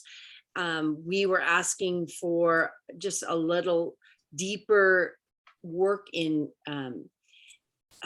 comprehension, and then depth of knowledge, which is something that's been a big thing in Island Park, is just like the levels of thought and projects. And so as we know, no program will have everything we're looking for. I think this program is offering a lot of the tools that we felt like we were missing prior. And, you know, my kids have all gone to college very well on previous programs, and it wasn't this. And so as we learn, we do better. But I don't know what other districts have had issue with, but I'm certain that every single district will have issue with any program they have if it doesn't do what they want it to do. But at this point, this was very promising because it offered a lot of the teaching tools that we were hoping to have. I was just going to add that I can't help but wonder if perhaps people who have had have been more adverse to Benchmark, if they are more in the whole language camp. And if you're really wanting to read some spicy literature about the science of reading versus whole language, there's some new articles that were just published recently. But I can't help but wonder if maybe that was one of the reasons that individuals might have had issues with this. Having taught 0 lessons from this curriculum myself, I think we're going to learn a lot, but I do have trust and faith in our leadership and our teachers that if we do determine that there are some gaps, that we have the right people to fill in those gaps. Well, I hope we find gaps. I'm confident we will because of just the sophistication of conversation that you've been having as a team. Nova has brought back many examples of conversations that you've all been having, and to think about where we were a decade ago when we were adopting Mondo to where we are now, in just our depth of understanding as educators. I think we're gonna find those and we're gonna have to fill those, but as you said, there isn't any one program or one set of resources that are gonna be perfect for us, because our students are dynamic, they're changing, and we'll be there to meet their needs. So any other questions on literacy? I'll just highlight just once again around these questions around dyslexia. I hope we're able to use this curriculum for students with dyslexia. We do a little bit of research to make sure it works for them. I appreciate you got the Mondo fallback, but something common is also nice. And some of it, Director D'Souza, isn't designed to be, some of the best ways to address students with dyslexia or any learning difference related to reading is not necessarily in the materials, but how you design the lessons and then provide access to those materials. So are there text-to-speech opportunities where students can still, as we heard, if there's cross-curricular opportunities between social studies and the reading, sometimes the accommodation for our dyslexic students is not to continue to put the text in front of them for them to read, but to have it read to them, or how do they access it differently? And so I think the foundational components are there. We also have all of the work that we've been doing in letters, which is the instructional aspect of it. And so, I think this becomes the art and the science of teaching that come together from that, but point taken. Can I just add to it? I want to say that our we've built internally, we have a pretty robust literacy protocol that's about 25 pages. And in that, we have our assessment matrices, we have flowcharts, we have lots and lots of resources for teachers to support dyslexia, and that will continue to be at the forefront of our work, as it will be to support all of the learners that are in front of us. Especially, Michelle spoke of this, and I know that all of the teachers here would think the same, that while some students are identified as dyslexic fairly early on, others won't be identified until much later. So that process will show up at any given time for any given child, and it'll be our job, and that's part of the work we're doing in our professional learning, is to help support identification of that, and then support with intervention, which uses the general tool and additional supports and instructional supports and potentially other supports. I also just wanted to chime in and say that it sounds like, and I probably just read the same article that you did, Dan. It sounds like part of the issue in Palo Alto was teachers on the adoption committee feeling like their voices weren't really listened to, which is kind of the opposite of the situation we have here, where the teachers who've been asked to evaluate this are supporting, for the most part, this choice. They also aren't in the same situation as us of having their existing program disappearing and being forced to choose something like to replace it, so it's kind of like a whole different kettle of fish. So. Yeah, no, it could totally be. I just due diligence, I see Palo Alto, very similar school district, doesn't seem at least motivated by national political concerns, but maybe, local. Right, like, and it just raises, you probably. Take an extra look. Yeah, I just want to take an extra look and understand like what that is, and that, that is just germane to the local circumstance. Of course. Yeah. And calm. I think we're ready to move on to math. Great.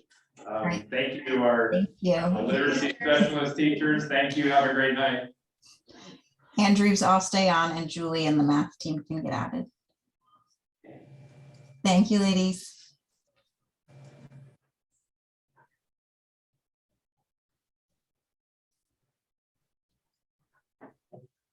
The good news is we don't have all the intro stuff to go through again.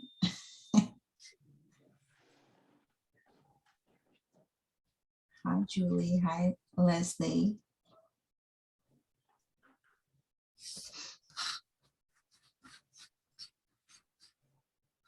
Hi, Lisa. And then do you have Julie Newcomer in there? Hi, Elizabeth.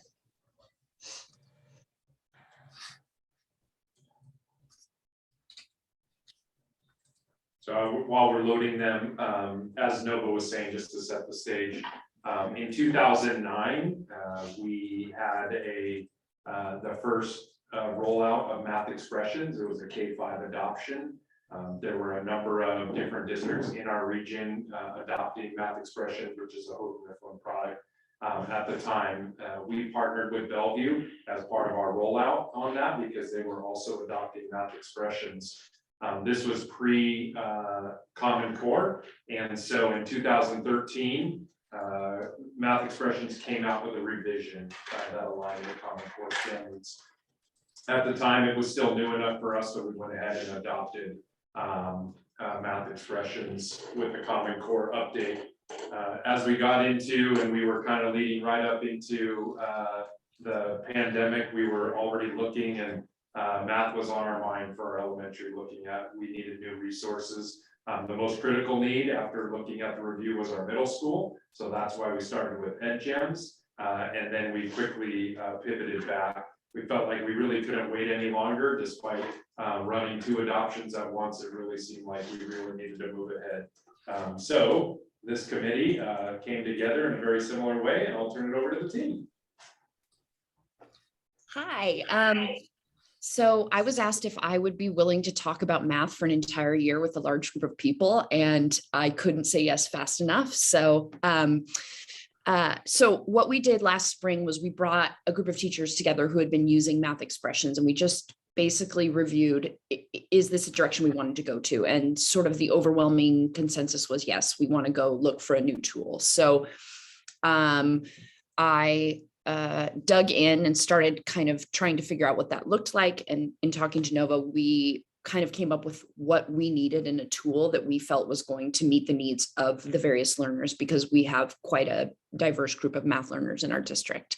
So we, I kind of laugh when I get to this part, but I sent out initial requests for proposals, and I don't do anything really halfway. So I got approximately 20 some proposals because I was going to exhaust every possibility of math that we had.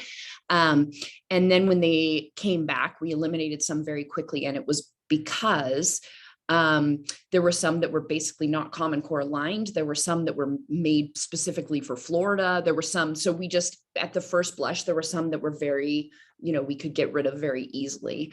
What we wanted to prioritize was meeting all the needs of our learners. We wanted to make sure there was an equity focus and that teachers could, I'm sorry. Did someone, okay. And so we eliminated them. So I narrowed it down to 7 groups, and we invited them to present. So over 2 days, they presented to us, and we had a really robust rubric. I took probably, I would say maybe 12 to 17 groups, and we combined it to meet all of the needs. Then we had one of our tech specialists look over it, and then we also had a SPED professional look over it to make sure that we had all the lenses on our rubric. And we used that to evaluate all 7 of the programs that came to present. We narrowed it down to 2, but we kept 1 on the back burner. So the 2 we narrowed it down to were iReady Mathematics and Bridges. And then we had Big Ideas sort of on the back burner, just in case we felt a need to revisit that. We did the same process as literacy, where we planned a lesson and really reevaluated it, both programs, with the rubric one more time. And it gave us a lot of insight into usability, into meeting the needs of a diverse group of learners. And we then elicited feedback from staff and families, and we took our final vote and decided that iReady unanimously was the program that we wanted to go forward with.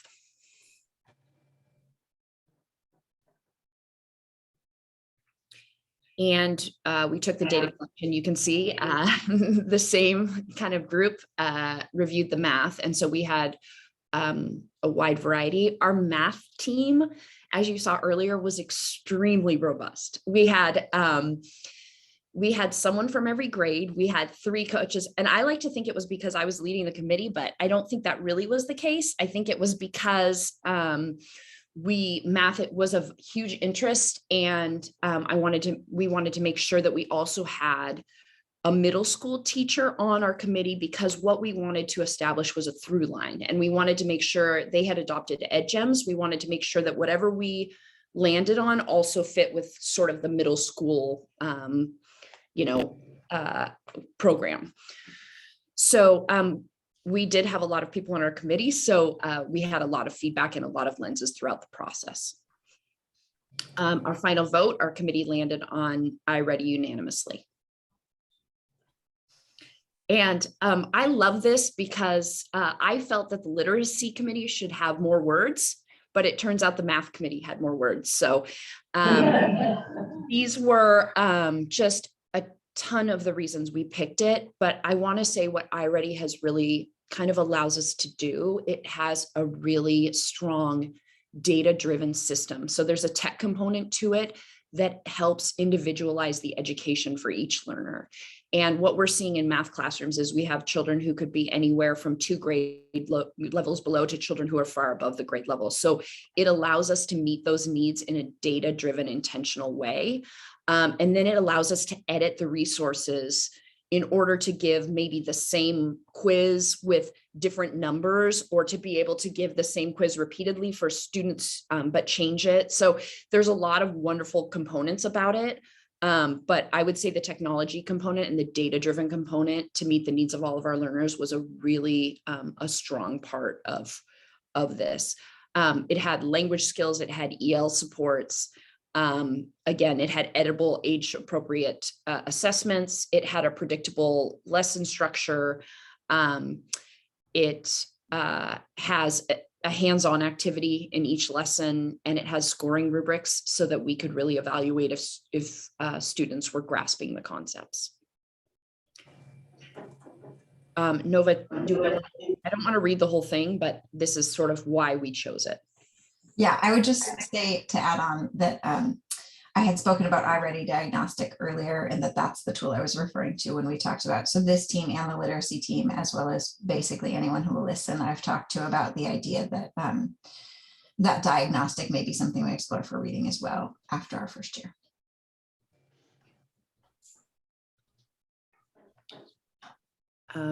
Questions?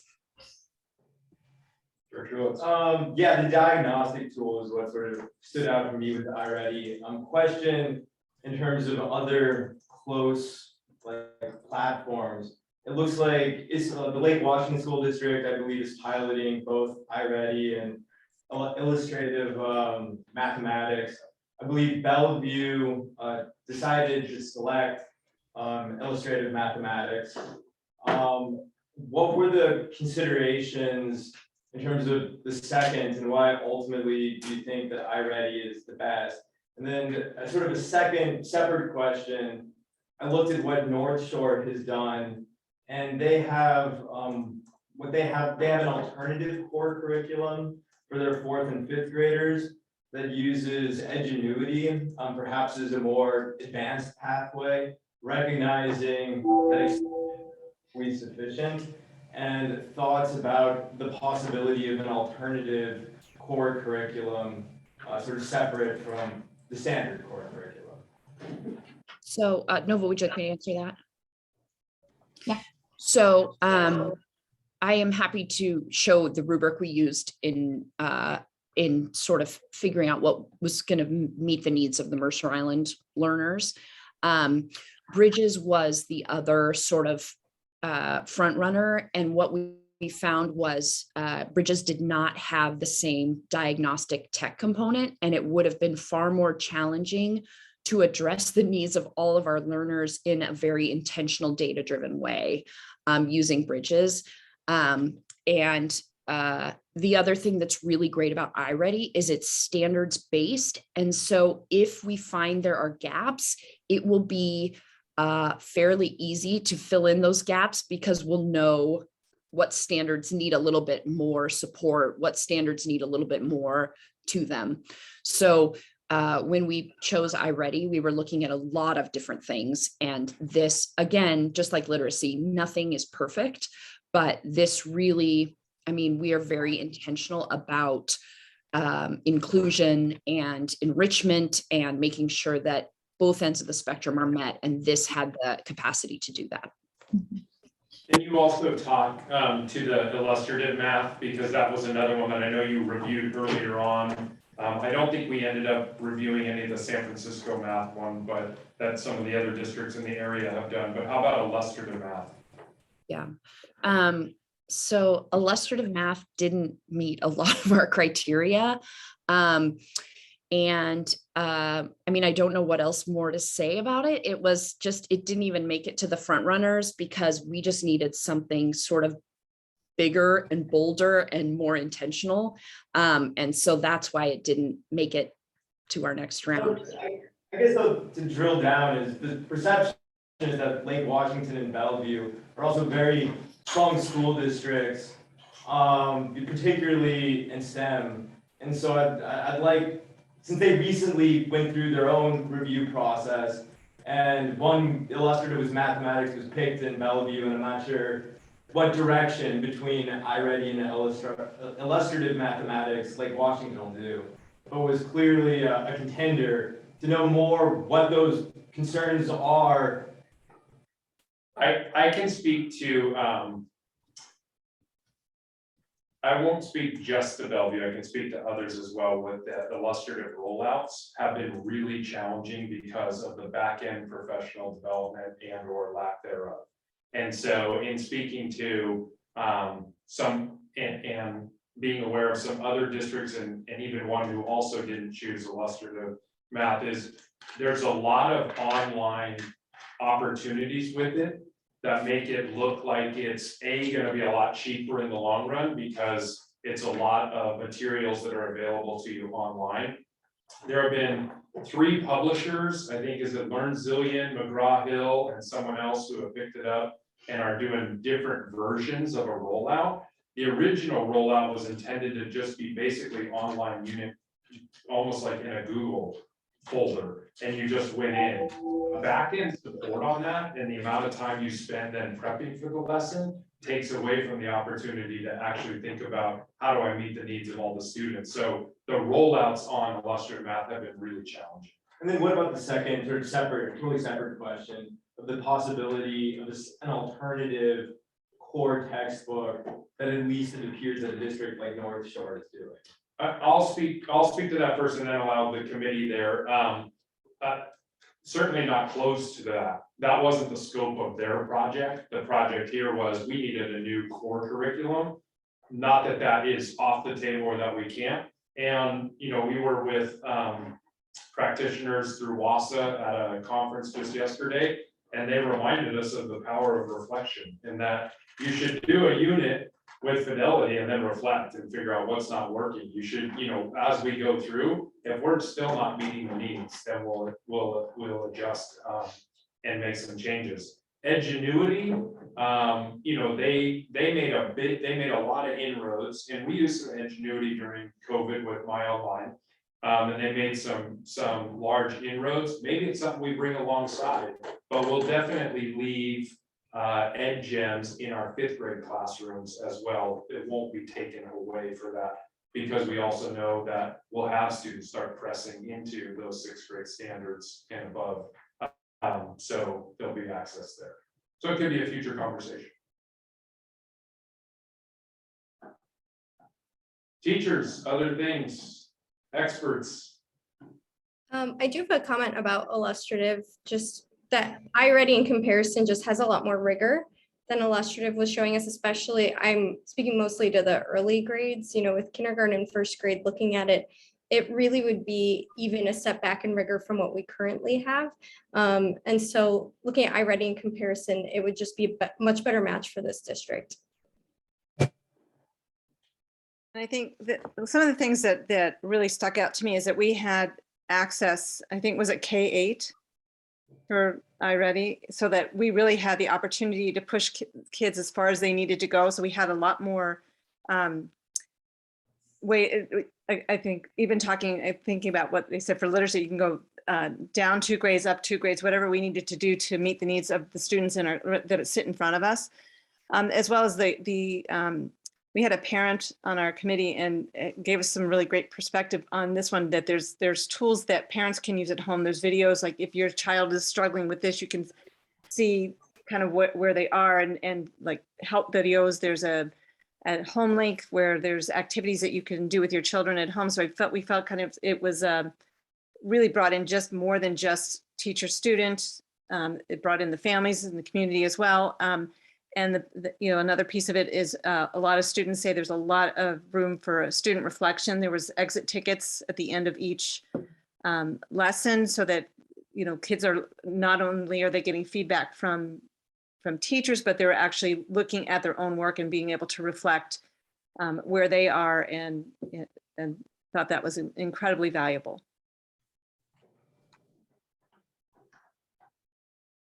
That's helpful to know, thank you.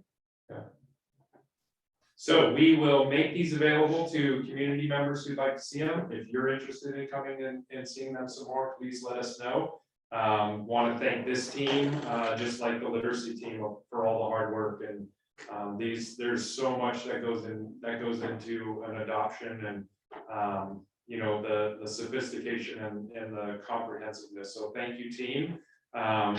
To the extent that we need you to return in June, we'll reach out, but we will see kind of where community input comes in, but we'll bring it back on June 23rd. Thank you so much. Thank you, everyone. Thank you.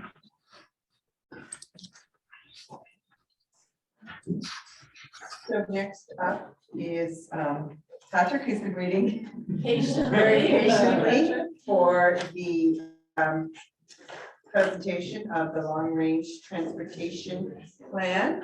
This has been a very huge endeavor on Patrick's part, and we appreciate how much time and energy he's put into it, and provided it out for lots of other staff members to have some input on and feedback, and he's taken that feedback and adjusted accordingly. And so this is really just an accepting the draft of the long-range transportation plan, but we'll have Patrick kind of talk through. You do have the document there for you to look at as well.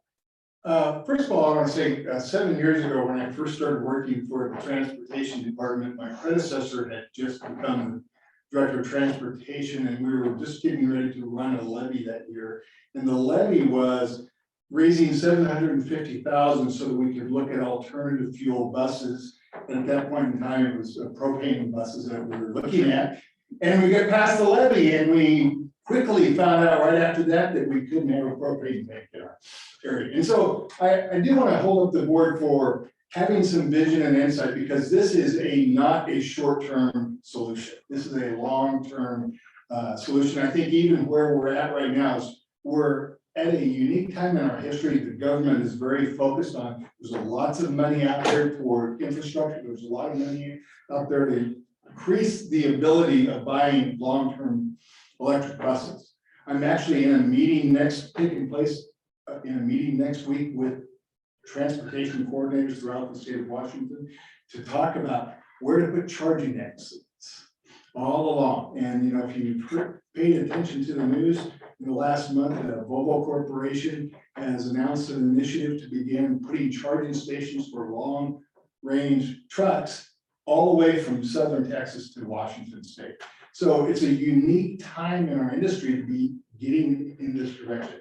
One of the things I wanted to bring up, when I think about bringing electric buses to Mercer Island, it's not something we have to do. It's not something it makes economic sense to do right now. It is a values-based decision. And I think that as a board, as a district right now, when we're trying to figure out how to help our students make value-based decisions, we best do so by making value-based decisions ourselves. And so I think, this is a great exercise for us to not only find out what's going on, but I really do think, we're saying, we think there's more important than what's the cheapest solution. We think there's more things that are important than what's the most convenient solution. Electrical buses are not the most convenient solution right now. If you look at the price of an 84 passenger bus compared to a diesel bus, it's 3.5 times the price. The small buses are even over about 2.5 times the price of doing it. Bringing in the infrastructure is a costly thing. Right now, we look at our lot, and we have enough to bring in up possibly 5 buses, 5 chargers for buses, without doing a major reconstruction. We've already reached out to Puget Sound Energy, we've already reached out to engineers to kind of find out what is that next stage.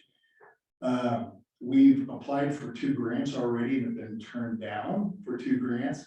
And part of that, Oh, sorry, just real quick, because I know it was passed last week. Are those grants the one that Kamala Harris like recently announced last week? The clean school bus program? they are part of that same initiative and those same set of funds. What ends up happening is the money is really directed initially towards more rural locations and more under disadvantaged locations, which we aren't. And it's been kind of frustrating because I go through and I fill out the paperwork and I kind of get myself like I'm waiting for the answer to the problem. Is it gonna go, or gonna get the money? And no. But one of the things I've learned is I'm not sure it's not a really smart way to go, because if you look at electric buses in the city, it's not as big of an issue. But if you look out Eastern Washington, some of these small towns, you aren't gonna get people to put money into the infrastructure out there. And if you're talking about the range, which is always the problem with the electric buses, well, after you get to 100 miles, how do you charge? Well, go 100 miles from here and you're in Eastern Washington. So it even becomes a bigger question. And so having that focus on the more rural areas and the more impoverished areas is how they're going to get the solution long term. And I think when I look at Mercer Island, we're scrolling through my plan. I'm assuming you all have that. Yes. And I've read that. Yes. I'm going to finish my introduction by just asking, are there any specific questions that you guys have? Because I know it's been a late night, it's half an hour past my normal bedtime. Go ahead. He's the transportation director. He's Yes. first run up in here. That was a great introduction. Thank you very much for the kind of like big overview. I have a very, very specific question, Okay. which is just there's a mention of bike education. And I know that the transportation bill that was passed in the state has some funding available for bike education, but not this coming year, I guess for the next year. Is that something that we're gonna be looking at? So the interesting thing, so most of that is about an education course, which really doesn't fall under transportation. Right. So it's one of those things that, like everything else in this, we're partnering with another portion of the district. And so it's more of a student services, you know, that we look at, okay, what do you want to do? Because what they propose is having a physical education course that is actually kind of hands-on and teaching. They provide funding for it. The problem right now is the money that they're putting out for 23-24 deadline is the end of June this year. So that's kind of how they do that. They will make it come available again, but it's probably the 2 years sort of cycle out. And so I think that's more of a long-term solution.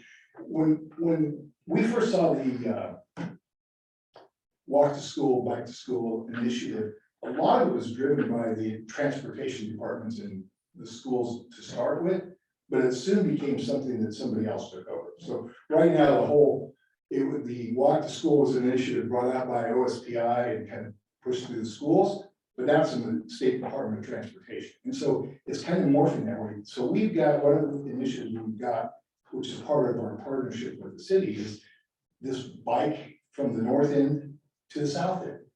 Well, that's a long-term plan because you're talking about roads, you're talking about buying property, you're talking about all these different things.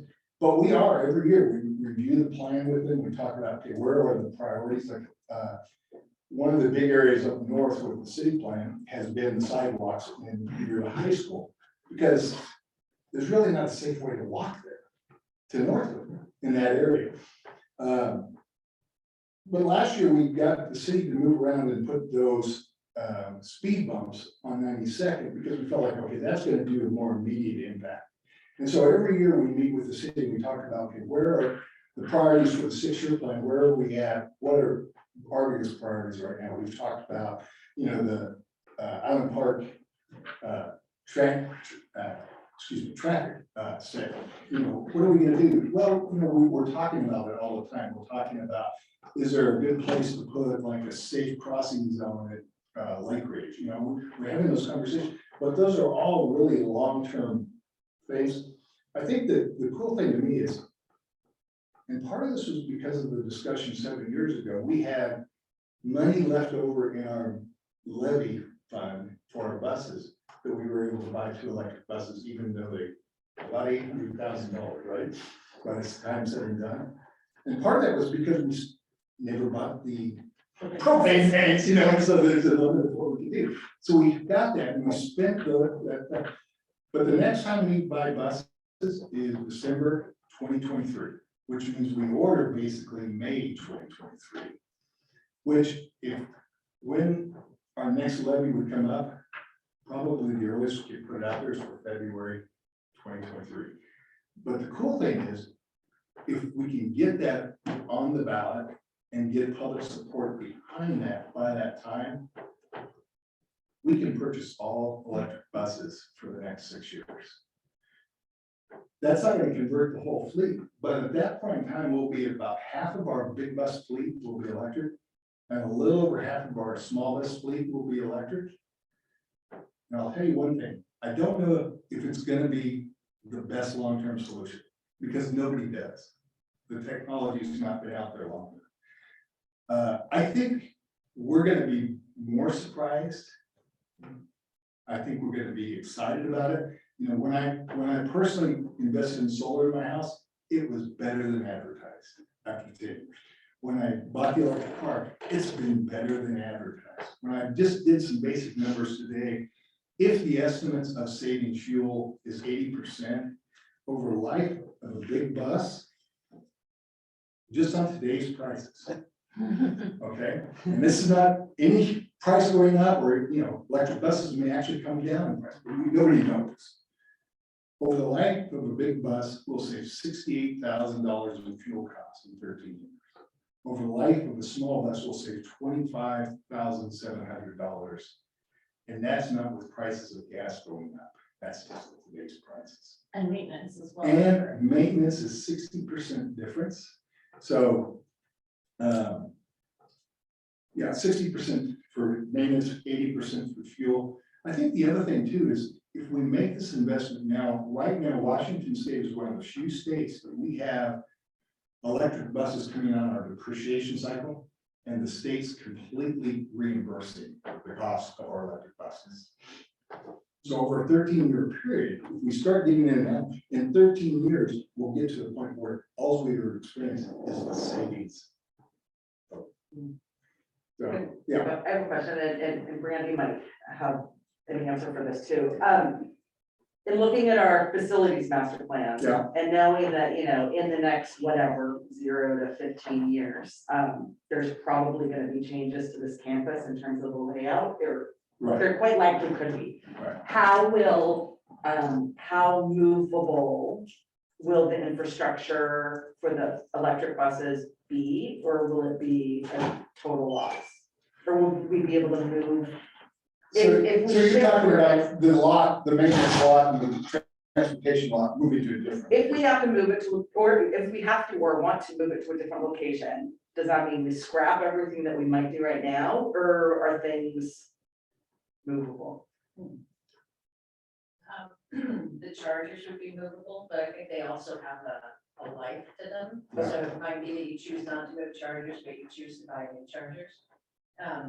And once you brought power into a site, it pretty much is there. So, but it's really not all that complicated. You know, what we're doing in the bus lot is the equivalent of bringing in 5 dryer plugs. Okay.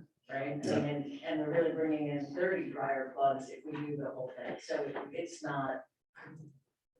I can relate to that, I appreciate that. So part of it is right now, we'll have to have a cooperation between us and Puget Sound Energy if we ever move that, because there's gonna be power available there at that new source. Or when we make that decision based on the fact that we have power there already. I first of all, I really appreciate you starting with kind of the value system and you know, our students push for sustainability and you know, kind of driving down Island Crest, you probably see more electric cars at this point than gas, which kind of shows the community's appetite for it. And Question mark, it's been a long day. I have a comment. if you Make wanted your to comment. comment. Yep. I was just gonna say that question you just asked about if we ever had to move the charging station location, just highlights how we really need to coordinate, like the long-term facilities plan Yeah. versus long-term transportation plan, right? Yeah. If like the one hand is planning something and the other hand doesn't know about it. So if we order the next 3 buses, it's possible we have enough infrastructure to put all the charges in for that, but after that, we have to Do something. bigger. So even this summer, we have it scheduled, I don't know if it's scheduled, but we have a plan where we have it trenched and, going across the whole lot, so we know exactly what we're doing to get to the next step. But the next step after that is going to be answered by the question of the levy, honestly. And then we'll even know that at that point in time, if the levy didn't pass, well, we could probably postpone all the lot stuff right away, until we get to different places. Oh, go ahead. If you remember, Yeah. Has there been talk, since I know there's a partnership between the city vehicles and school in terms of diesel, has there been communication with the city in terms of infrastructure for city vehicles? So one of the things, there has been a conversation, it's pretty impractical because it's a very localized situation. So for them, they didn't really have to park their vehicles overnight in our yard and just have them sit there, and we're pretty limited in our space in our yard. So it's really not a benefit to them to do that. It sounds like a great idea, but it's not. I think the other place though is we notice buses idle in a bunch of areas, like Westfield Park or a few other places as they're moving between schools. That might be an opportunity for sharing infrastructure if we need to as well. Yeah. I know with respect to the levy, you talked about a $5 million levy in February 2023. Yeah.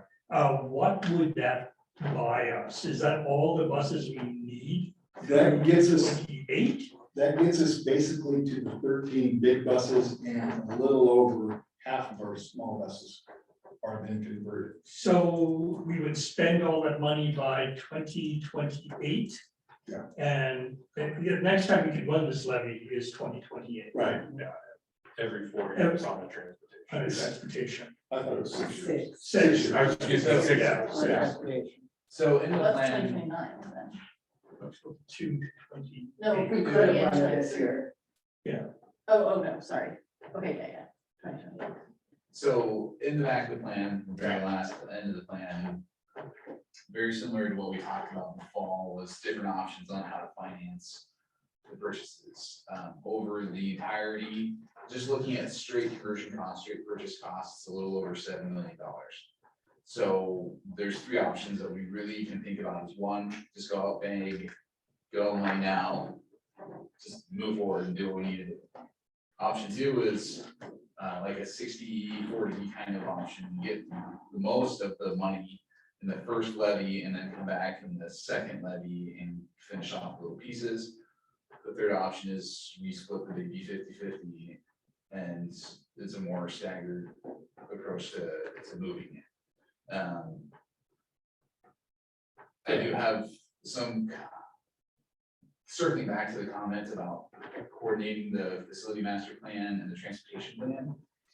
The idea, at least in our minds, that the transportation plan is a living document that we would, similar to how we, focus on the facility master plan, we bring it back every year with updates. It would be a very similar thing. In the fall, we come back and be like, okay, we bought this many buses, here's the next step. We've had these conversations with the city about safe walk zones. Or the grant portal has now opened for biking, we've worked with human services to apply for those grants. So it's very much for us a way of continuing the process of looking forward as we're moving forward, and how do we hold ourselves accountable to planning for student transportation in the future. I was just gonna say simply, it's a matter of tactics to try to get community support. We should consider how to make the electric buses like as many students as possible have perhaps the opportunity to ride on it, to just sort of build community support rather than to dedicate it to one route. A lot of people like new pieces of technology, it's nicer. So it's I would just think a little bit of just like tactics, like when we get there, of like how to sell it so we can get, you know. So I'll tell you my musings if you'd like to hear. Please. So one of the things I thought about is I'm gonna be the first one to drive the electric bus. And part of that, I have a lot of goals, I do that. But I really want to drive it on all sorts of different islands, to kind of see where the power usage. And because I'm familiar with driving electrical, I know kind of how to not step on it too fast. You can get somewhere quickly in an electric bus too. But you're using more power. And so in most electric buses, there's a little thing gauge that tells you exactly where you're using power wisely or not. So I'm gonna drive all over the island and kind of get an idea of, is this a bus that's gonna get better use on East Mercer, West Mercer? And I am gonna try to move it around, because part of the issue though, is when you get a new driver, you have to teach them how to drive the new bus for a while. And so there's a portion of that you want to do that. And so we've already talked in our department about the number of drivers who have an electric vehicle being the first ones, even regardless of where they're at. We've talked about the idea of maybe what we do is we have a couple days where we just have a couple people driving the two buses and have it be like we pick up people who want to ride on a bus. I love that. Yeah. And stuff like that. So where we have opportunity in the community, so for summer celebration, our transportation department buses are going to be used to transport community to the fireworks. To the fireworks, yeah. And so we won't have electric buses for this summer, but you can see how that kind of event would be an opportune time to highlight. But I think those are the tactics that are needed to pass a levy. And so I would go to also say that by February 2023, that's probably too early. So, to launch a levy, we need to be having those buses on the streets. So that's what I was thinking, what are the plans for, there's possibly, when does the city do its parks levy, align with that? I think they're thinking 2023, so I think we're too late for that. They could have been a green levy. Our next time is 2026, when we do a regular renewal. And so in the transportation plan, we would have to think about what does that look like. And I appreciate that pushes us 6 more years after that before we could go on the next one. So I think one of the things that we had been considering as we were getting ready to bring this, and as we were thinking about how do we go out for a levy, especially a big, expensive bus levy, is one, we're bringing the plan to you now. As a draft.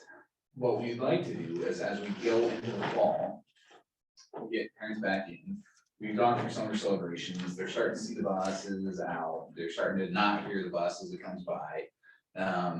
All these little experiences that we can give them. Start having community conversations. Do thought exchanges. Have a bus day.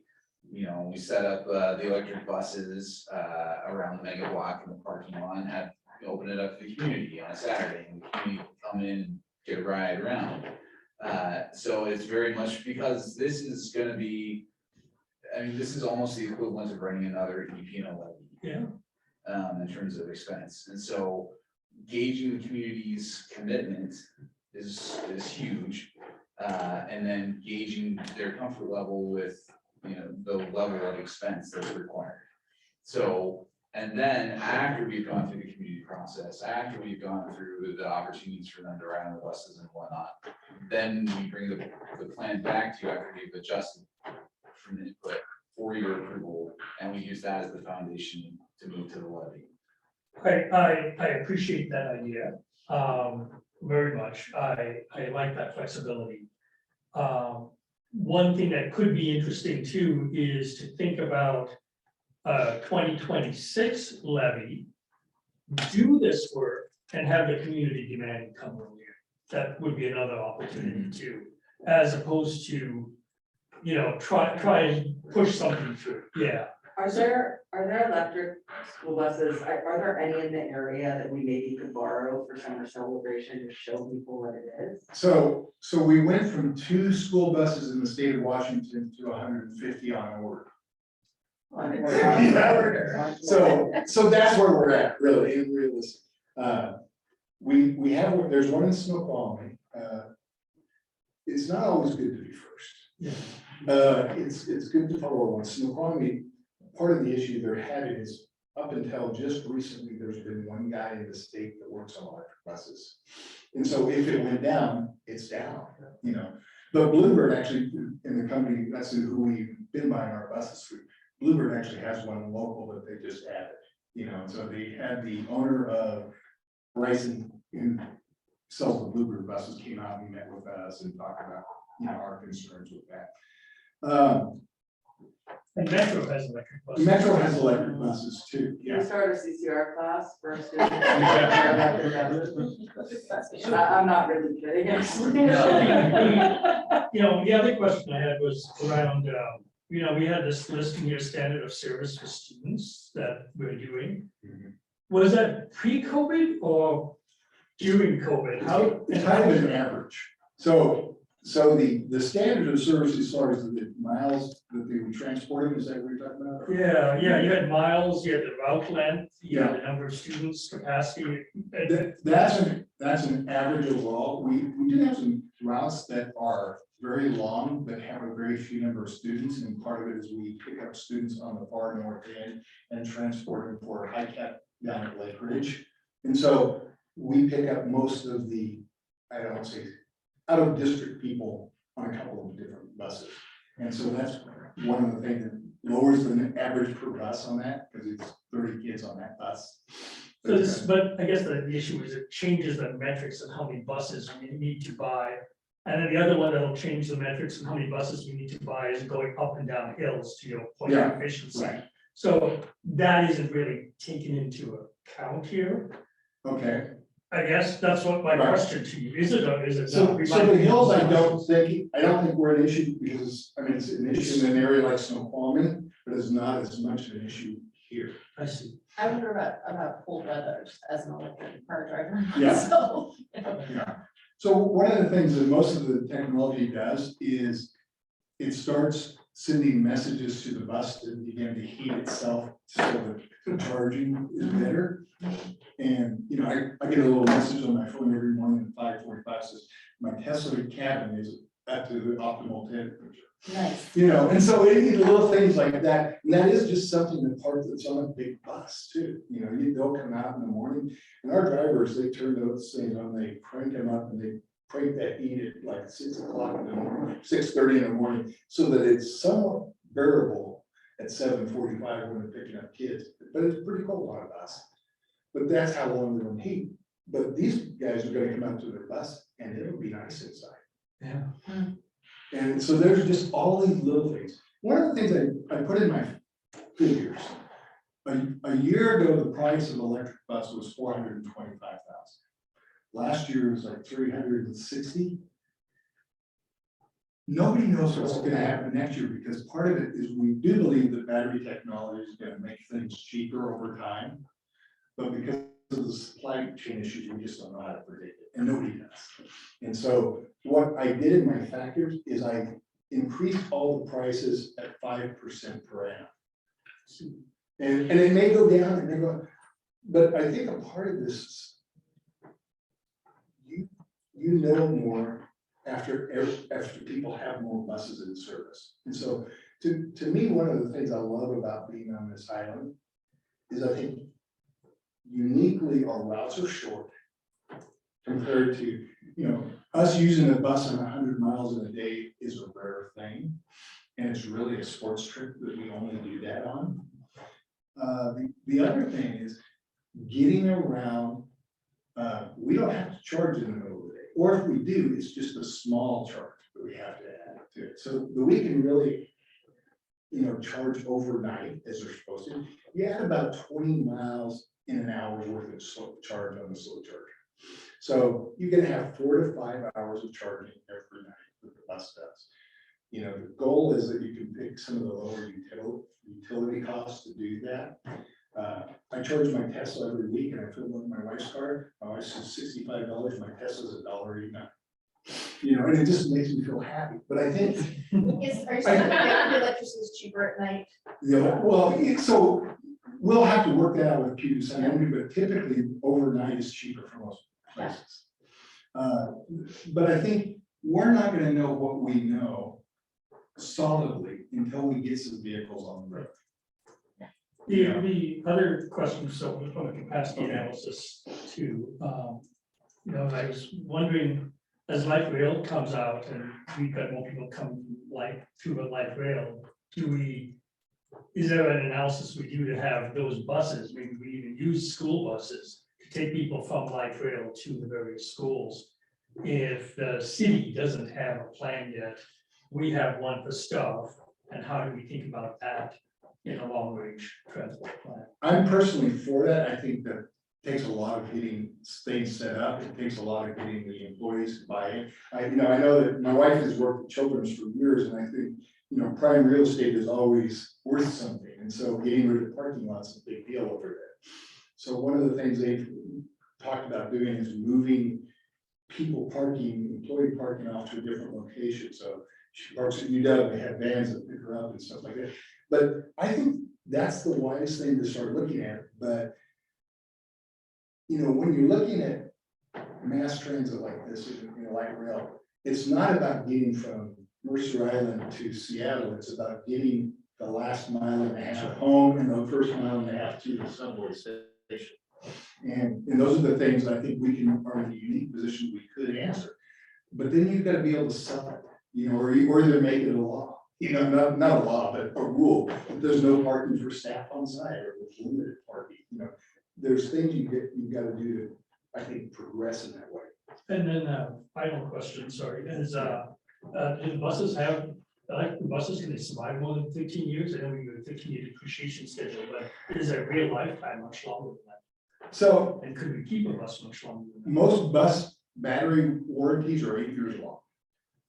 But a lot of people think the batteries will last 20 years.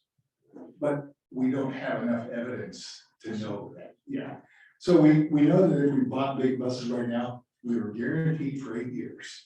And we think if we take care of them, we'll do that. One of the interesting things to me is battery technology is probably one of the fastest changing technologies right now. I was looking at the new iPhones, and if you look at iPhone 12, I think it's the first iPhone that's powered by a reused heavy metal battery. And that's kind of interesting because the dig on all these heavy metals is what do we do with them after that? Well, iPhone 12 uses try it. Well, I talked to Tony Kuhn the other day because he's got one. And he says, my phone gets really hot after I've talked about it for a while. Well, maybe it's those, but until we do something, we don't learn. And that to me has been the most exciting thing. When I've done something personally with the electric, with the solar, I am so happy now. I pulled up my electric bill this month, and I paid $12 for electricity. You know what that cost was for? To be tied to the grid, because I gave more back. And I spend 8 out of my 12 months, I produce more than I use. 85%, and they when they sold me the package, they told me 70% of my usage would be covered by solar. 85% has been the reality. And I think in my electric car, it's been better than published.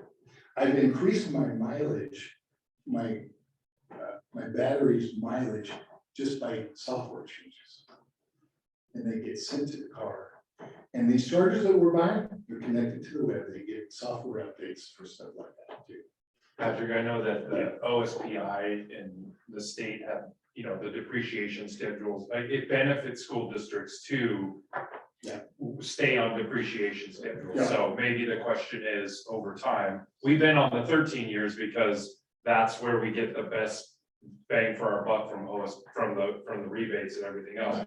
It'll be interesting to see between 8 and 20 years, where's that depreciation schedule going to be set? Right. And we won't know that for a bit, but it could be longer, or it might still stay the same. Thank you. I appreciate all the data we can get. I think the general sense will be like, the best data we can get, the first set of buses, and the more analytical we can be and map all the uncertainty to something we can prove would be great.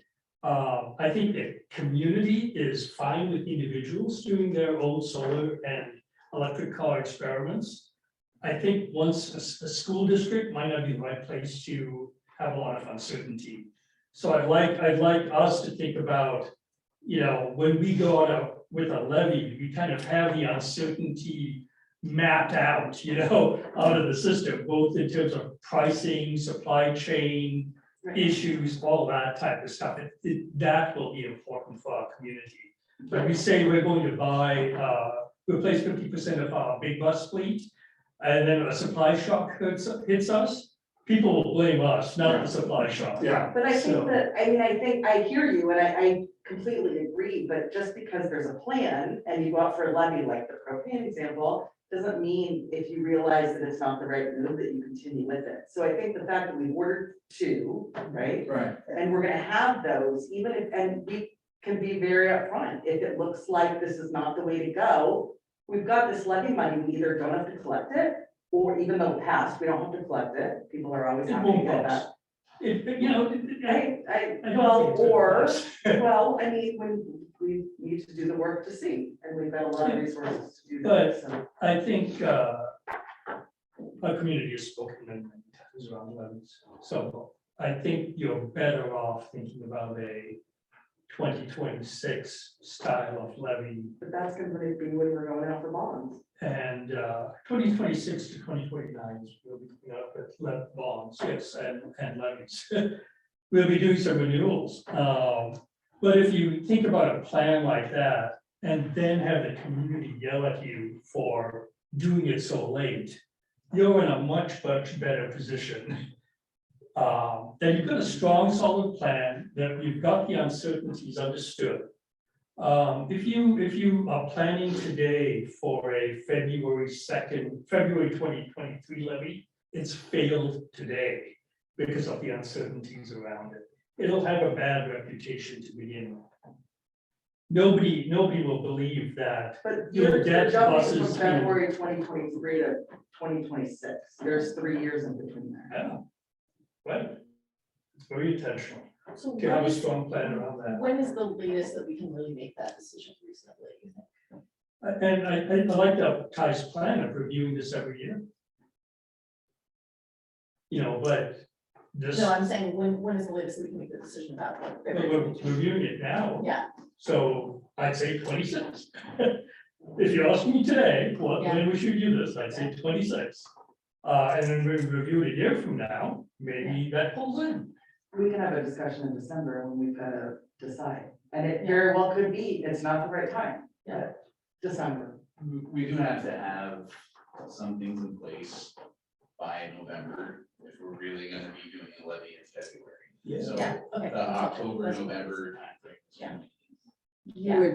I would strongly encourage a study session around the long-range transportation plan and thereby what would be a levy schedule. And to do that, it would be nice to have some electric buses, but that's, We hope to get it in August, but we probably will get them in November. yeah, that could be questionable, This but year. at least you could have the conversation yeah. with some more research. You need a year of use of the electric buses before you have the data you need.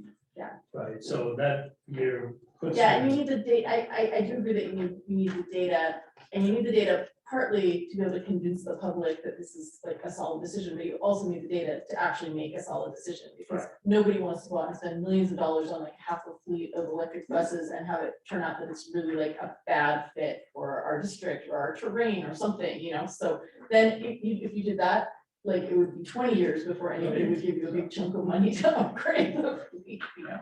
But we'll have many variables that we can look at down the road as far as timing. It doesn't have to be a February levy, it could be an April levy, we go to do that. So we have different options as we start thinking about timing. And, you know, let's get the buses. Let's see where we are, keep the plan on the, you know, let's not let it get dusty. Let's keep updating it and it should be great. Sounds great. Thank you so much. Thank you. And Do you need to take action on? It was really just receipt No, okay. of the Okay, plan. we have You'll- received it. It's gonna come back to you in Fine. the fall. All right. We have 45 minutes left until we hit 10 o'clock. Okay. Okay.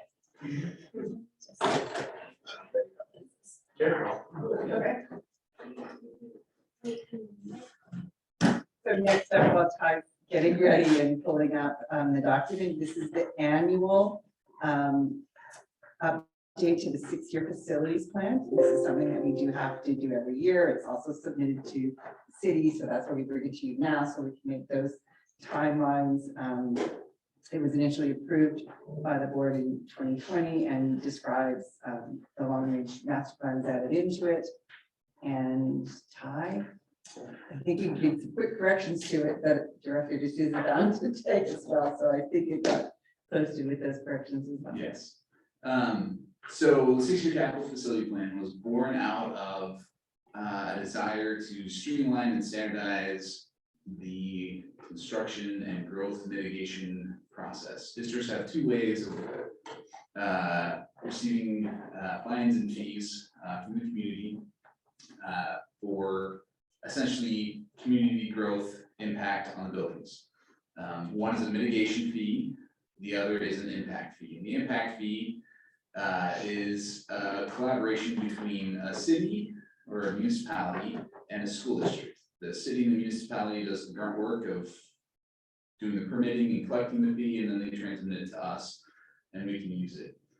Impact fees are specifically charged to offset the cost of enrollment growth impacts. If we were to suddenly receive 700 new students in the next week, we would need to find a place to put them, which means we would have to find portables right now, even though there are none. And that the cost of adding that 700 seats would be the impact of enrollment growth. As we look at how impact fees are calculated according to state law and according to the regulations and the agreement that we have with the city, unless a district is demonstrating that there is enrollment growth, we cannot be charging impact fees. So over the last 2 years, as we brought the plan forward, we've said there are no impact fees. Again, this year there are no impact fees because we do not have demonstrated enrollment growth. Part of the plan is we take a look at the actual physical seating capacity of our buildings. And assuming that we are able to achieve about 95% enrollment or use of that in the classrooms and other educational spaces, that becomes our permanent capacity. We have enough permanent capacity to last us for several years, including in the back half of Dr. Les Hendricks, or demographers, projections, where we're supposed to start recovering our enrollment growth. So as we are unable to demonstrate that we have enrollment growth, we are unable to demonstrate that we are running out of physical capacity for our students. And because the foundation of impact fees is the cost of how much you spend on previous projects to increase square footage. The additions at Northwood, or additions at the high school, the additional square footage at the middle school, and the addition of Northwood have all been around long enough that they've been well incorporated into our existing capacity and into the district, which means that we can't really be using them as the foundation for any additional fees. So we don't have the student growth, we don't have a demonstrated need, and we don't have underlying costs to start charging their fees. So as much as we may want to start thinking about future growth and expansion, at this point, we just don't have the foundation to do that. So as we're bringing forward the 6-year capital facility plan, there's no real rates to be set to communicate to the city. So this is more of an advisory note for this partnership that we have with them, letting them know that we don't have any of the attributes that we need to demonstrate the need to collect impact fees. Director. Quick question, the enrollment increase, is that from like the lowest spot until it starts to increase? Or is that like where we are now, we're 2015 or? So Dr. Kendrick's assumptions, once you get past 4 or 5 years, it really becomes kind of fuzzy, and you start adding more No, no, no. assumptions. My question is, how far back, what year enrollment do we have to look at in terms of going up? Like, we're going down, Yeah, and so as soon as we plateau and then start going Yeah. up, is that when that Yeah. starts, that we can? well, it's, flat? that's, remember, that's part of it. It's one of the 3 things that we need to demonstrate is one is that enrollment is growing. So yes, as soon as we plateau and we start increasing student enrollment, yeah, we're growing again. Okay. Yeah, and the second part is, do we have sufficient capacity? We have sufficient capacity. It's once we start hitting that wall in the elementary buildings, when we're blowing out the walls and we're getting into the portables, that's when we need to start taking a look at, okay, we need to add 4 more portables to the district systematically. Here's what we think it will cost, and we can start taking a look at assessing impact fees to recover. We have to wait until that actually happens rather than planning ahead. Correct. Because that's the third thing, is you have to demonstrate that there's a cost basis. So, and yeah, good times. So the current thinking is. So, just real quick, sorry. So this is legislation, so this is RCWs that do this. So the capacity of our schools right now meets the housing stock on the island. Mhm. So whatever houses we've got, you know, some expected level of kids will be in them, and schools meet that capacity. So there are 2 ways student growth can happen for us. One is existing homes get sold and new students come in. That will happen at some point. The other way is we've got Growth Management Act and a lot of other RCWs that encourage more affordable housing and or higher density housing. And that would be new housing stock. So you're saying that the law does not allow us to charge for that. If that happens first, we cannot charge for that, even though we know regular home sales will occur and students will come in that route. So the current law today is at odds with us. And we probably should not have higher density housing in the light rail section till we we get students in the regular houses. I mean, it's backwards, right? It is a frustrating system in how this is calculated, because we also have to look at the net new growth of housing developments. It's when we build, you tear down a house and you build 2 in its place, we get charged impact fee in that second house, right? So it's not necessarily that we're collecting impact fees on every house that transitions over. It's really not just as our enrollment is growing, but the housing capacity on the island grows. So that is another complicating factor. I guess my point is that the biggest growth is going to be higher density by the light rail. That's probably our biggest opportunity for growth. And that could happen in a way that catches the school district off guard if that happens first. And we would not be able to assess impact fees if that happens first. And I think that's at odds with Growth Management Act and a lot of other RCWs that want to promote that. And it's maybe a conversation we should have with our legislatures, because it encourages our community to be against higher density housing at light rail. Yeah, I mean, it's a problematic place that we are at. Yeah, they're very similar to how we are funded for building schools through the state assistant construction assistance program. It's essentially replacing like for like. If you're building a bigger school, you're not going to get the additional footage because you're building it for your existing students and not the students that you're anticipating coming in. Thank you. Yeah. I think we've got a discussion with our city council too. Yeah. I have one unrelated question, but I'm going through the presentation. It looks like portable capacity is going up next year from this year, and I was just a little, it wasn't self-evident why that is. So it's, part of it is the addition of the capacity. So when we're looking at capacity, we're looking at the current year. Well, we call the plan for the next year, but really we're basing it off of the existing capacity for this year. We added, when we put down the portables for the pathway program at Northwood, we added a full modular building. So half that building is the pathways program. The other half is 2 gen ed classrooms, what would normally be 2 gen ed classrooms. And we did that essentially for economies of scale.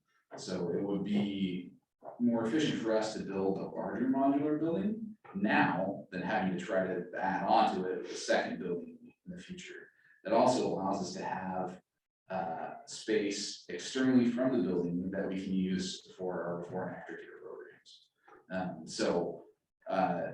It was an intentional decision by the district and to add that capacity, but it does allow us for future use as it moves, as we. There aren't any other projects out there. Yeah, That was the. that was the project. I suspect it was something. Yeah. We do need action to approve the 6-year facilities plan, but the impact fees, because there is no fees that are being, that's just a discussion item. So we'll do that items one after the other. So, but we're going to take the impact fee to the city council, though, right? That it's going to be 0, nothing? We will take. So we provide the 6-year plan as an advisory note to. Normally, when we would bring the plan to you, the addendums in the back would include the schedules that calculate out the fees, because we don't have any basis to generate fees. We just leave those pages blank and say, no fees are charged. This is an advisory note. I see. Okay, okay.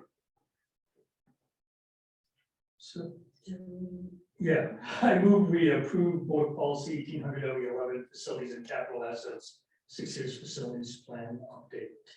Second. All in favor of approving this update, please say aye. Aye. All opposed, say nay. That is 4-0. And that's to do an E, so. Yeah. Yeah. Yeah, Okay. so now we're at- Hopefully we'll, And it's 9, almost 9:30. so, yeah. Randy, your patience is at last.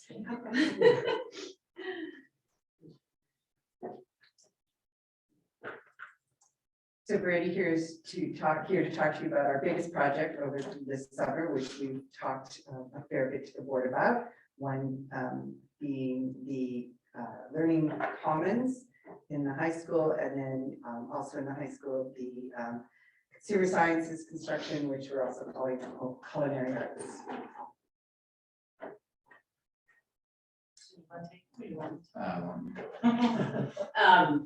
This has been, I'm gonna try and keep this short because we're getting late, but it was a really interesting bid that we did for this project. In all of my career, which is longer than I'm gonna admit to you, I have always put a project out to bid and gotten 5, 6, 8, 10 general contractors who would submit bids. And knowing that the market was tight and there are lots of things that are influencing the construction in the Seattle area, we actually marketed this project to 3 separate general contractors that we've had a good relationship with.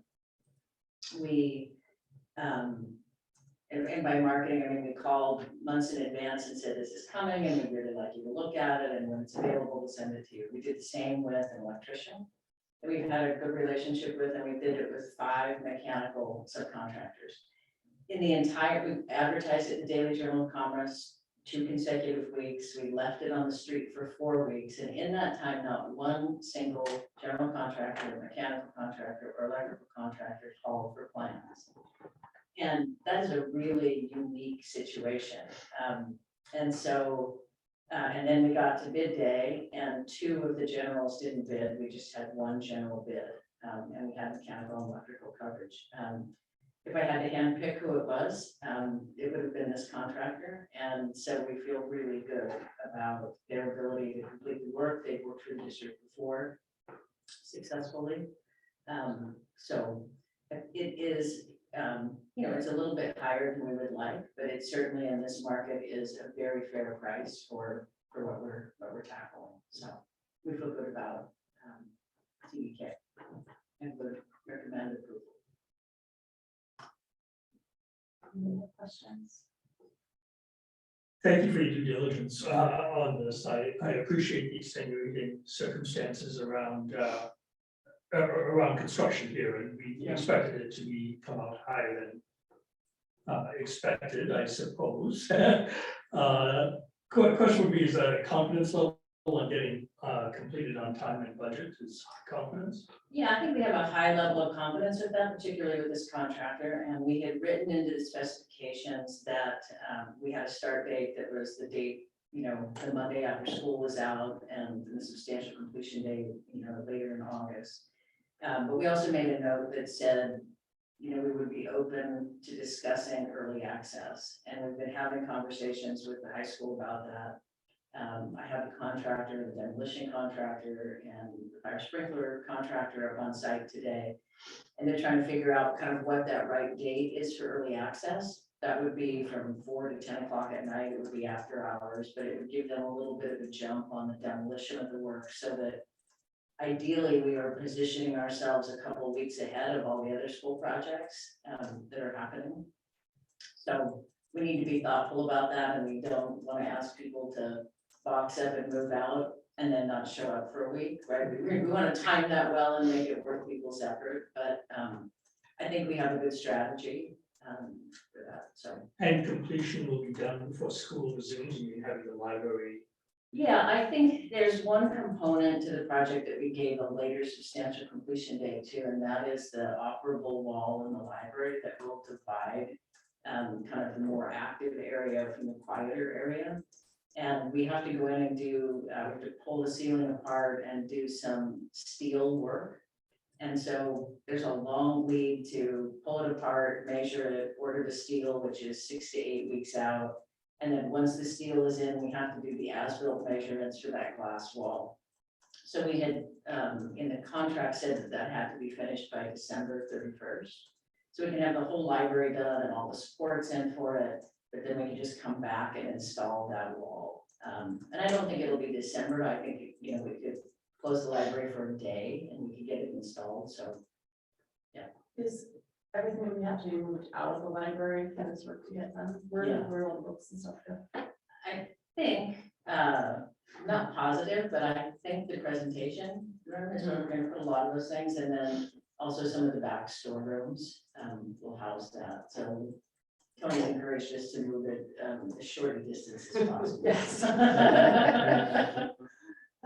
I don't have any questions and concerns. I just appreciate your continuing to give us good advice, and projects that you're overseeing are coming in on time and under budget or at budget. And so I presume that this recommendation is the same. So thank you for that. Motion? Yes. You do that. So I move we approve the facilities and capital assets bid award as published. Second. All in favor of approving this bid as published? Aye. Or contract, I guess. Sorry, contract is published. Okay, all those singing, that passes by a vote of 4-0. Thank you so much. Thank you. G. 415, educational administration and support personnel management salary schedule. So this policy, this P1 comes to the board annually at this time of the year. And you can see that really what we've adjusted on P1 is the schedule. We have eliminated the deputy superintendent position and added in at a low category of new category of 0, a learning services coordinator. Also, when you look at the rep line version of the schedule, you will see that this is a 3.2% increase added to this schedule. And the learning services coordinator is that lower level kind of entry central office administrative position to serve across learning services, not just specifically in special services, not specifically in learning services, but really to support both of those, particularly in the area of assessment, assessment compliance, and all of this is part and parcel of the reorganization of learning services as Dr. Leno transitions into the superintendency, and how do we do that in the most cost-effective way that has already been present in the budget. We left on the assistant superintendent role, at least as a placeholder. The coordinator position is actually bringing that back. We used to have that, but as we've shared in other times, the intention is that we will not be backfilling the assistant superintendent role going into next year. We do think we're going to need some, still some support, but in a cost savings way. You know, looking at a learning services coordinator and some other things seems to be the better move right now. Since this is reviewed annually, does it make sense to not have the assistant superintendent position listed, since there's no expectation that that will be filled in the coming year? Yeah, we do have other positions that we are going to have next year, example being the elementary associate principals. We did leave those on as well, even though we know we're not going to have those next year. The deputy superintendent was a very specific one-year position that was on a separate contract. I just wanted to make sure within the background of contract negotiations taking place, that there wasn't any confusion of seeing the schedule and, you know, any confusion around it. I appreciate the 3.2, whatever we call it, IPD, cost of living increase. Knowing that the legislature determined that it's 5.5, and knowing that that is above and beyond what our district's going to be able to do with our fund balance, and the fact that that doesn't fund, I could go into the whole thing, but I appreciate the 3.2. I think it's appropriate considering the time to balance individuals' rising cost of living with the challenging fiscal times that we have with the district. So thank you for that reasonable proposal. I move we approve board policy 5415, the educational administration and support personnel management salary schedule as published. Second and third. All in favor of approving the salary schedule as published, please say aye. Aye. All of those say nay. That passes by a vote of 4-0. We are going to make it. We are going to finish this meeting at 7 o'clock. Okay. Post monitoring language adjustments. Oh, no. No, we can do it. Board policy 1800 OE7, financial administration, language review. David, you want to take this one? This was yours. Sure. Suggestion. I think, Should we do this a second time? Sure, thank you. I think the text of the item details highlights the need for this, really the uncertainty that we're coming out of from the pandemic has caused us to aggressively spend down our fund balance. We are entering into a period of an extended national decline in public school enrollment. That's not just us. This is really everywhere that this is happening, especially in cities. And it's caused a lot of uncertainty to our budget. So the board really, you know, we really found the value of having a fund balance. It has quite literally saved us from being insolvent. There's never been a more perfect learning experience than this. And there's a high requirement that we set a hard floor of 5% of our fund balance. And so this new policy drives that for the reasons mentioned. I appreciate the proposal. I think it makes perfect sense. And just to kind of go back to where we were with spending down the fund balance, that was brought to the board. And the board approved it at the time. So I expect that those things will happen, but to have it memorialized in policy, I think is good planning. And very transparent. I move we accept board policy 1800 OE7 financial administration. I second.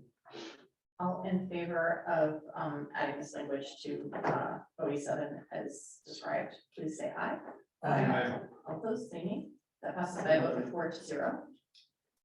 That brings us to the consent agenda, minus the budget report. Do I have a motion on the consent agenda? I move we approve the consent agenda as published minus the budget report. I second. All in favor of approving the consent agenda as described, please say aye. All opposed, say nay. That passes by a vote of 4-0. Now we've got Now you want to address the finance report that was pulled from the consent. Yeah, I just thought it'd be useful to have a brief discussion, in public. As sort of alluded to earlier, in the midst of contract negotiations, so there's a level set on what the status is going into that. And a recognition that, there's challenging circumstances, right? Like we spent down the fund balance, we have depleted it, and still it will be paid back, but having interfund loans to tie us over in the general fund. We have high inflation for the first time in over a generation, and we still have continued enrollment volatility and uncertainty of what it's going to look like next year. So like I thought it would be most useful in terms of sort of setting the public framework and just what the status is going into contract negotiations and just where we stand currently versus where we were a year ago. And sort of my back of the envelope, if one looks at the general fund balance, it's roughly, I think, if I recall correctly, approximately 3 million right now. It was standing at approximately 5 million last year. The 3 million is, in some ways, it's $1 million less because of the interfund balance, which hasn't been repaid yet. I know that we're anticipating, getting 2 million next month from enrollment stabilization, but assuming that last year, looking at this, we hadn't recognized enrollment stabilization, that was an even larger amount, perhaps 2.5 million. So again, like actually $500,000 worse than it looks. So, we're $3.5 million just on, sort of a balance sheet basis, than we were last year.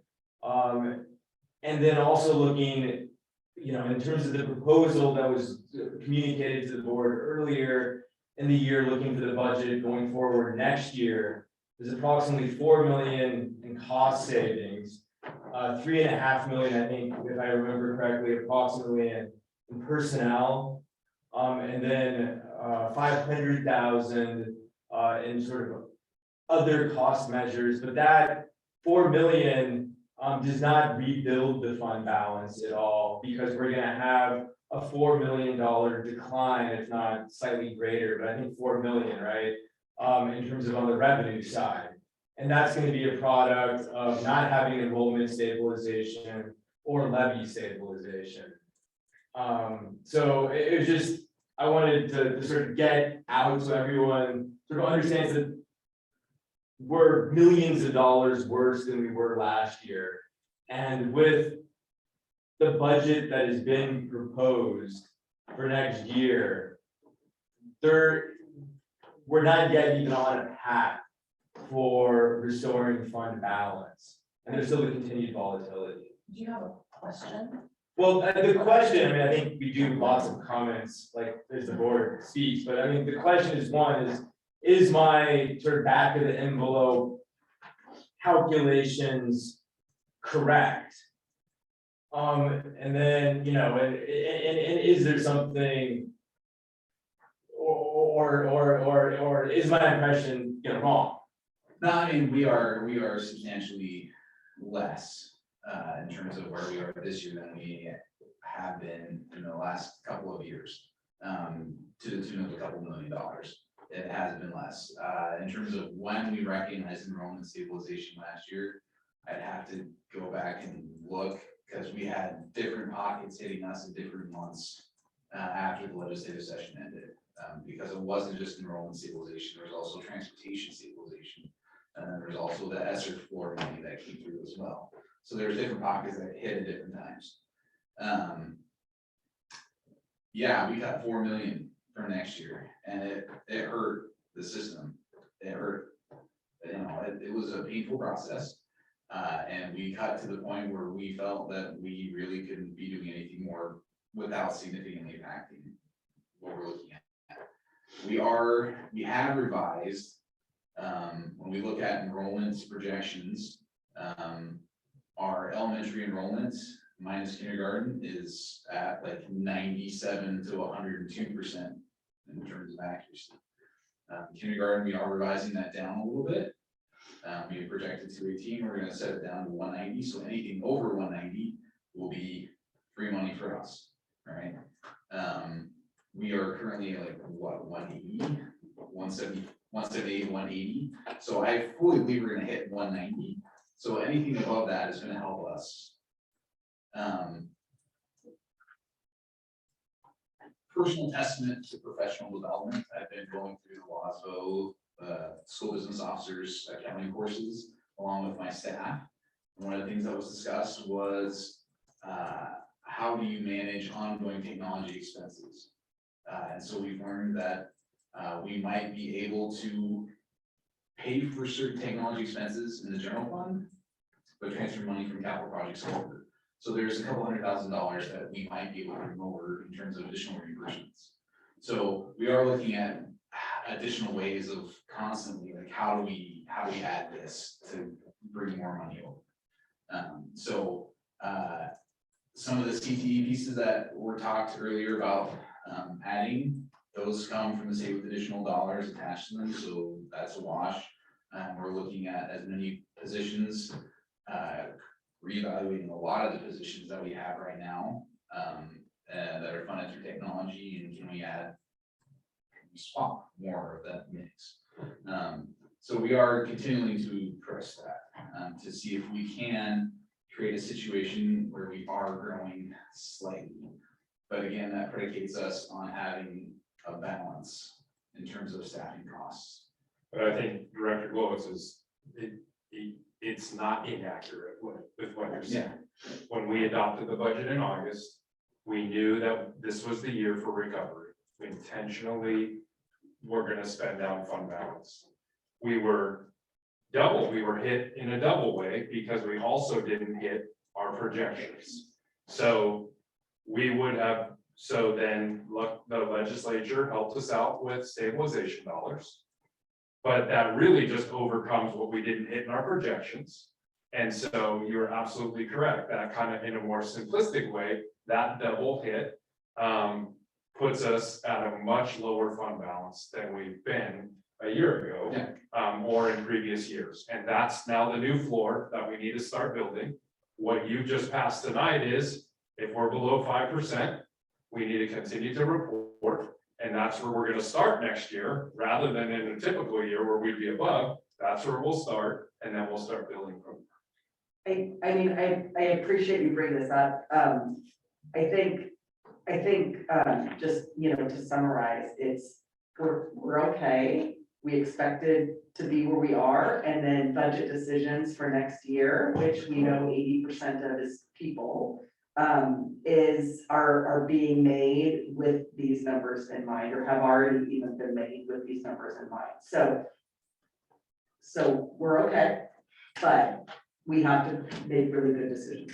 Yeah, and the new language, talks about what is the plan for, getting about that 5% and staying there and getting to that 8 to 12 as your language states.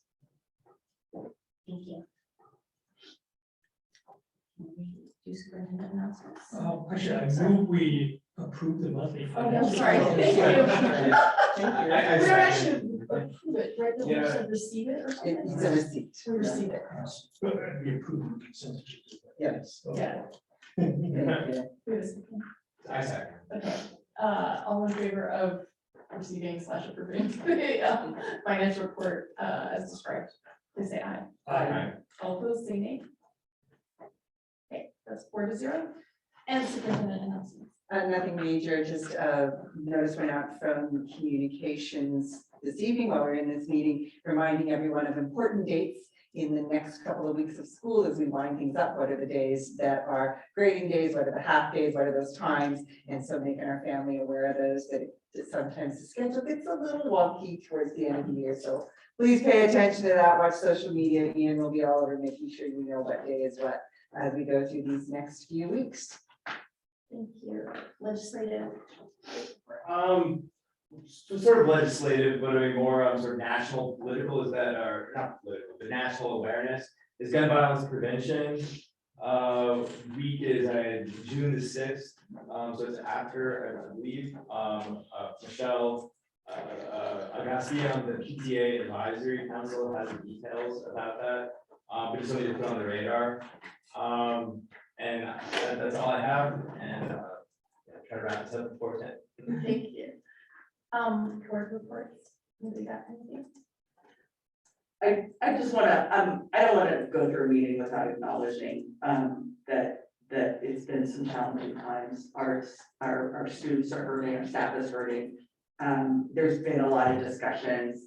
We've got a lot of supports in the schools, and, you know, we had to address business and we celebrated a lot of things today, but those things are at the forefront, and I just want to make sure that we acknowledge that.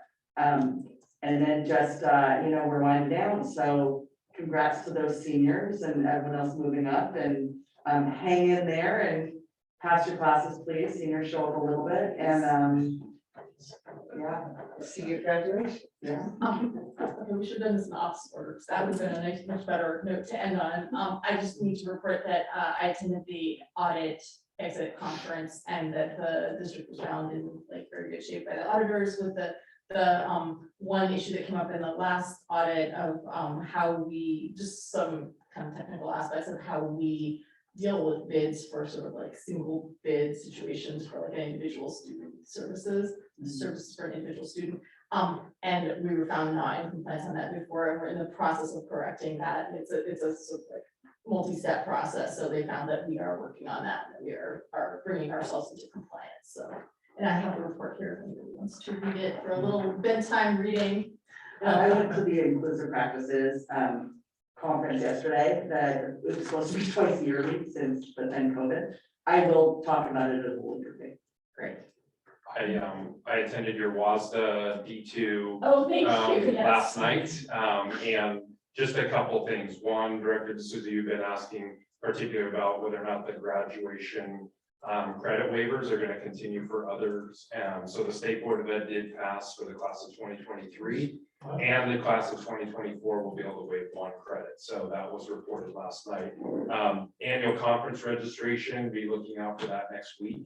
That's when they're going to open up the conference registration there, and then legislative positions should start coming soon. Probably you'll start seeing that, Director Glowitz, here in June as we move forward, and then just some training updates that we can put into it. Is it here or Spokane? They did not say that. It was here last. It was Bellevue, but it was very limited. Yeah. So Yeah. we'll let you know. We'll catch up. Do we have a motion to adjourn? I move we adjourn. Okay. All in favor of adjourning, please say aye. Aye. All opposed, say nay. That passes by a vote of 4-0, and it is 9:55. After sunset. I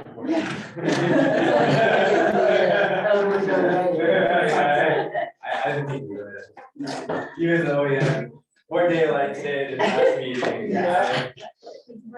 15,000 wide, but. Those are production. There's lots on the internet. Dan, you'll send me an email about Michelle and I about. Okay, yeah, I will. I'll forward it all. Like, Yeah. send some ideas, I'll just send it to you. I would. I'll send you. Okay. But I thought that maybe put something up like on like Facebook, you know, or like whatever, like might be good or for awareness. Yes. Yes. Yeah. Yes. Thank you. Yeah. Is it Washington? I think it's national. It's Okay, national. so It's like June where, 6th is. I think it's June 6th, I'll see you the information. Thank you. I think it's wear orange. Yes. Like visually, it could be like sort of cool too. It's Yeah. like, like after, like, letting people know beforehand and then after. Yeah. So we'll be next week or the following. I'll send you. Okay, don't call me. I know it's coming soon. It's coming.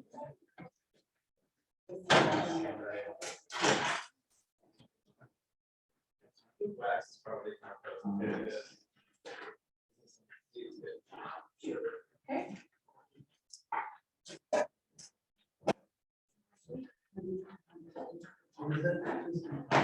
Plastic. This is not possible, right? Yep. There you go. Carol does a good job with that with all of her products now. Daryl's Except the awesome. spoons. Not the spoons? Because they melt in the soup. The compostable spoons. Really? Yeah. Oh. The compostable spoons that are of the quality you give out to be Yeah. used as disposable actually melt in hot. Well, I just don't use the wood ones. The wood utensils.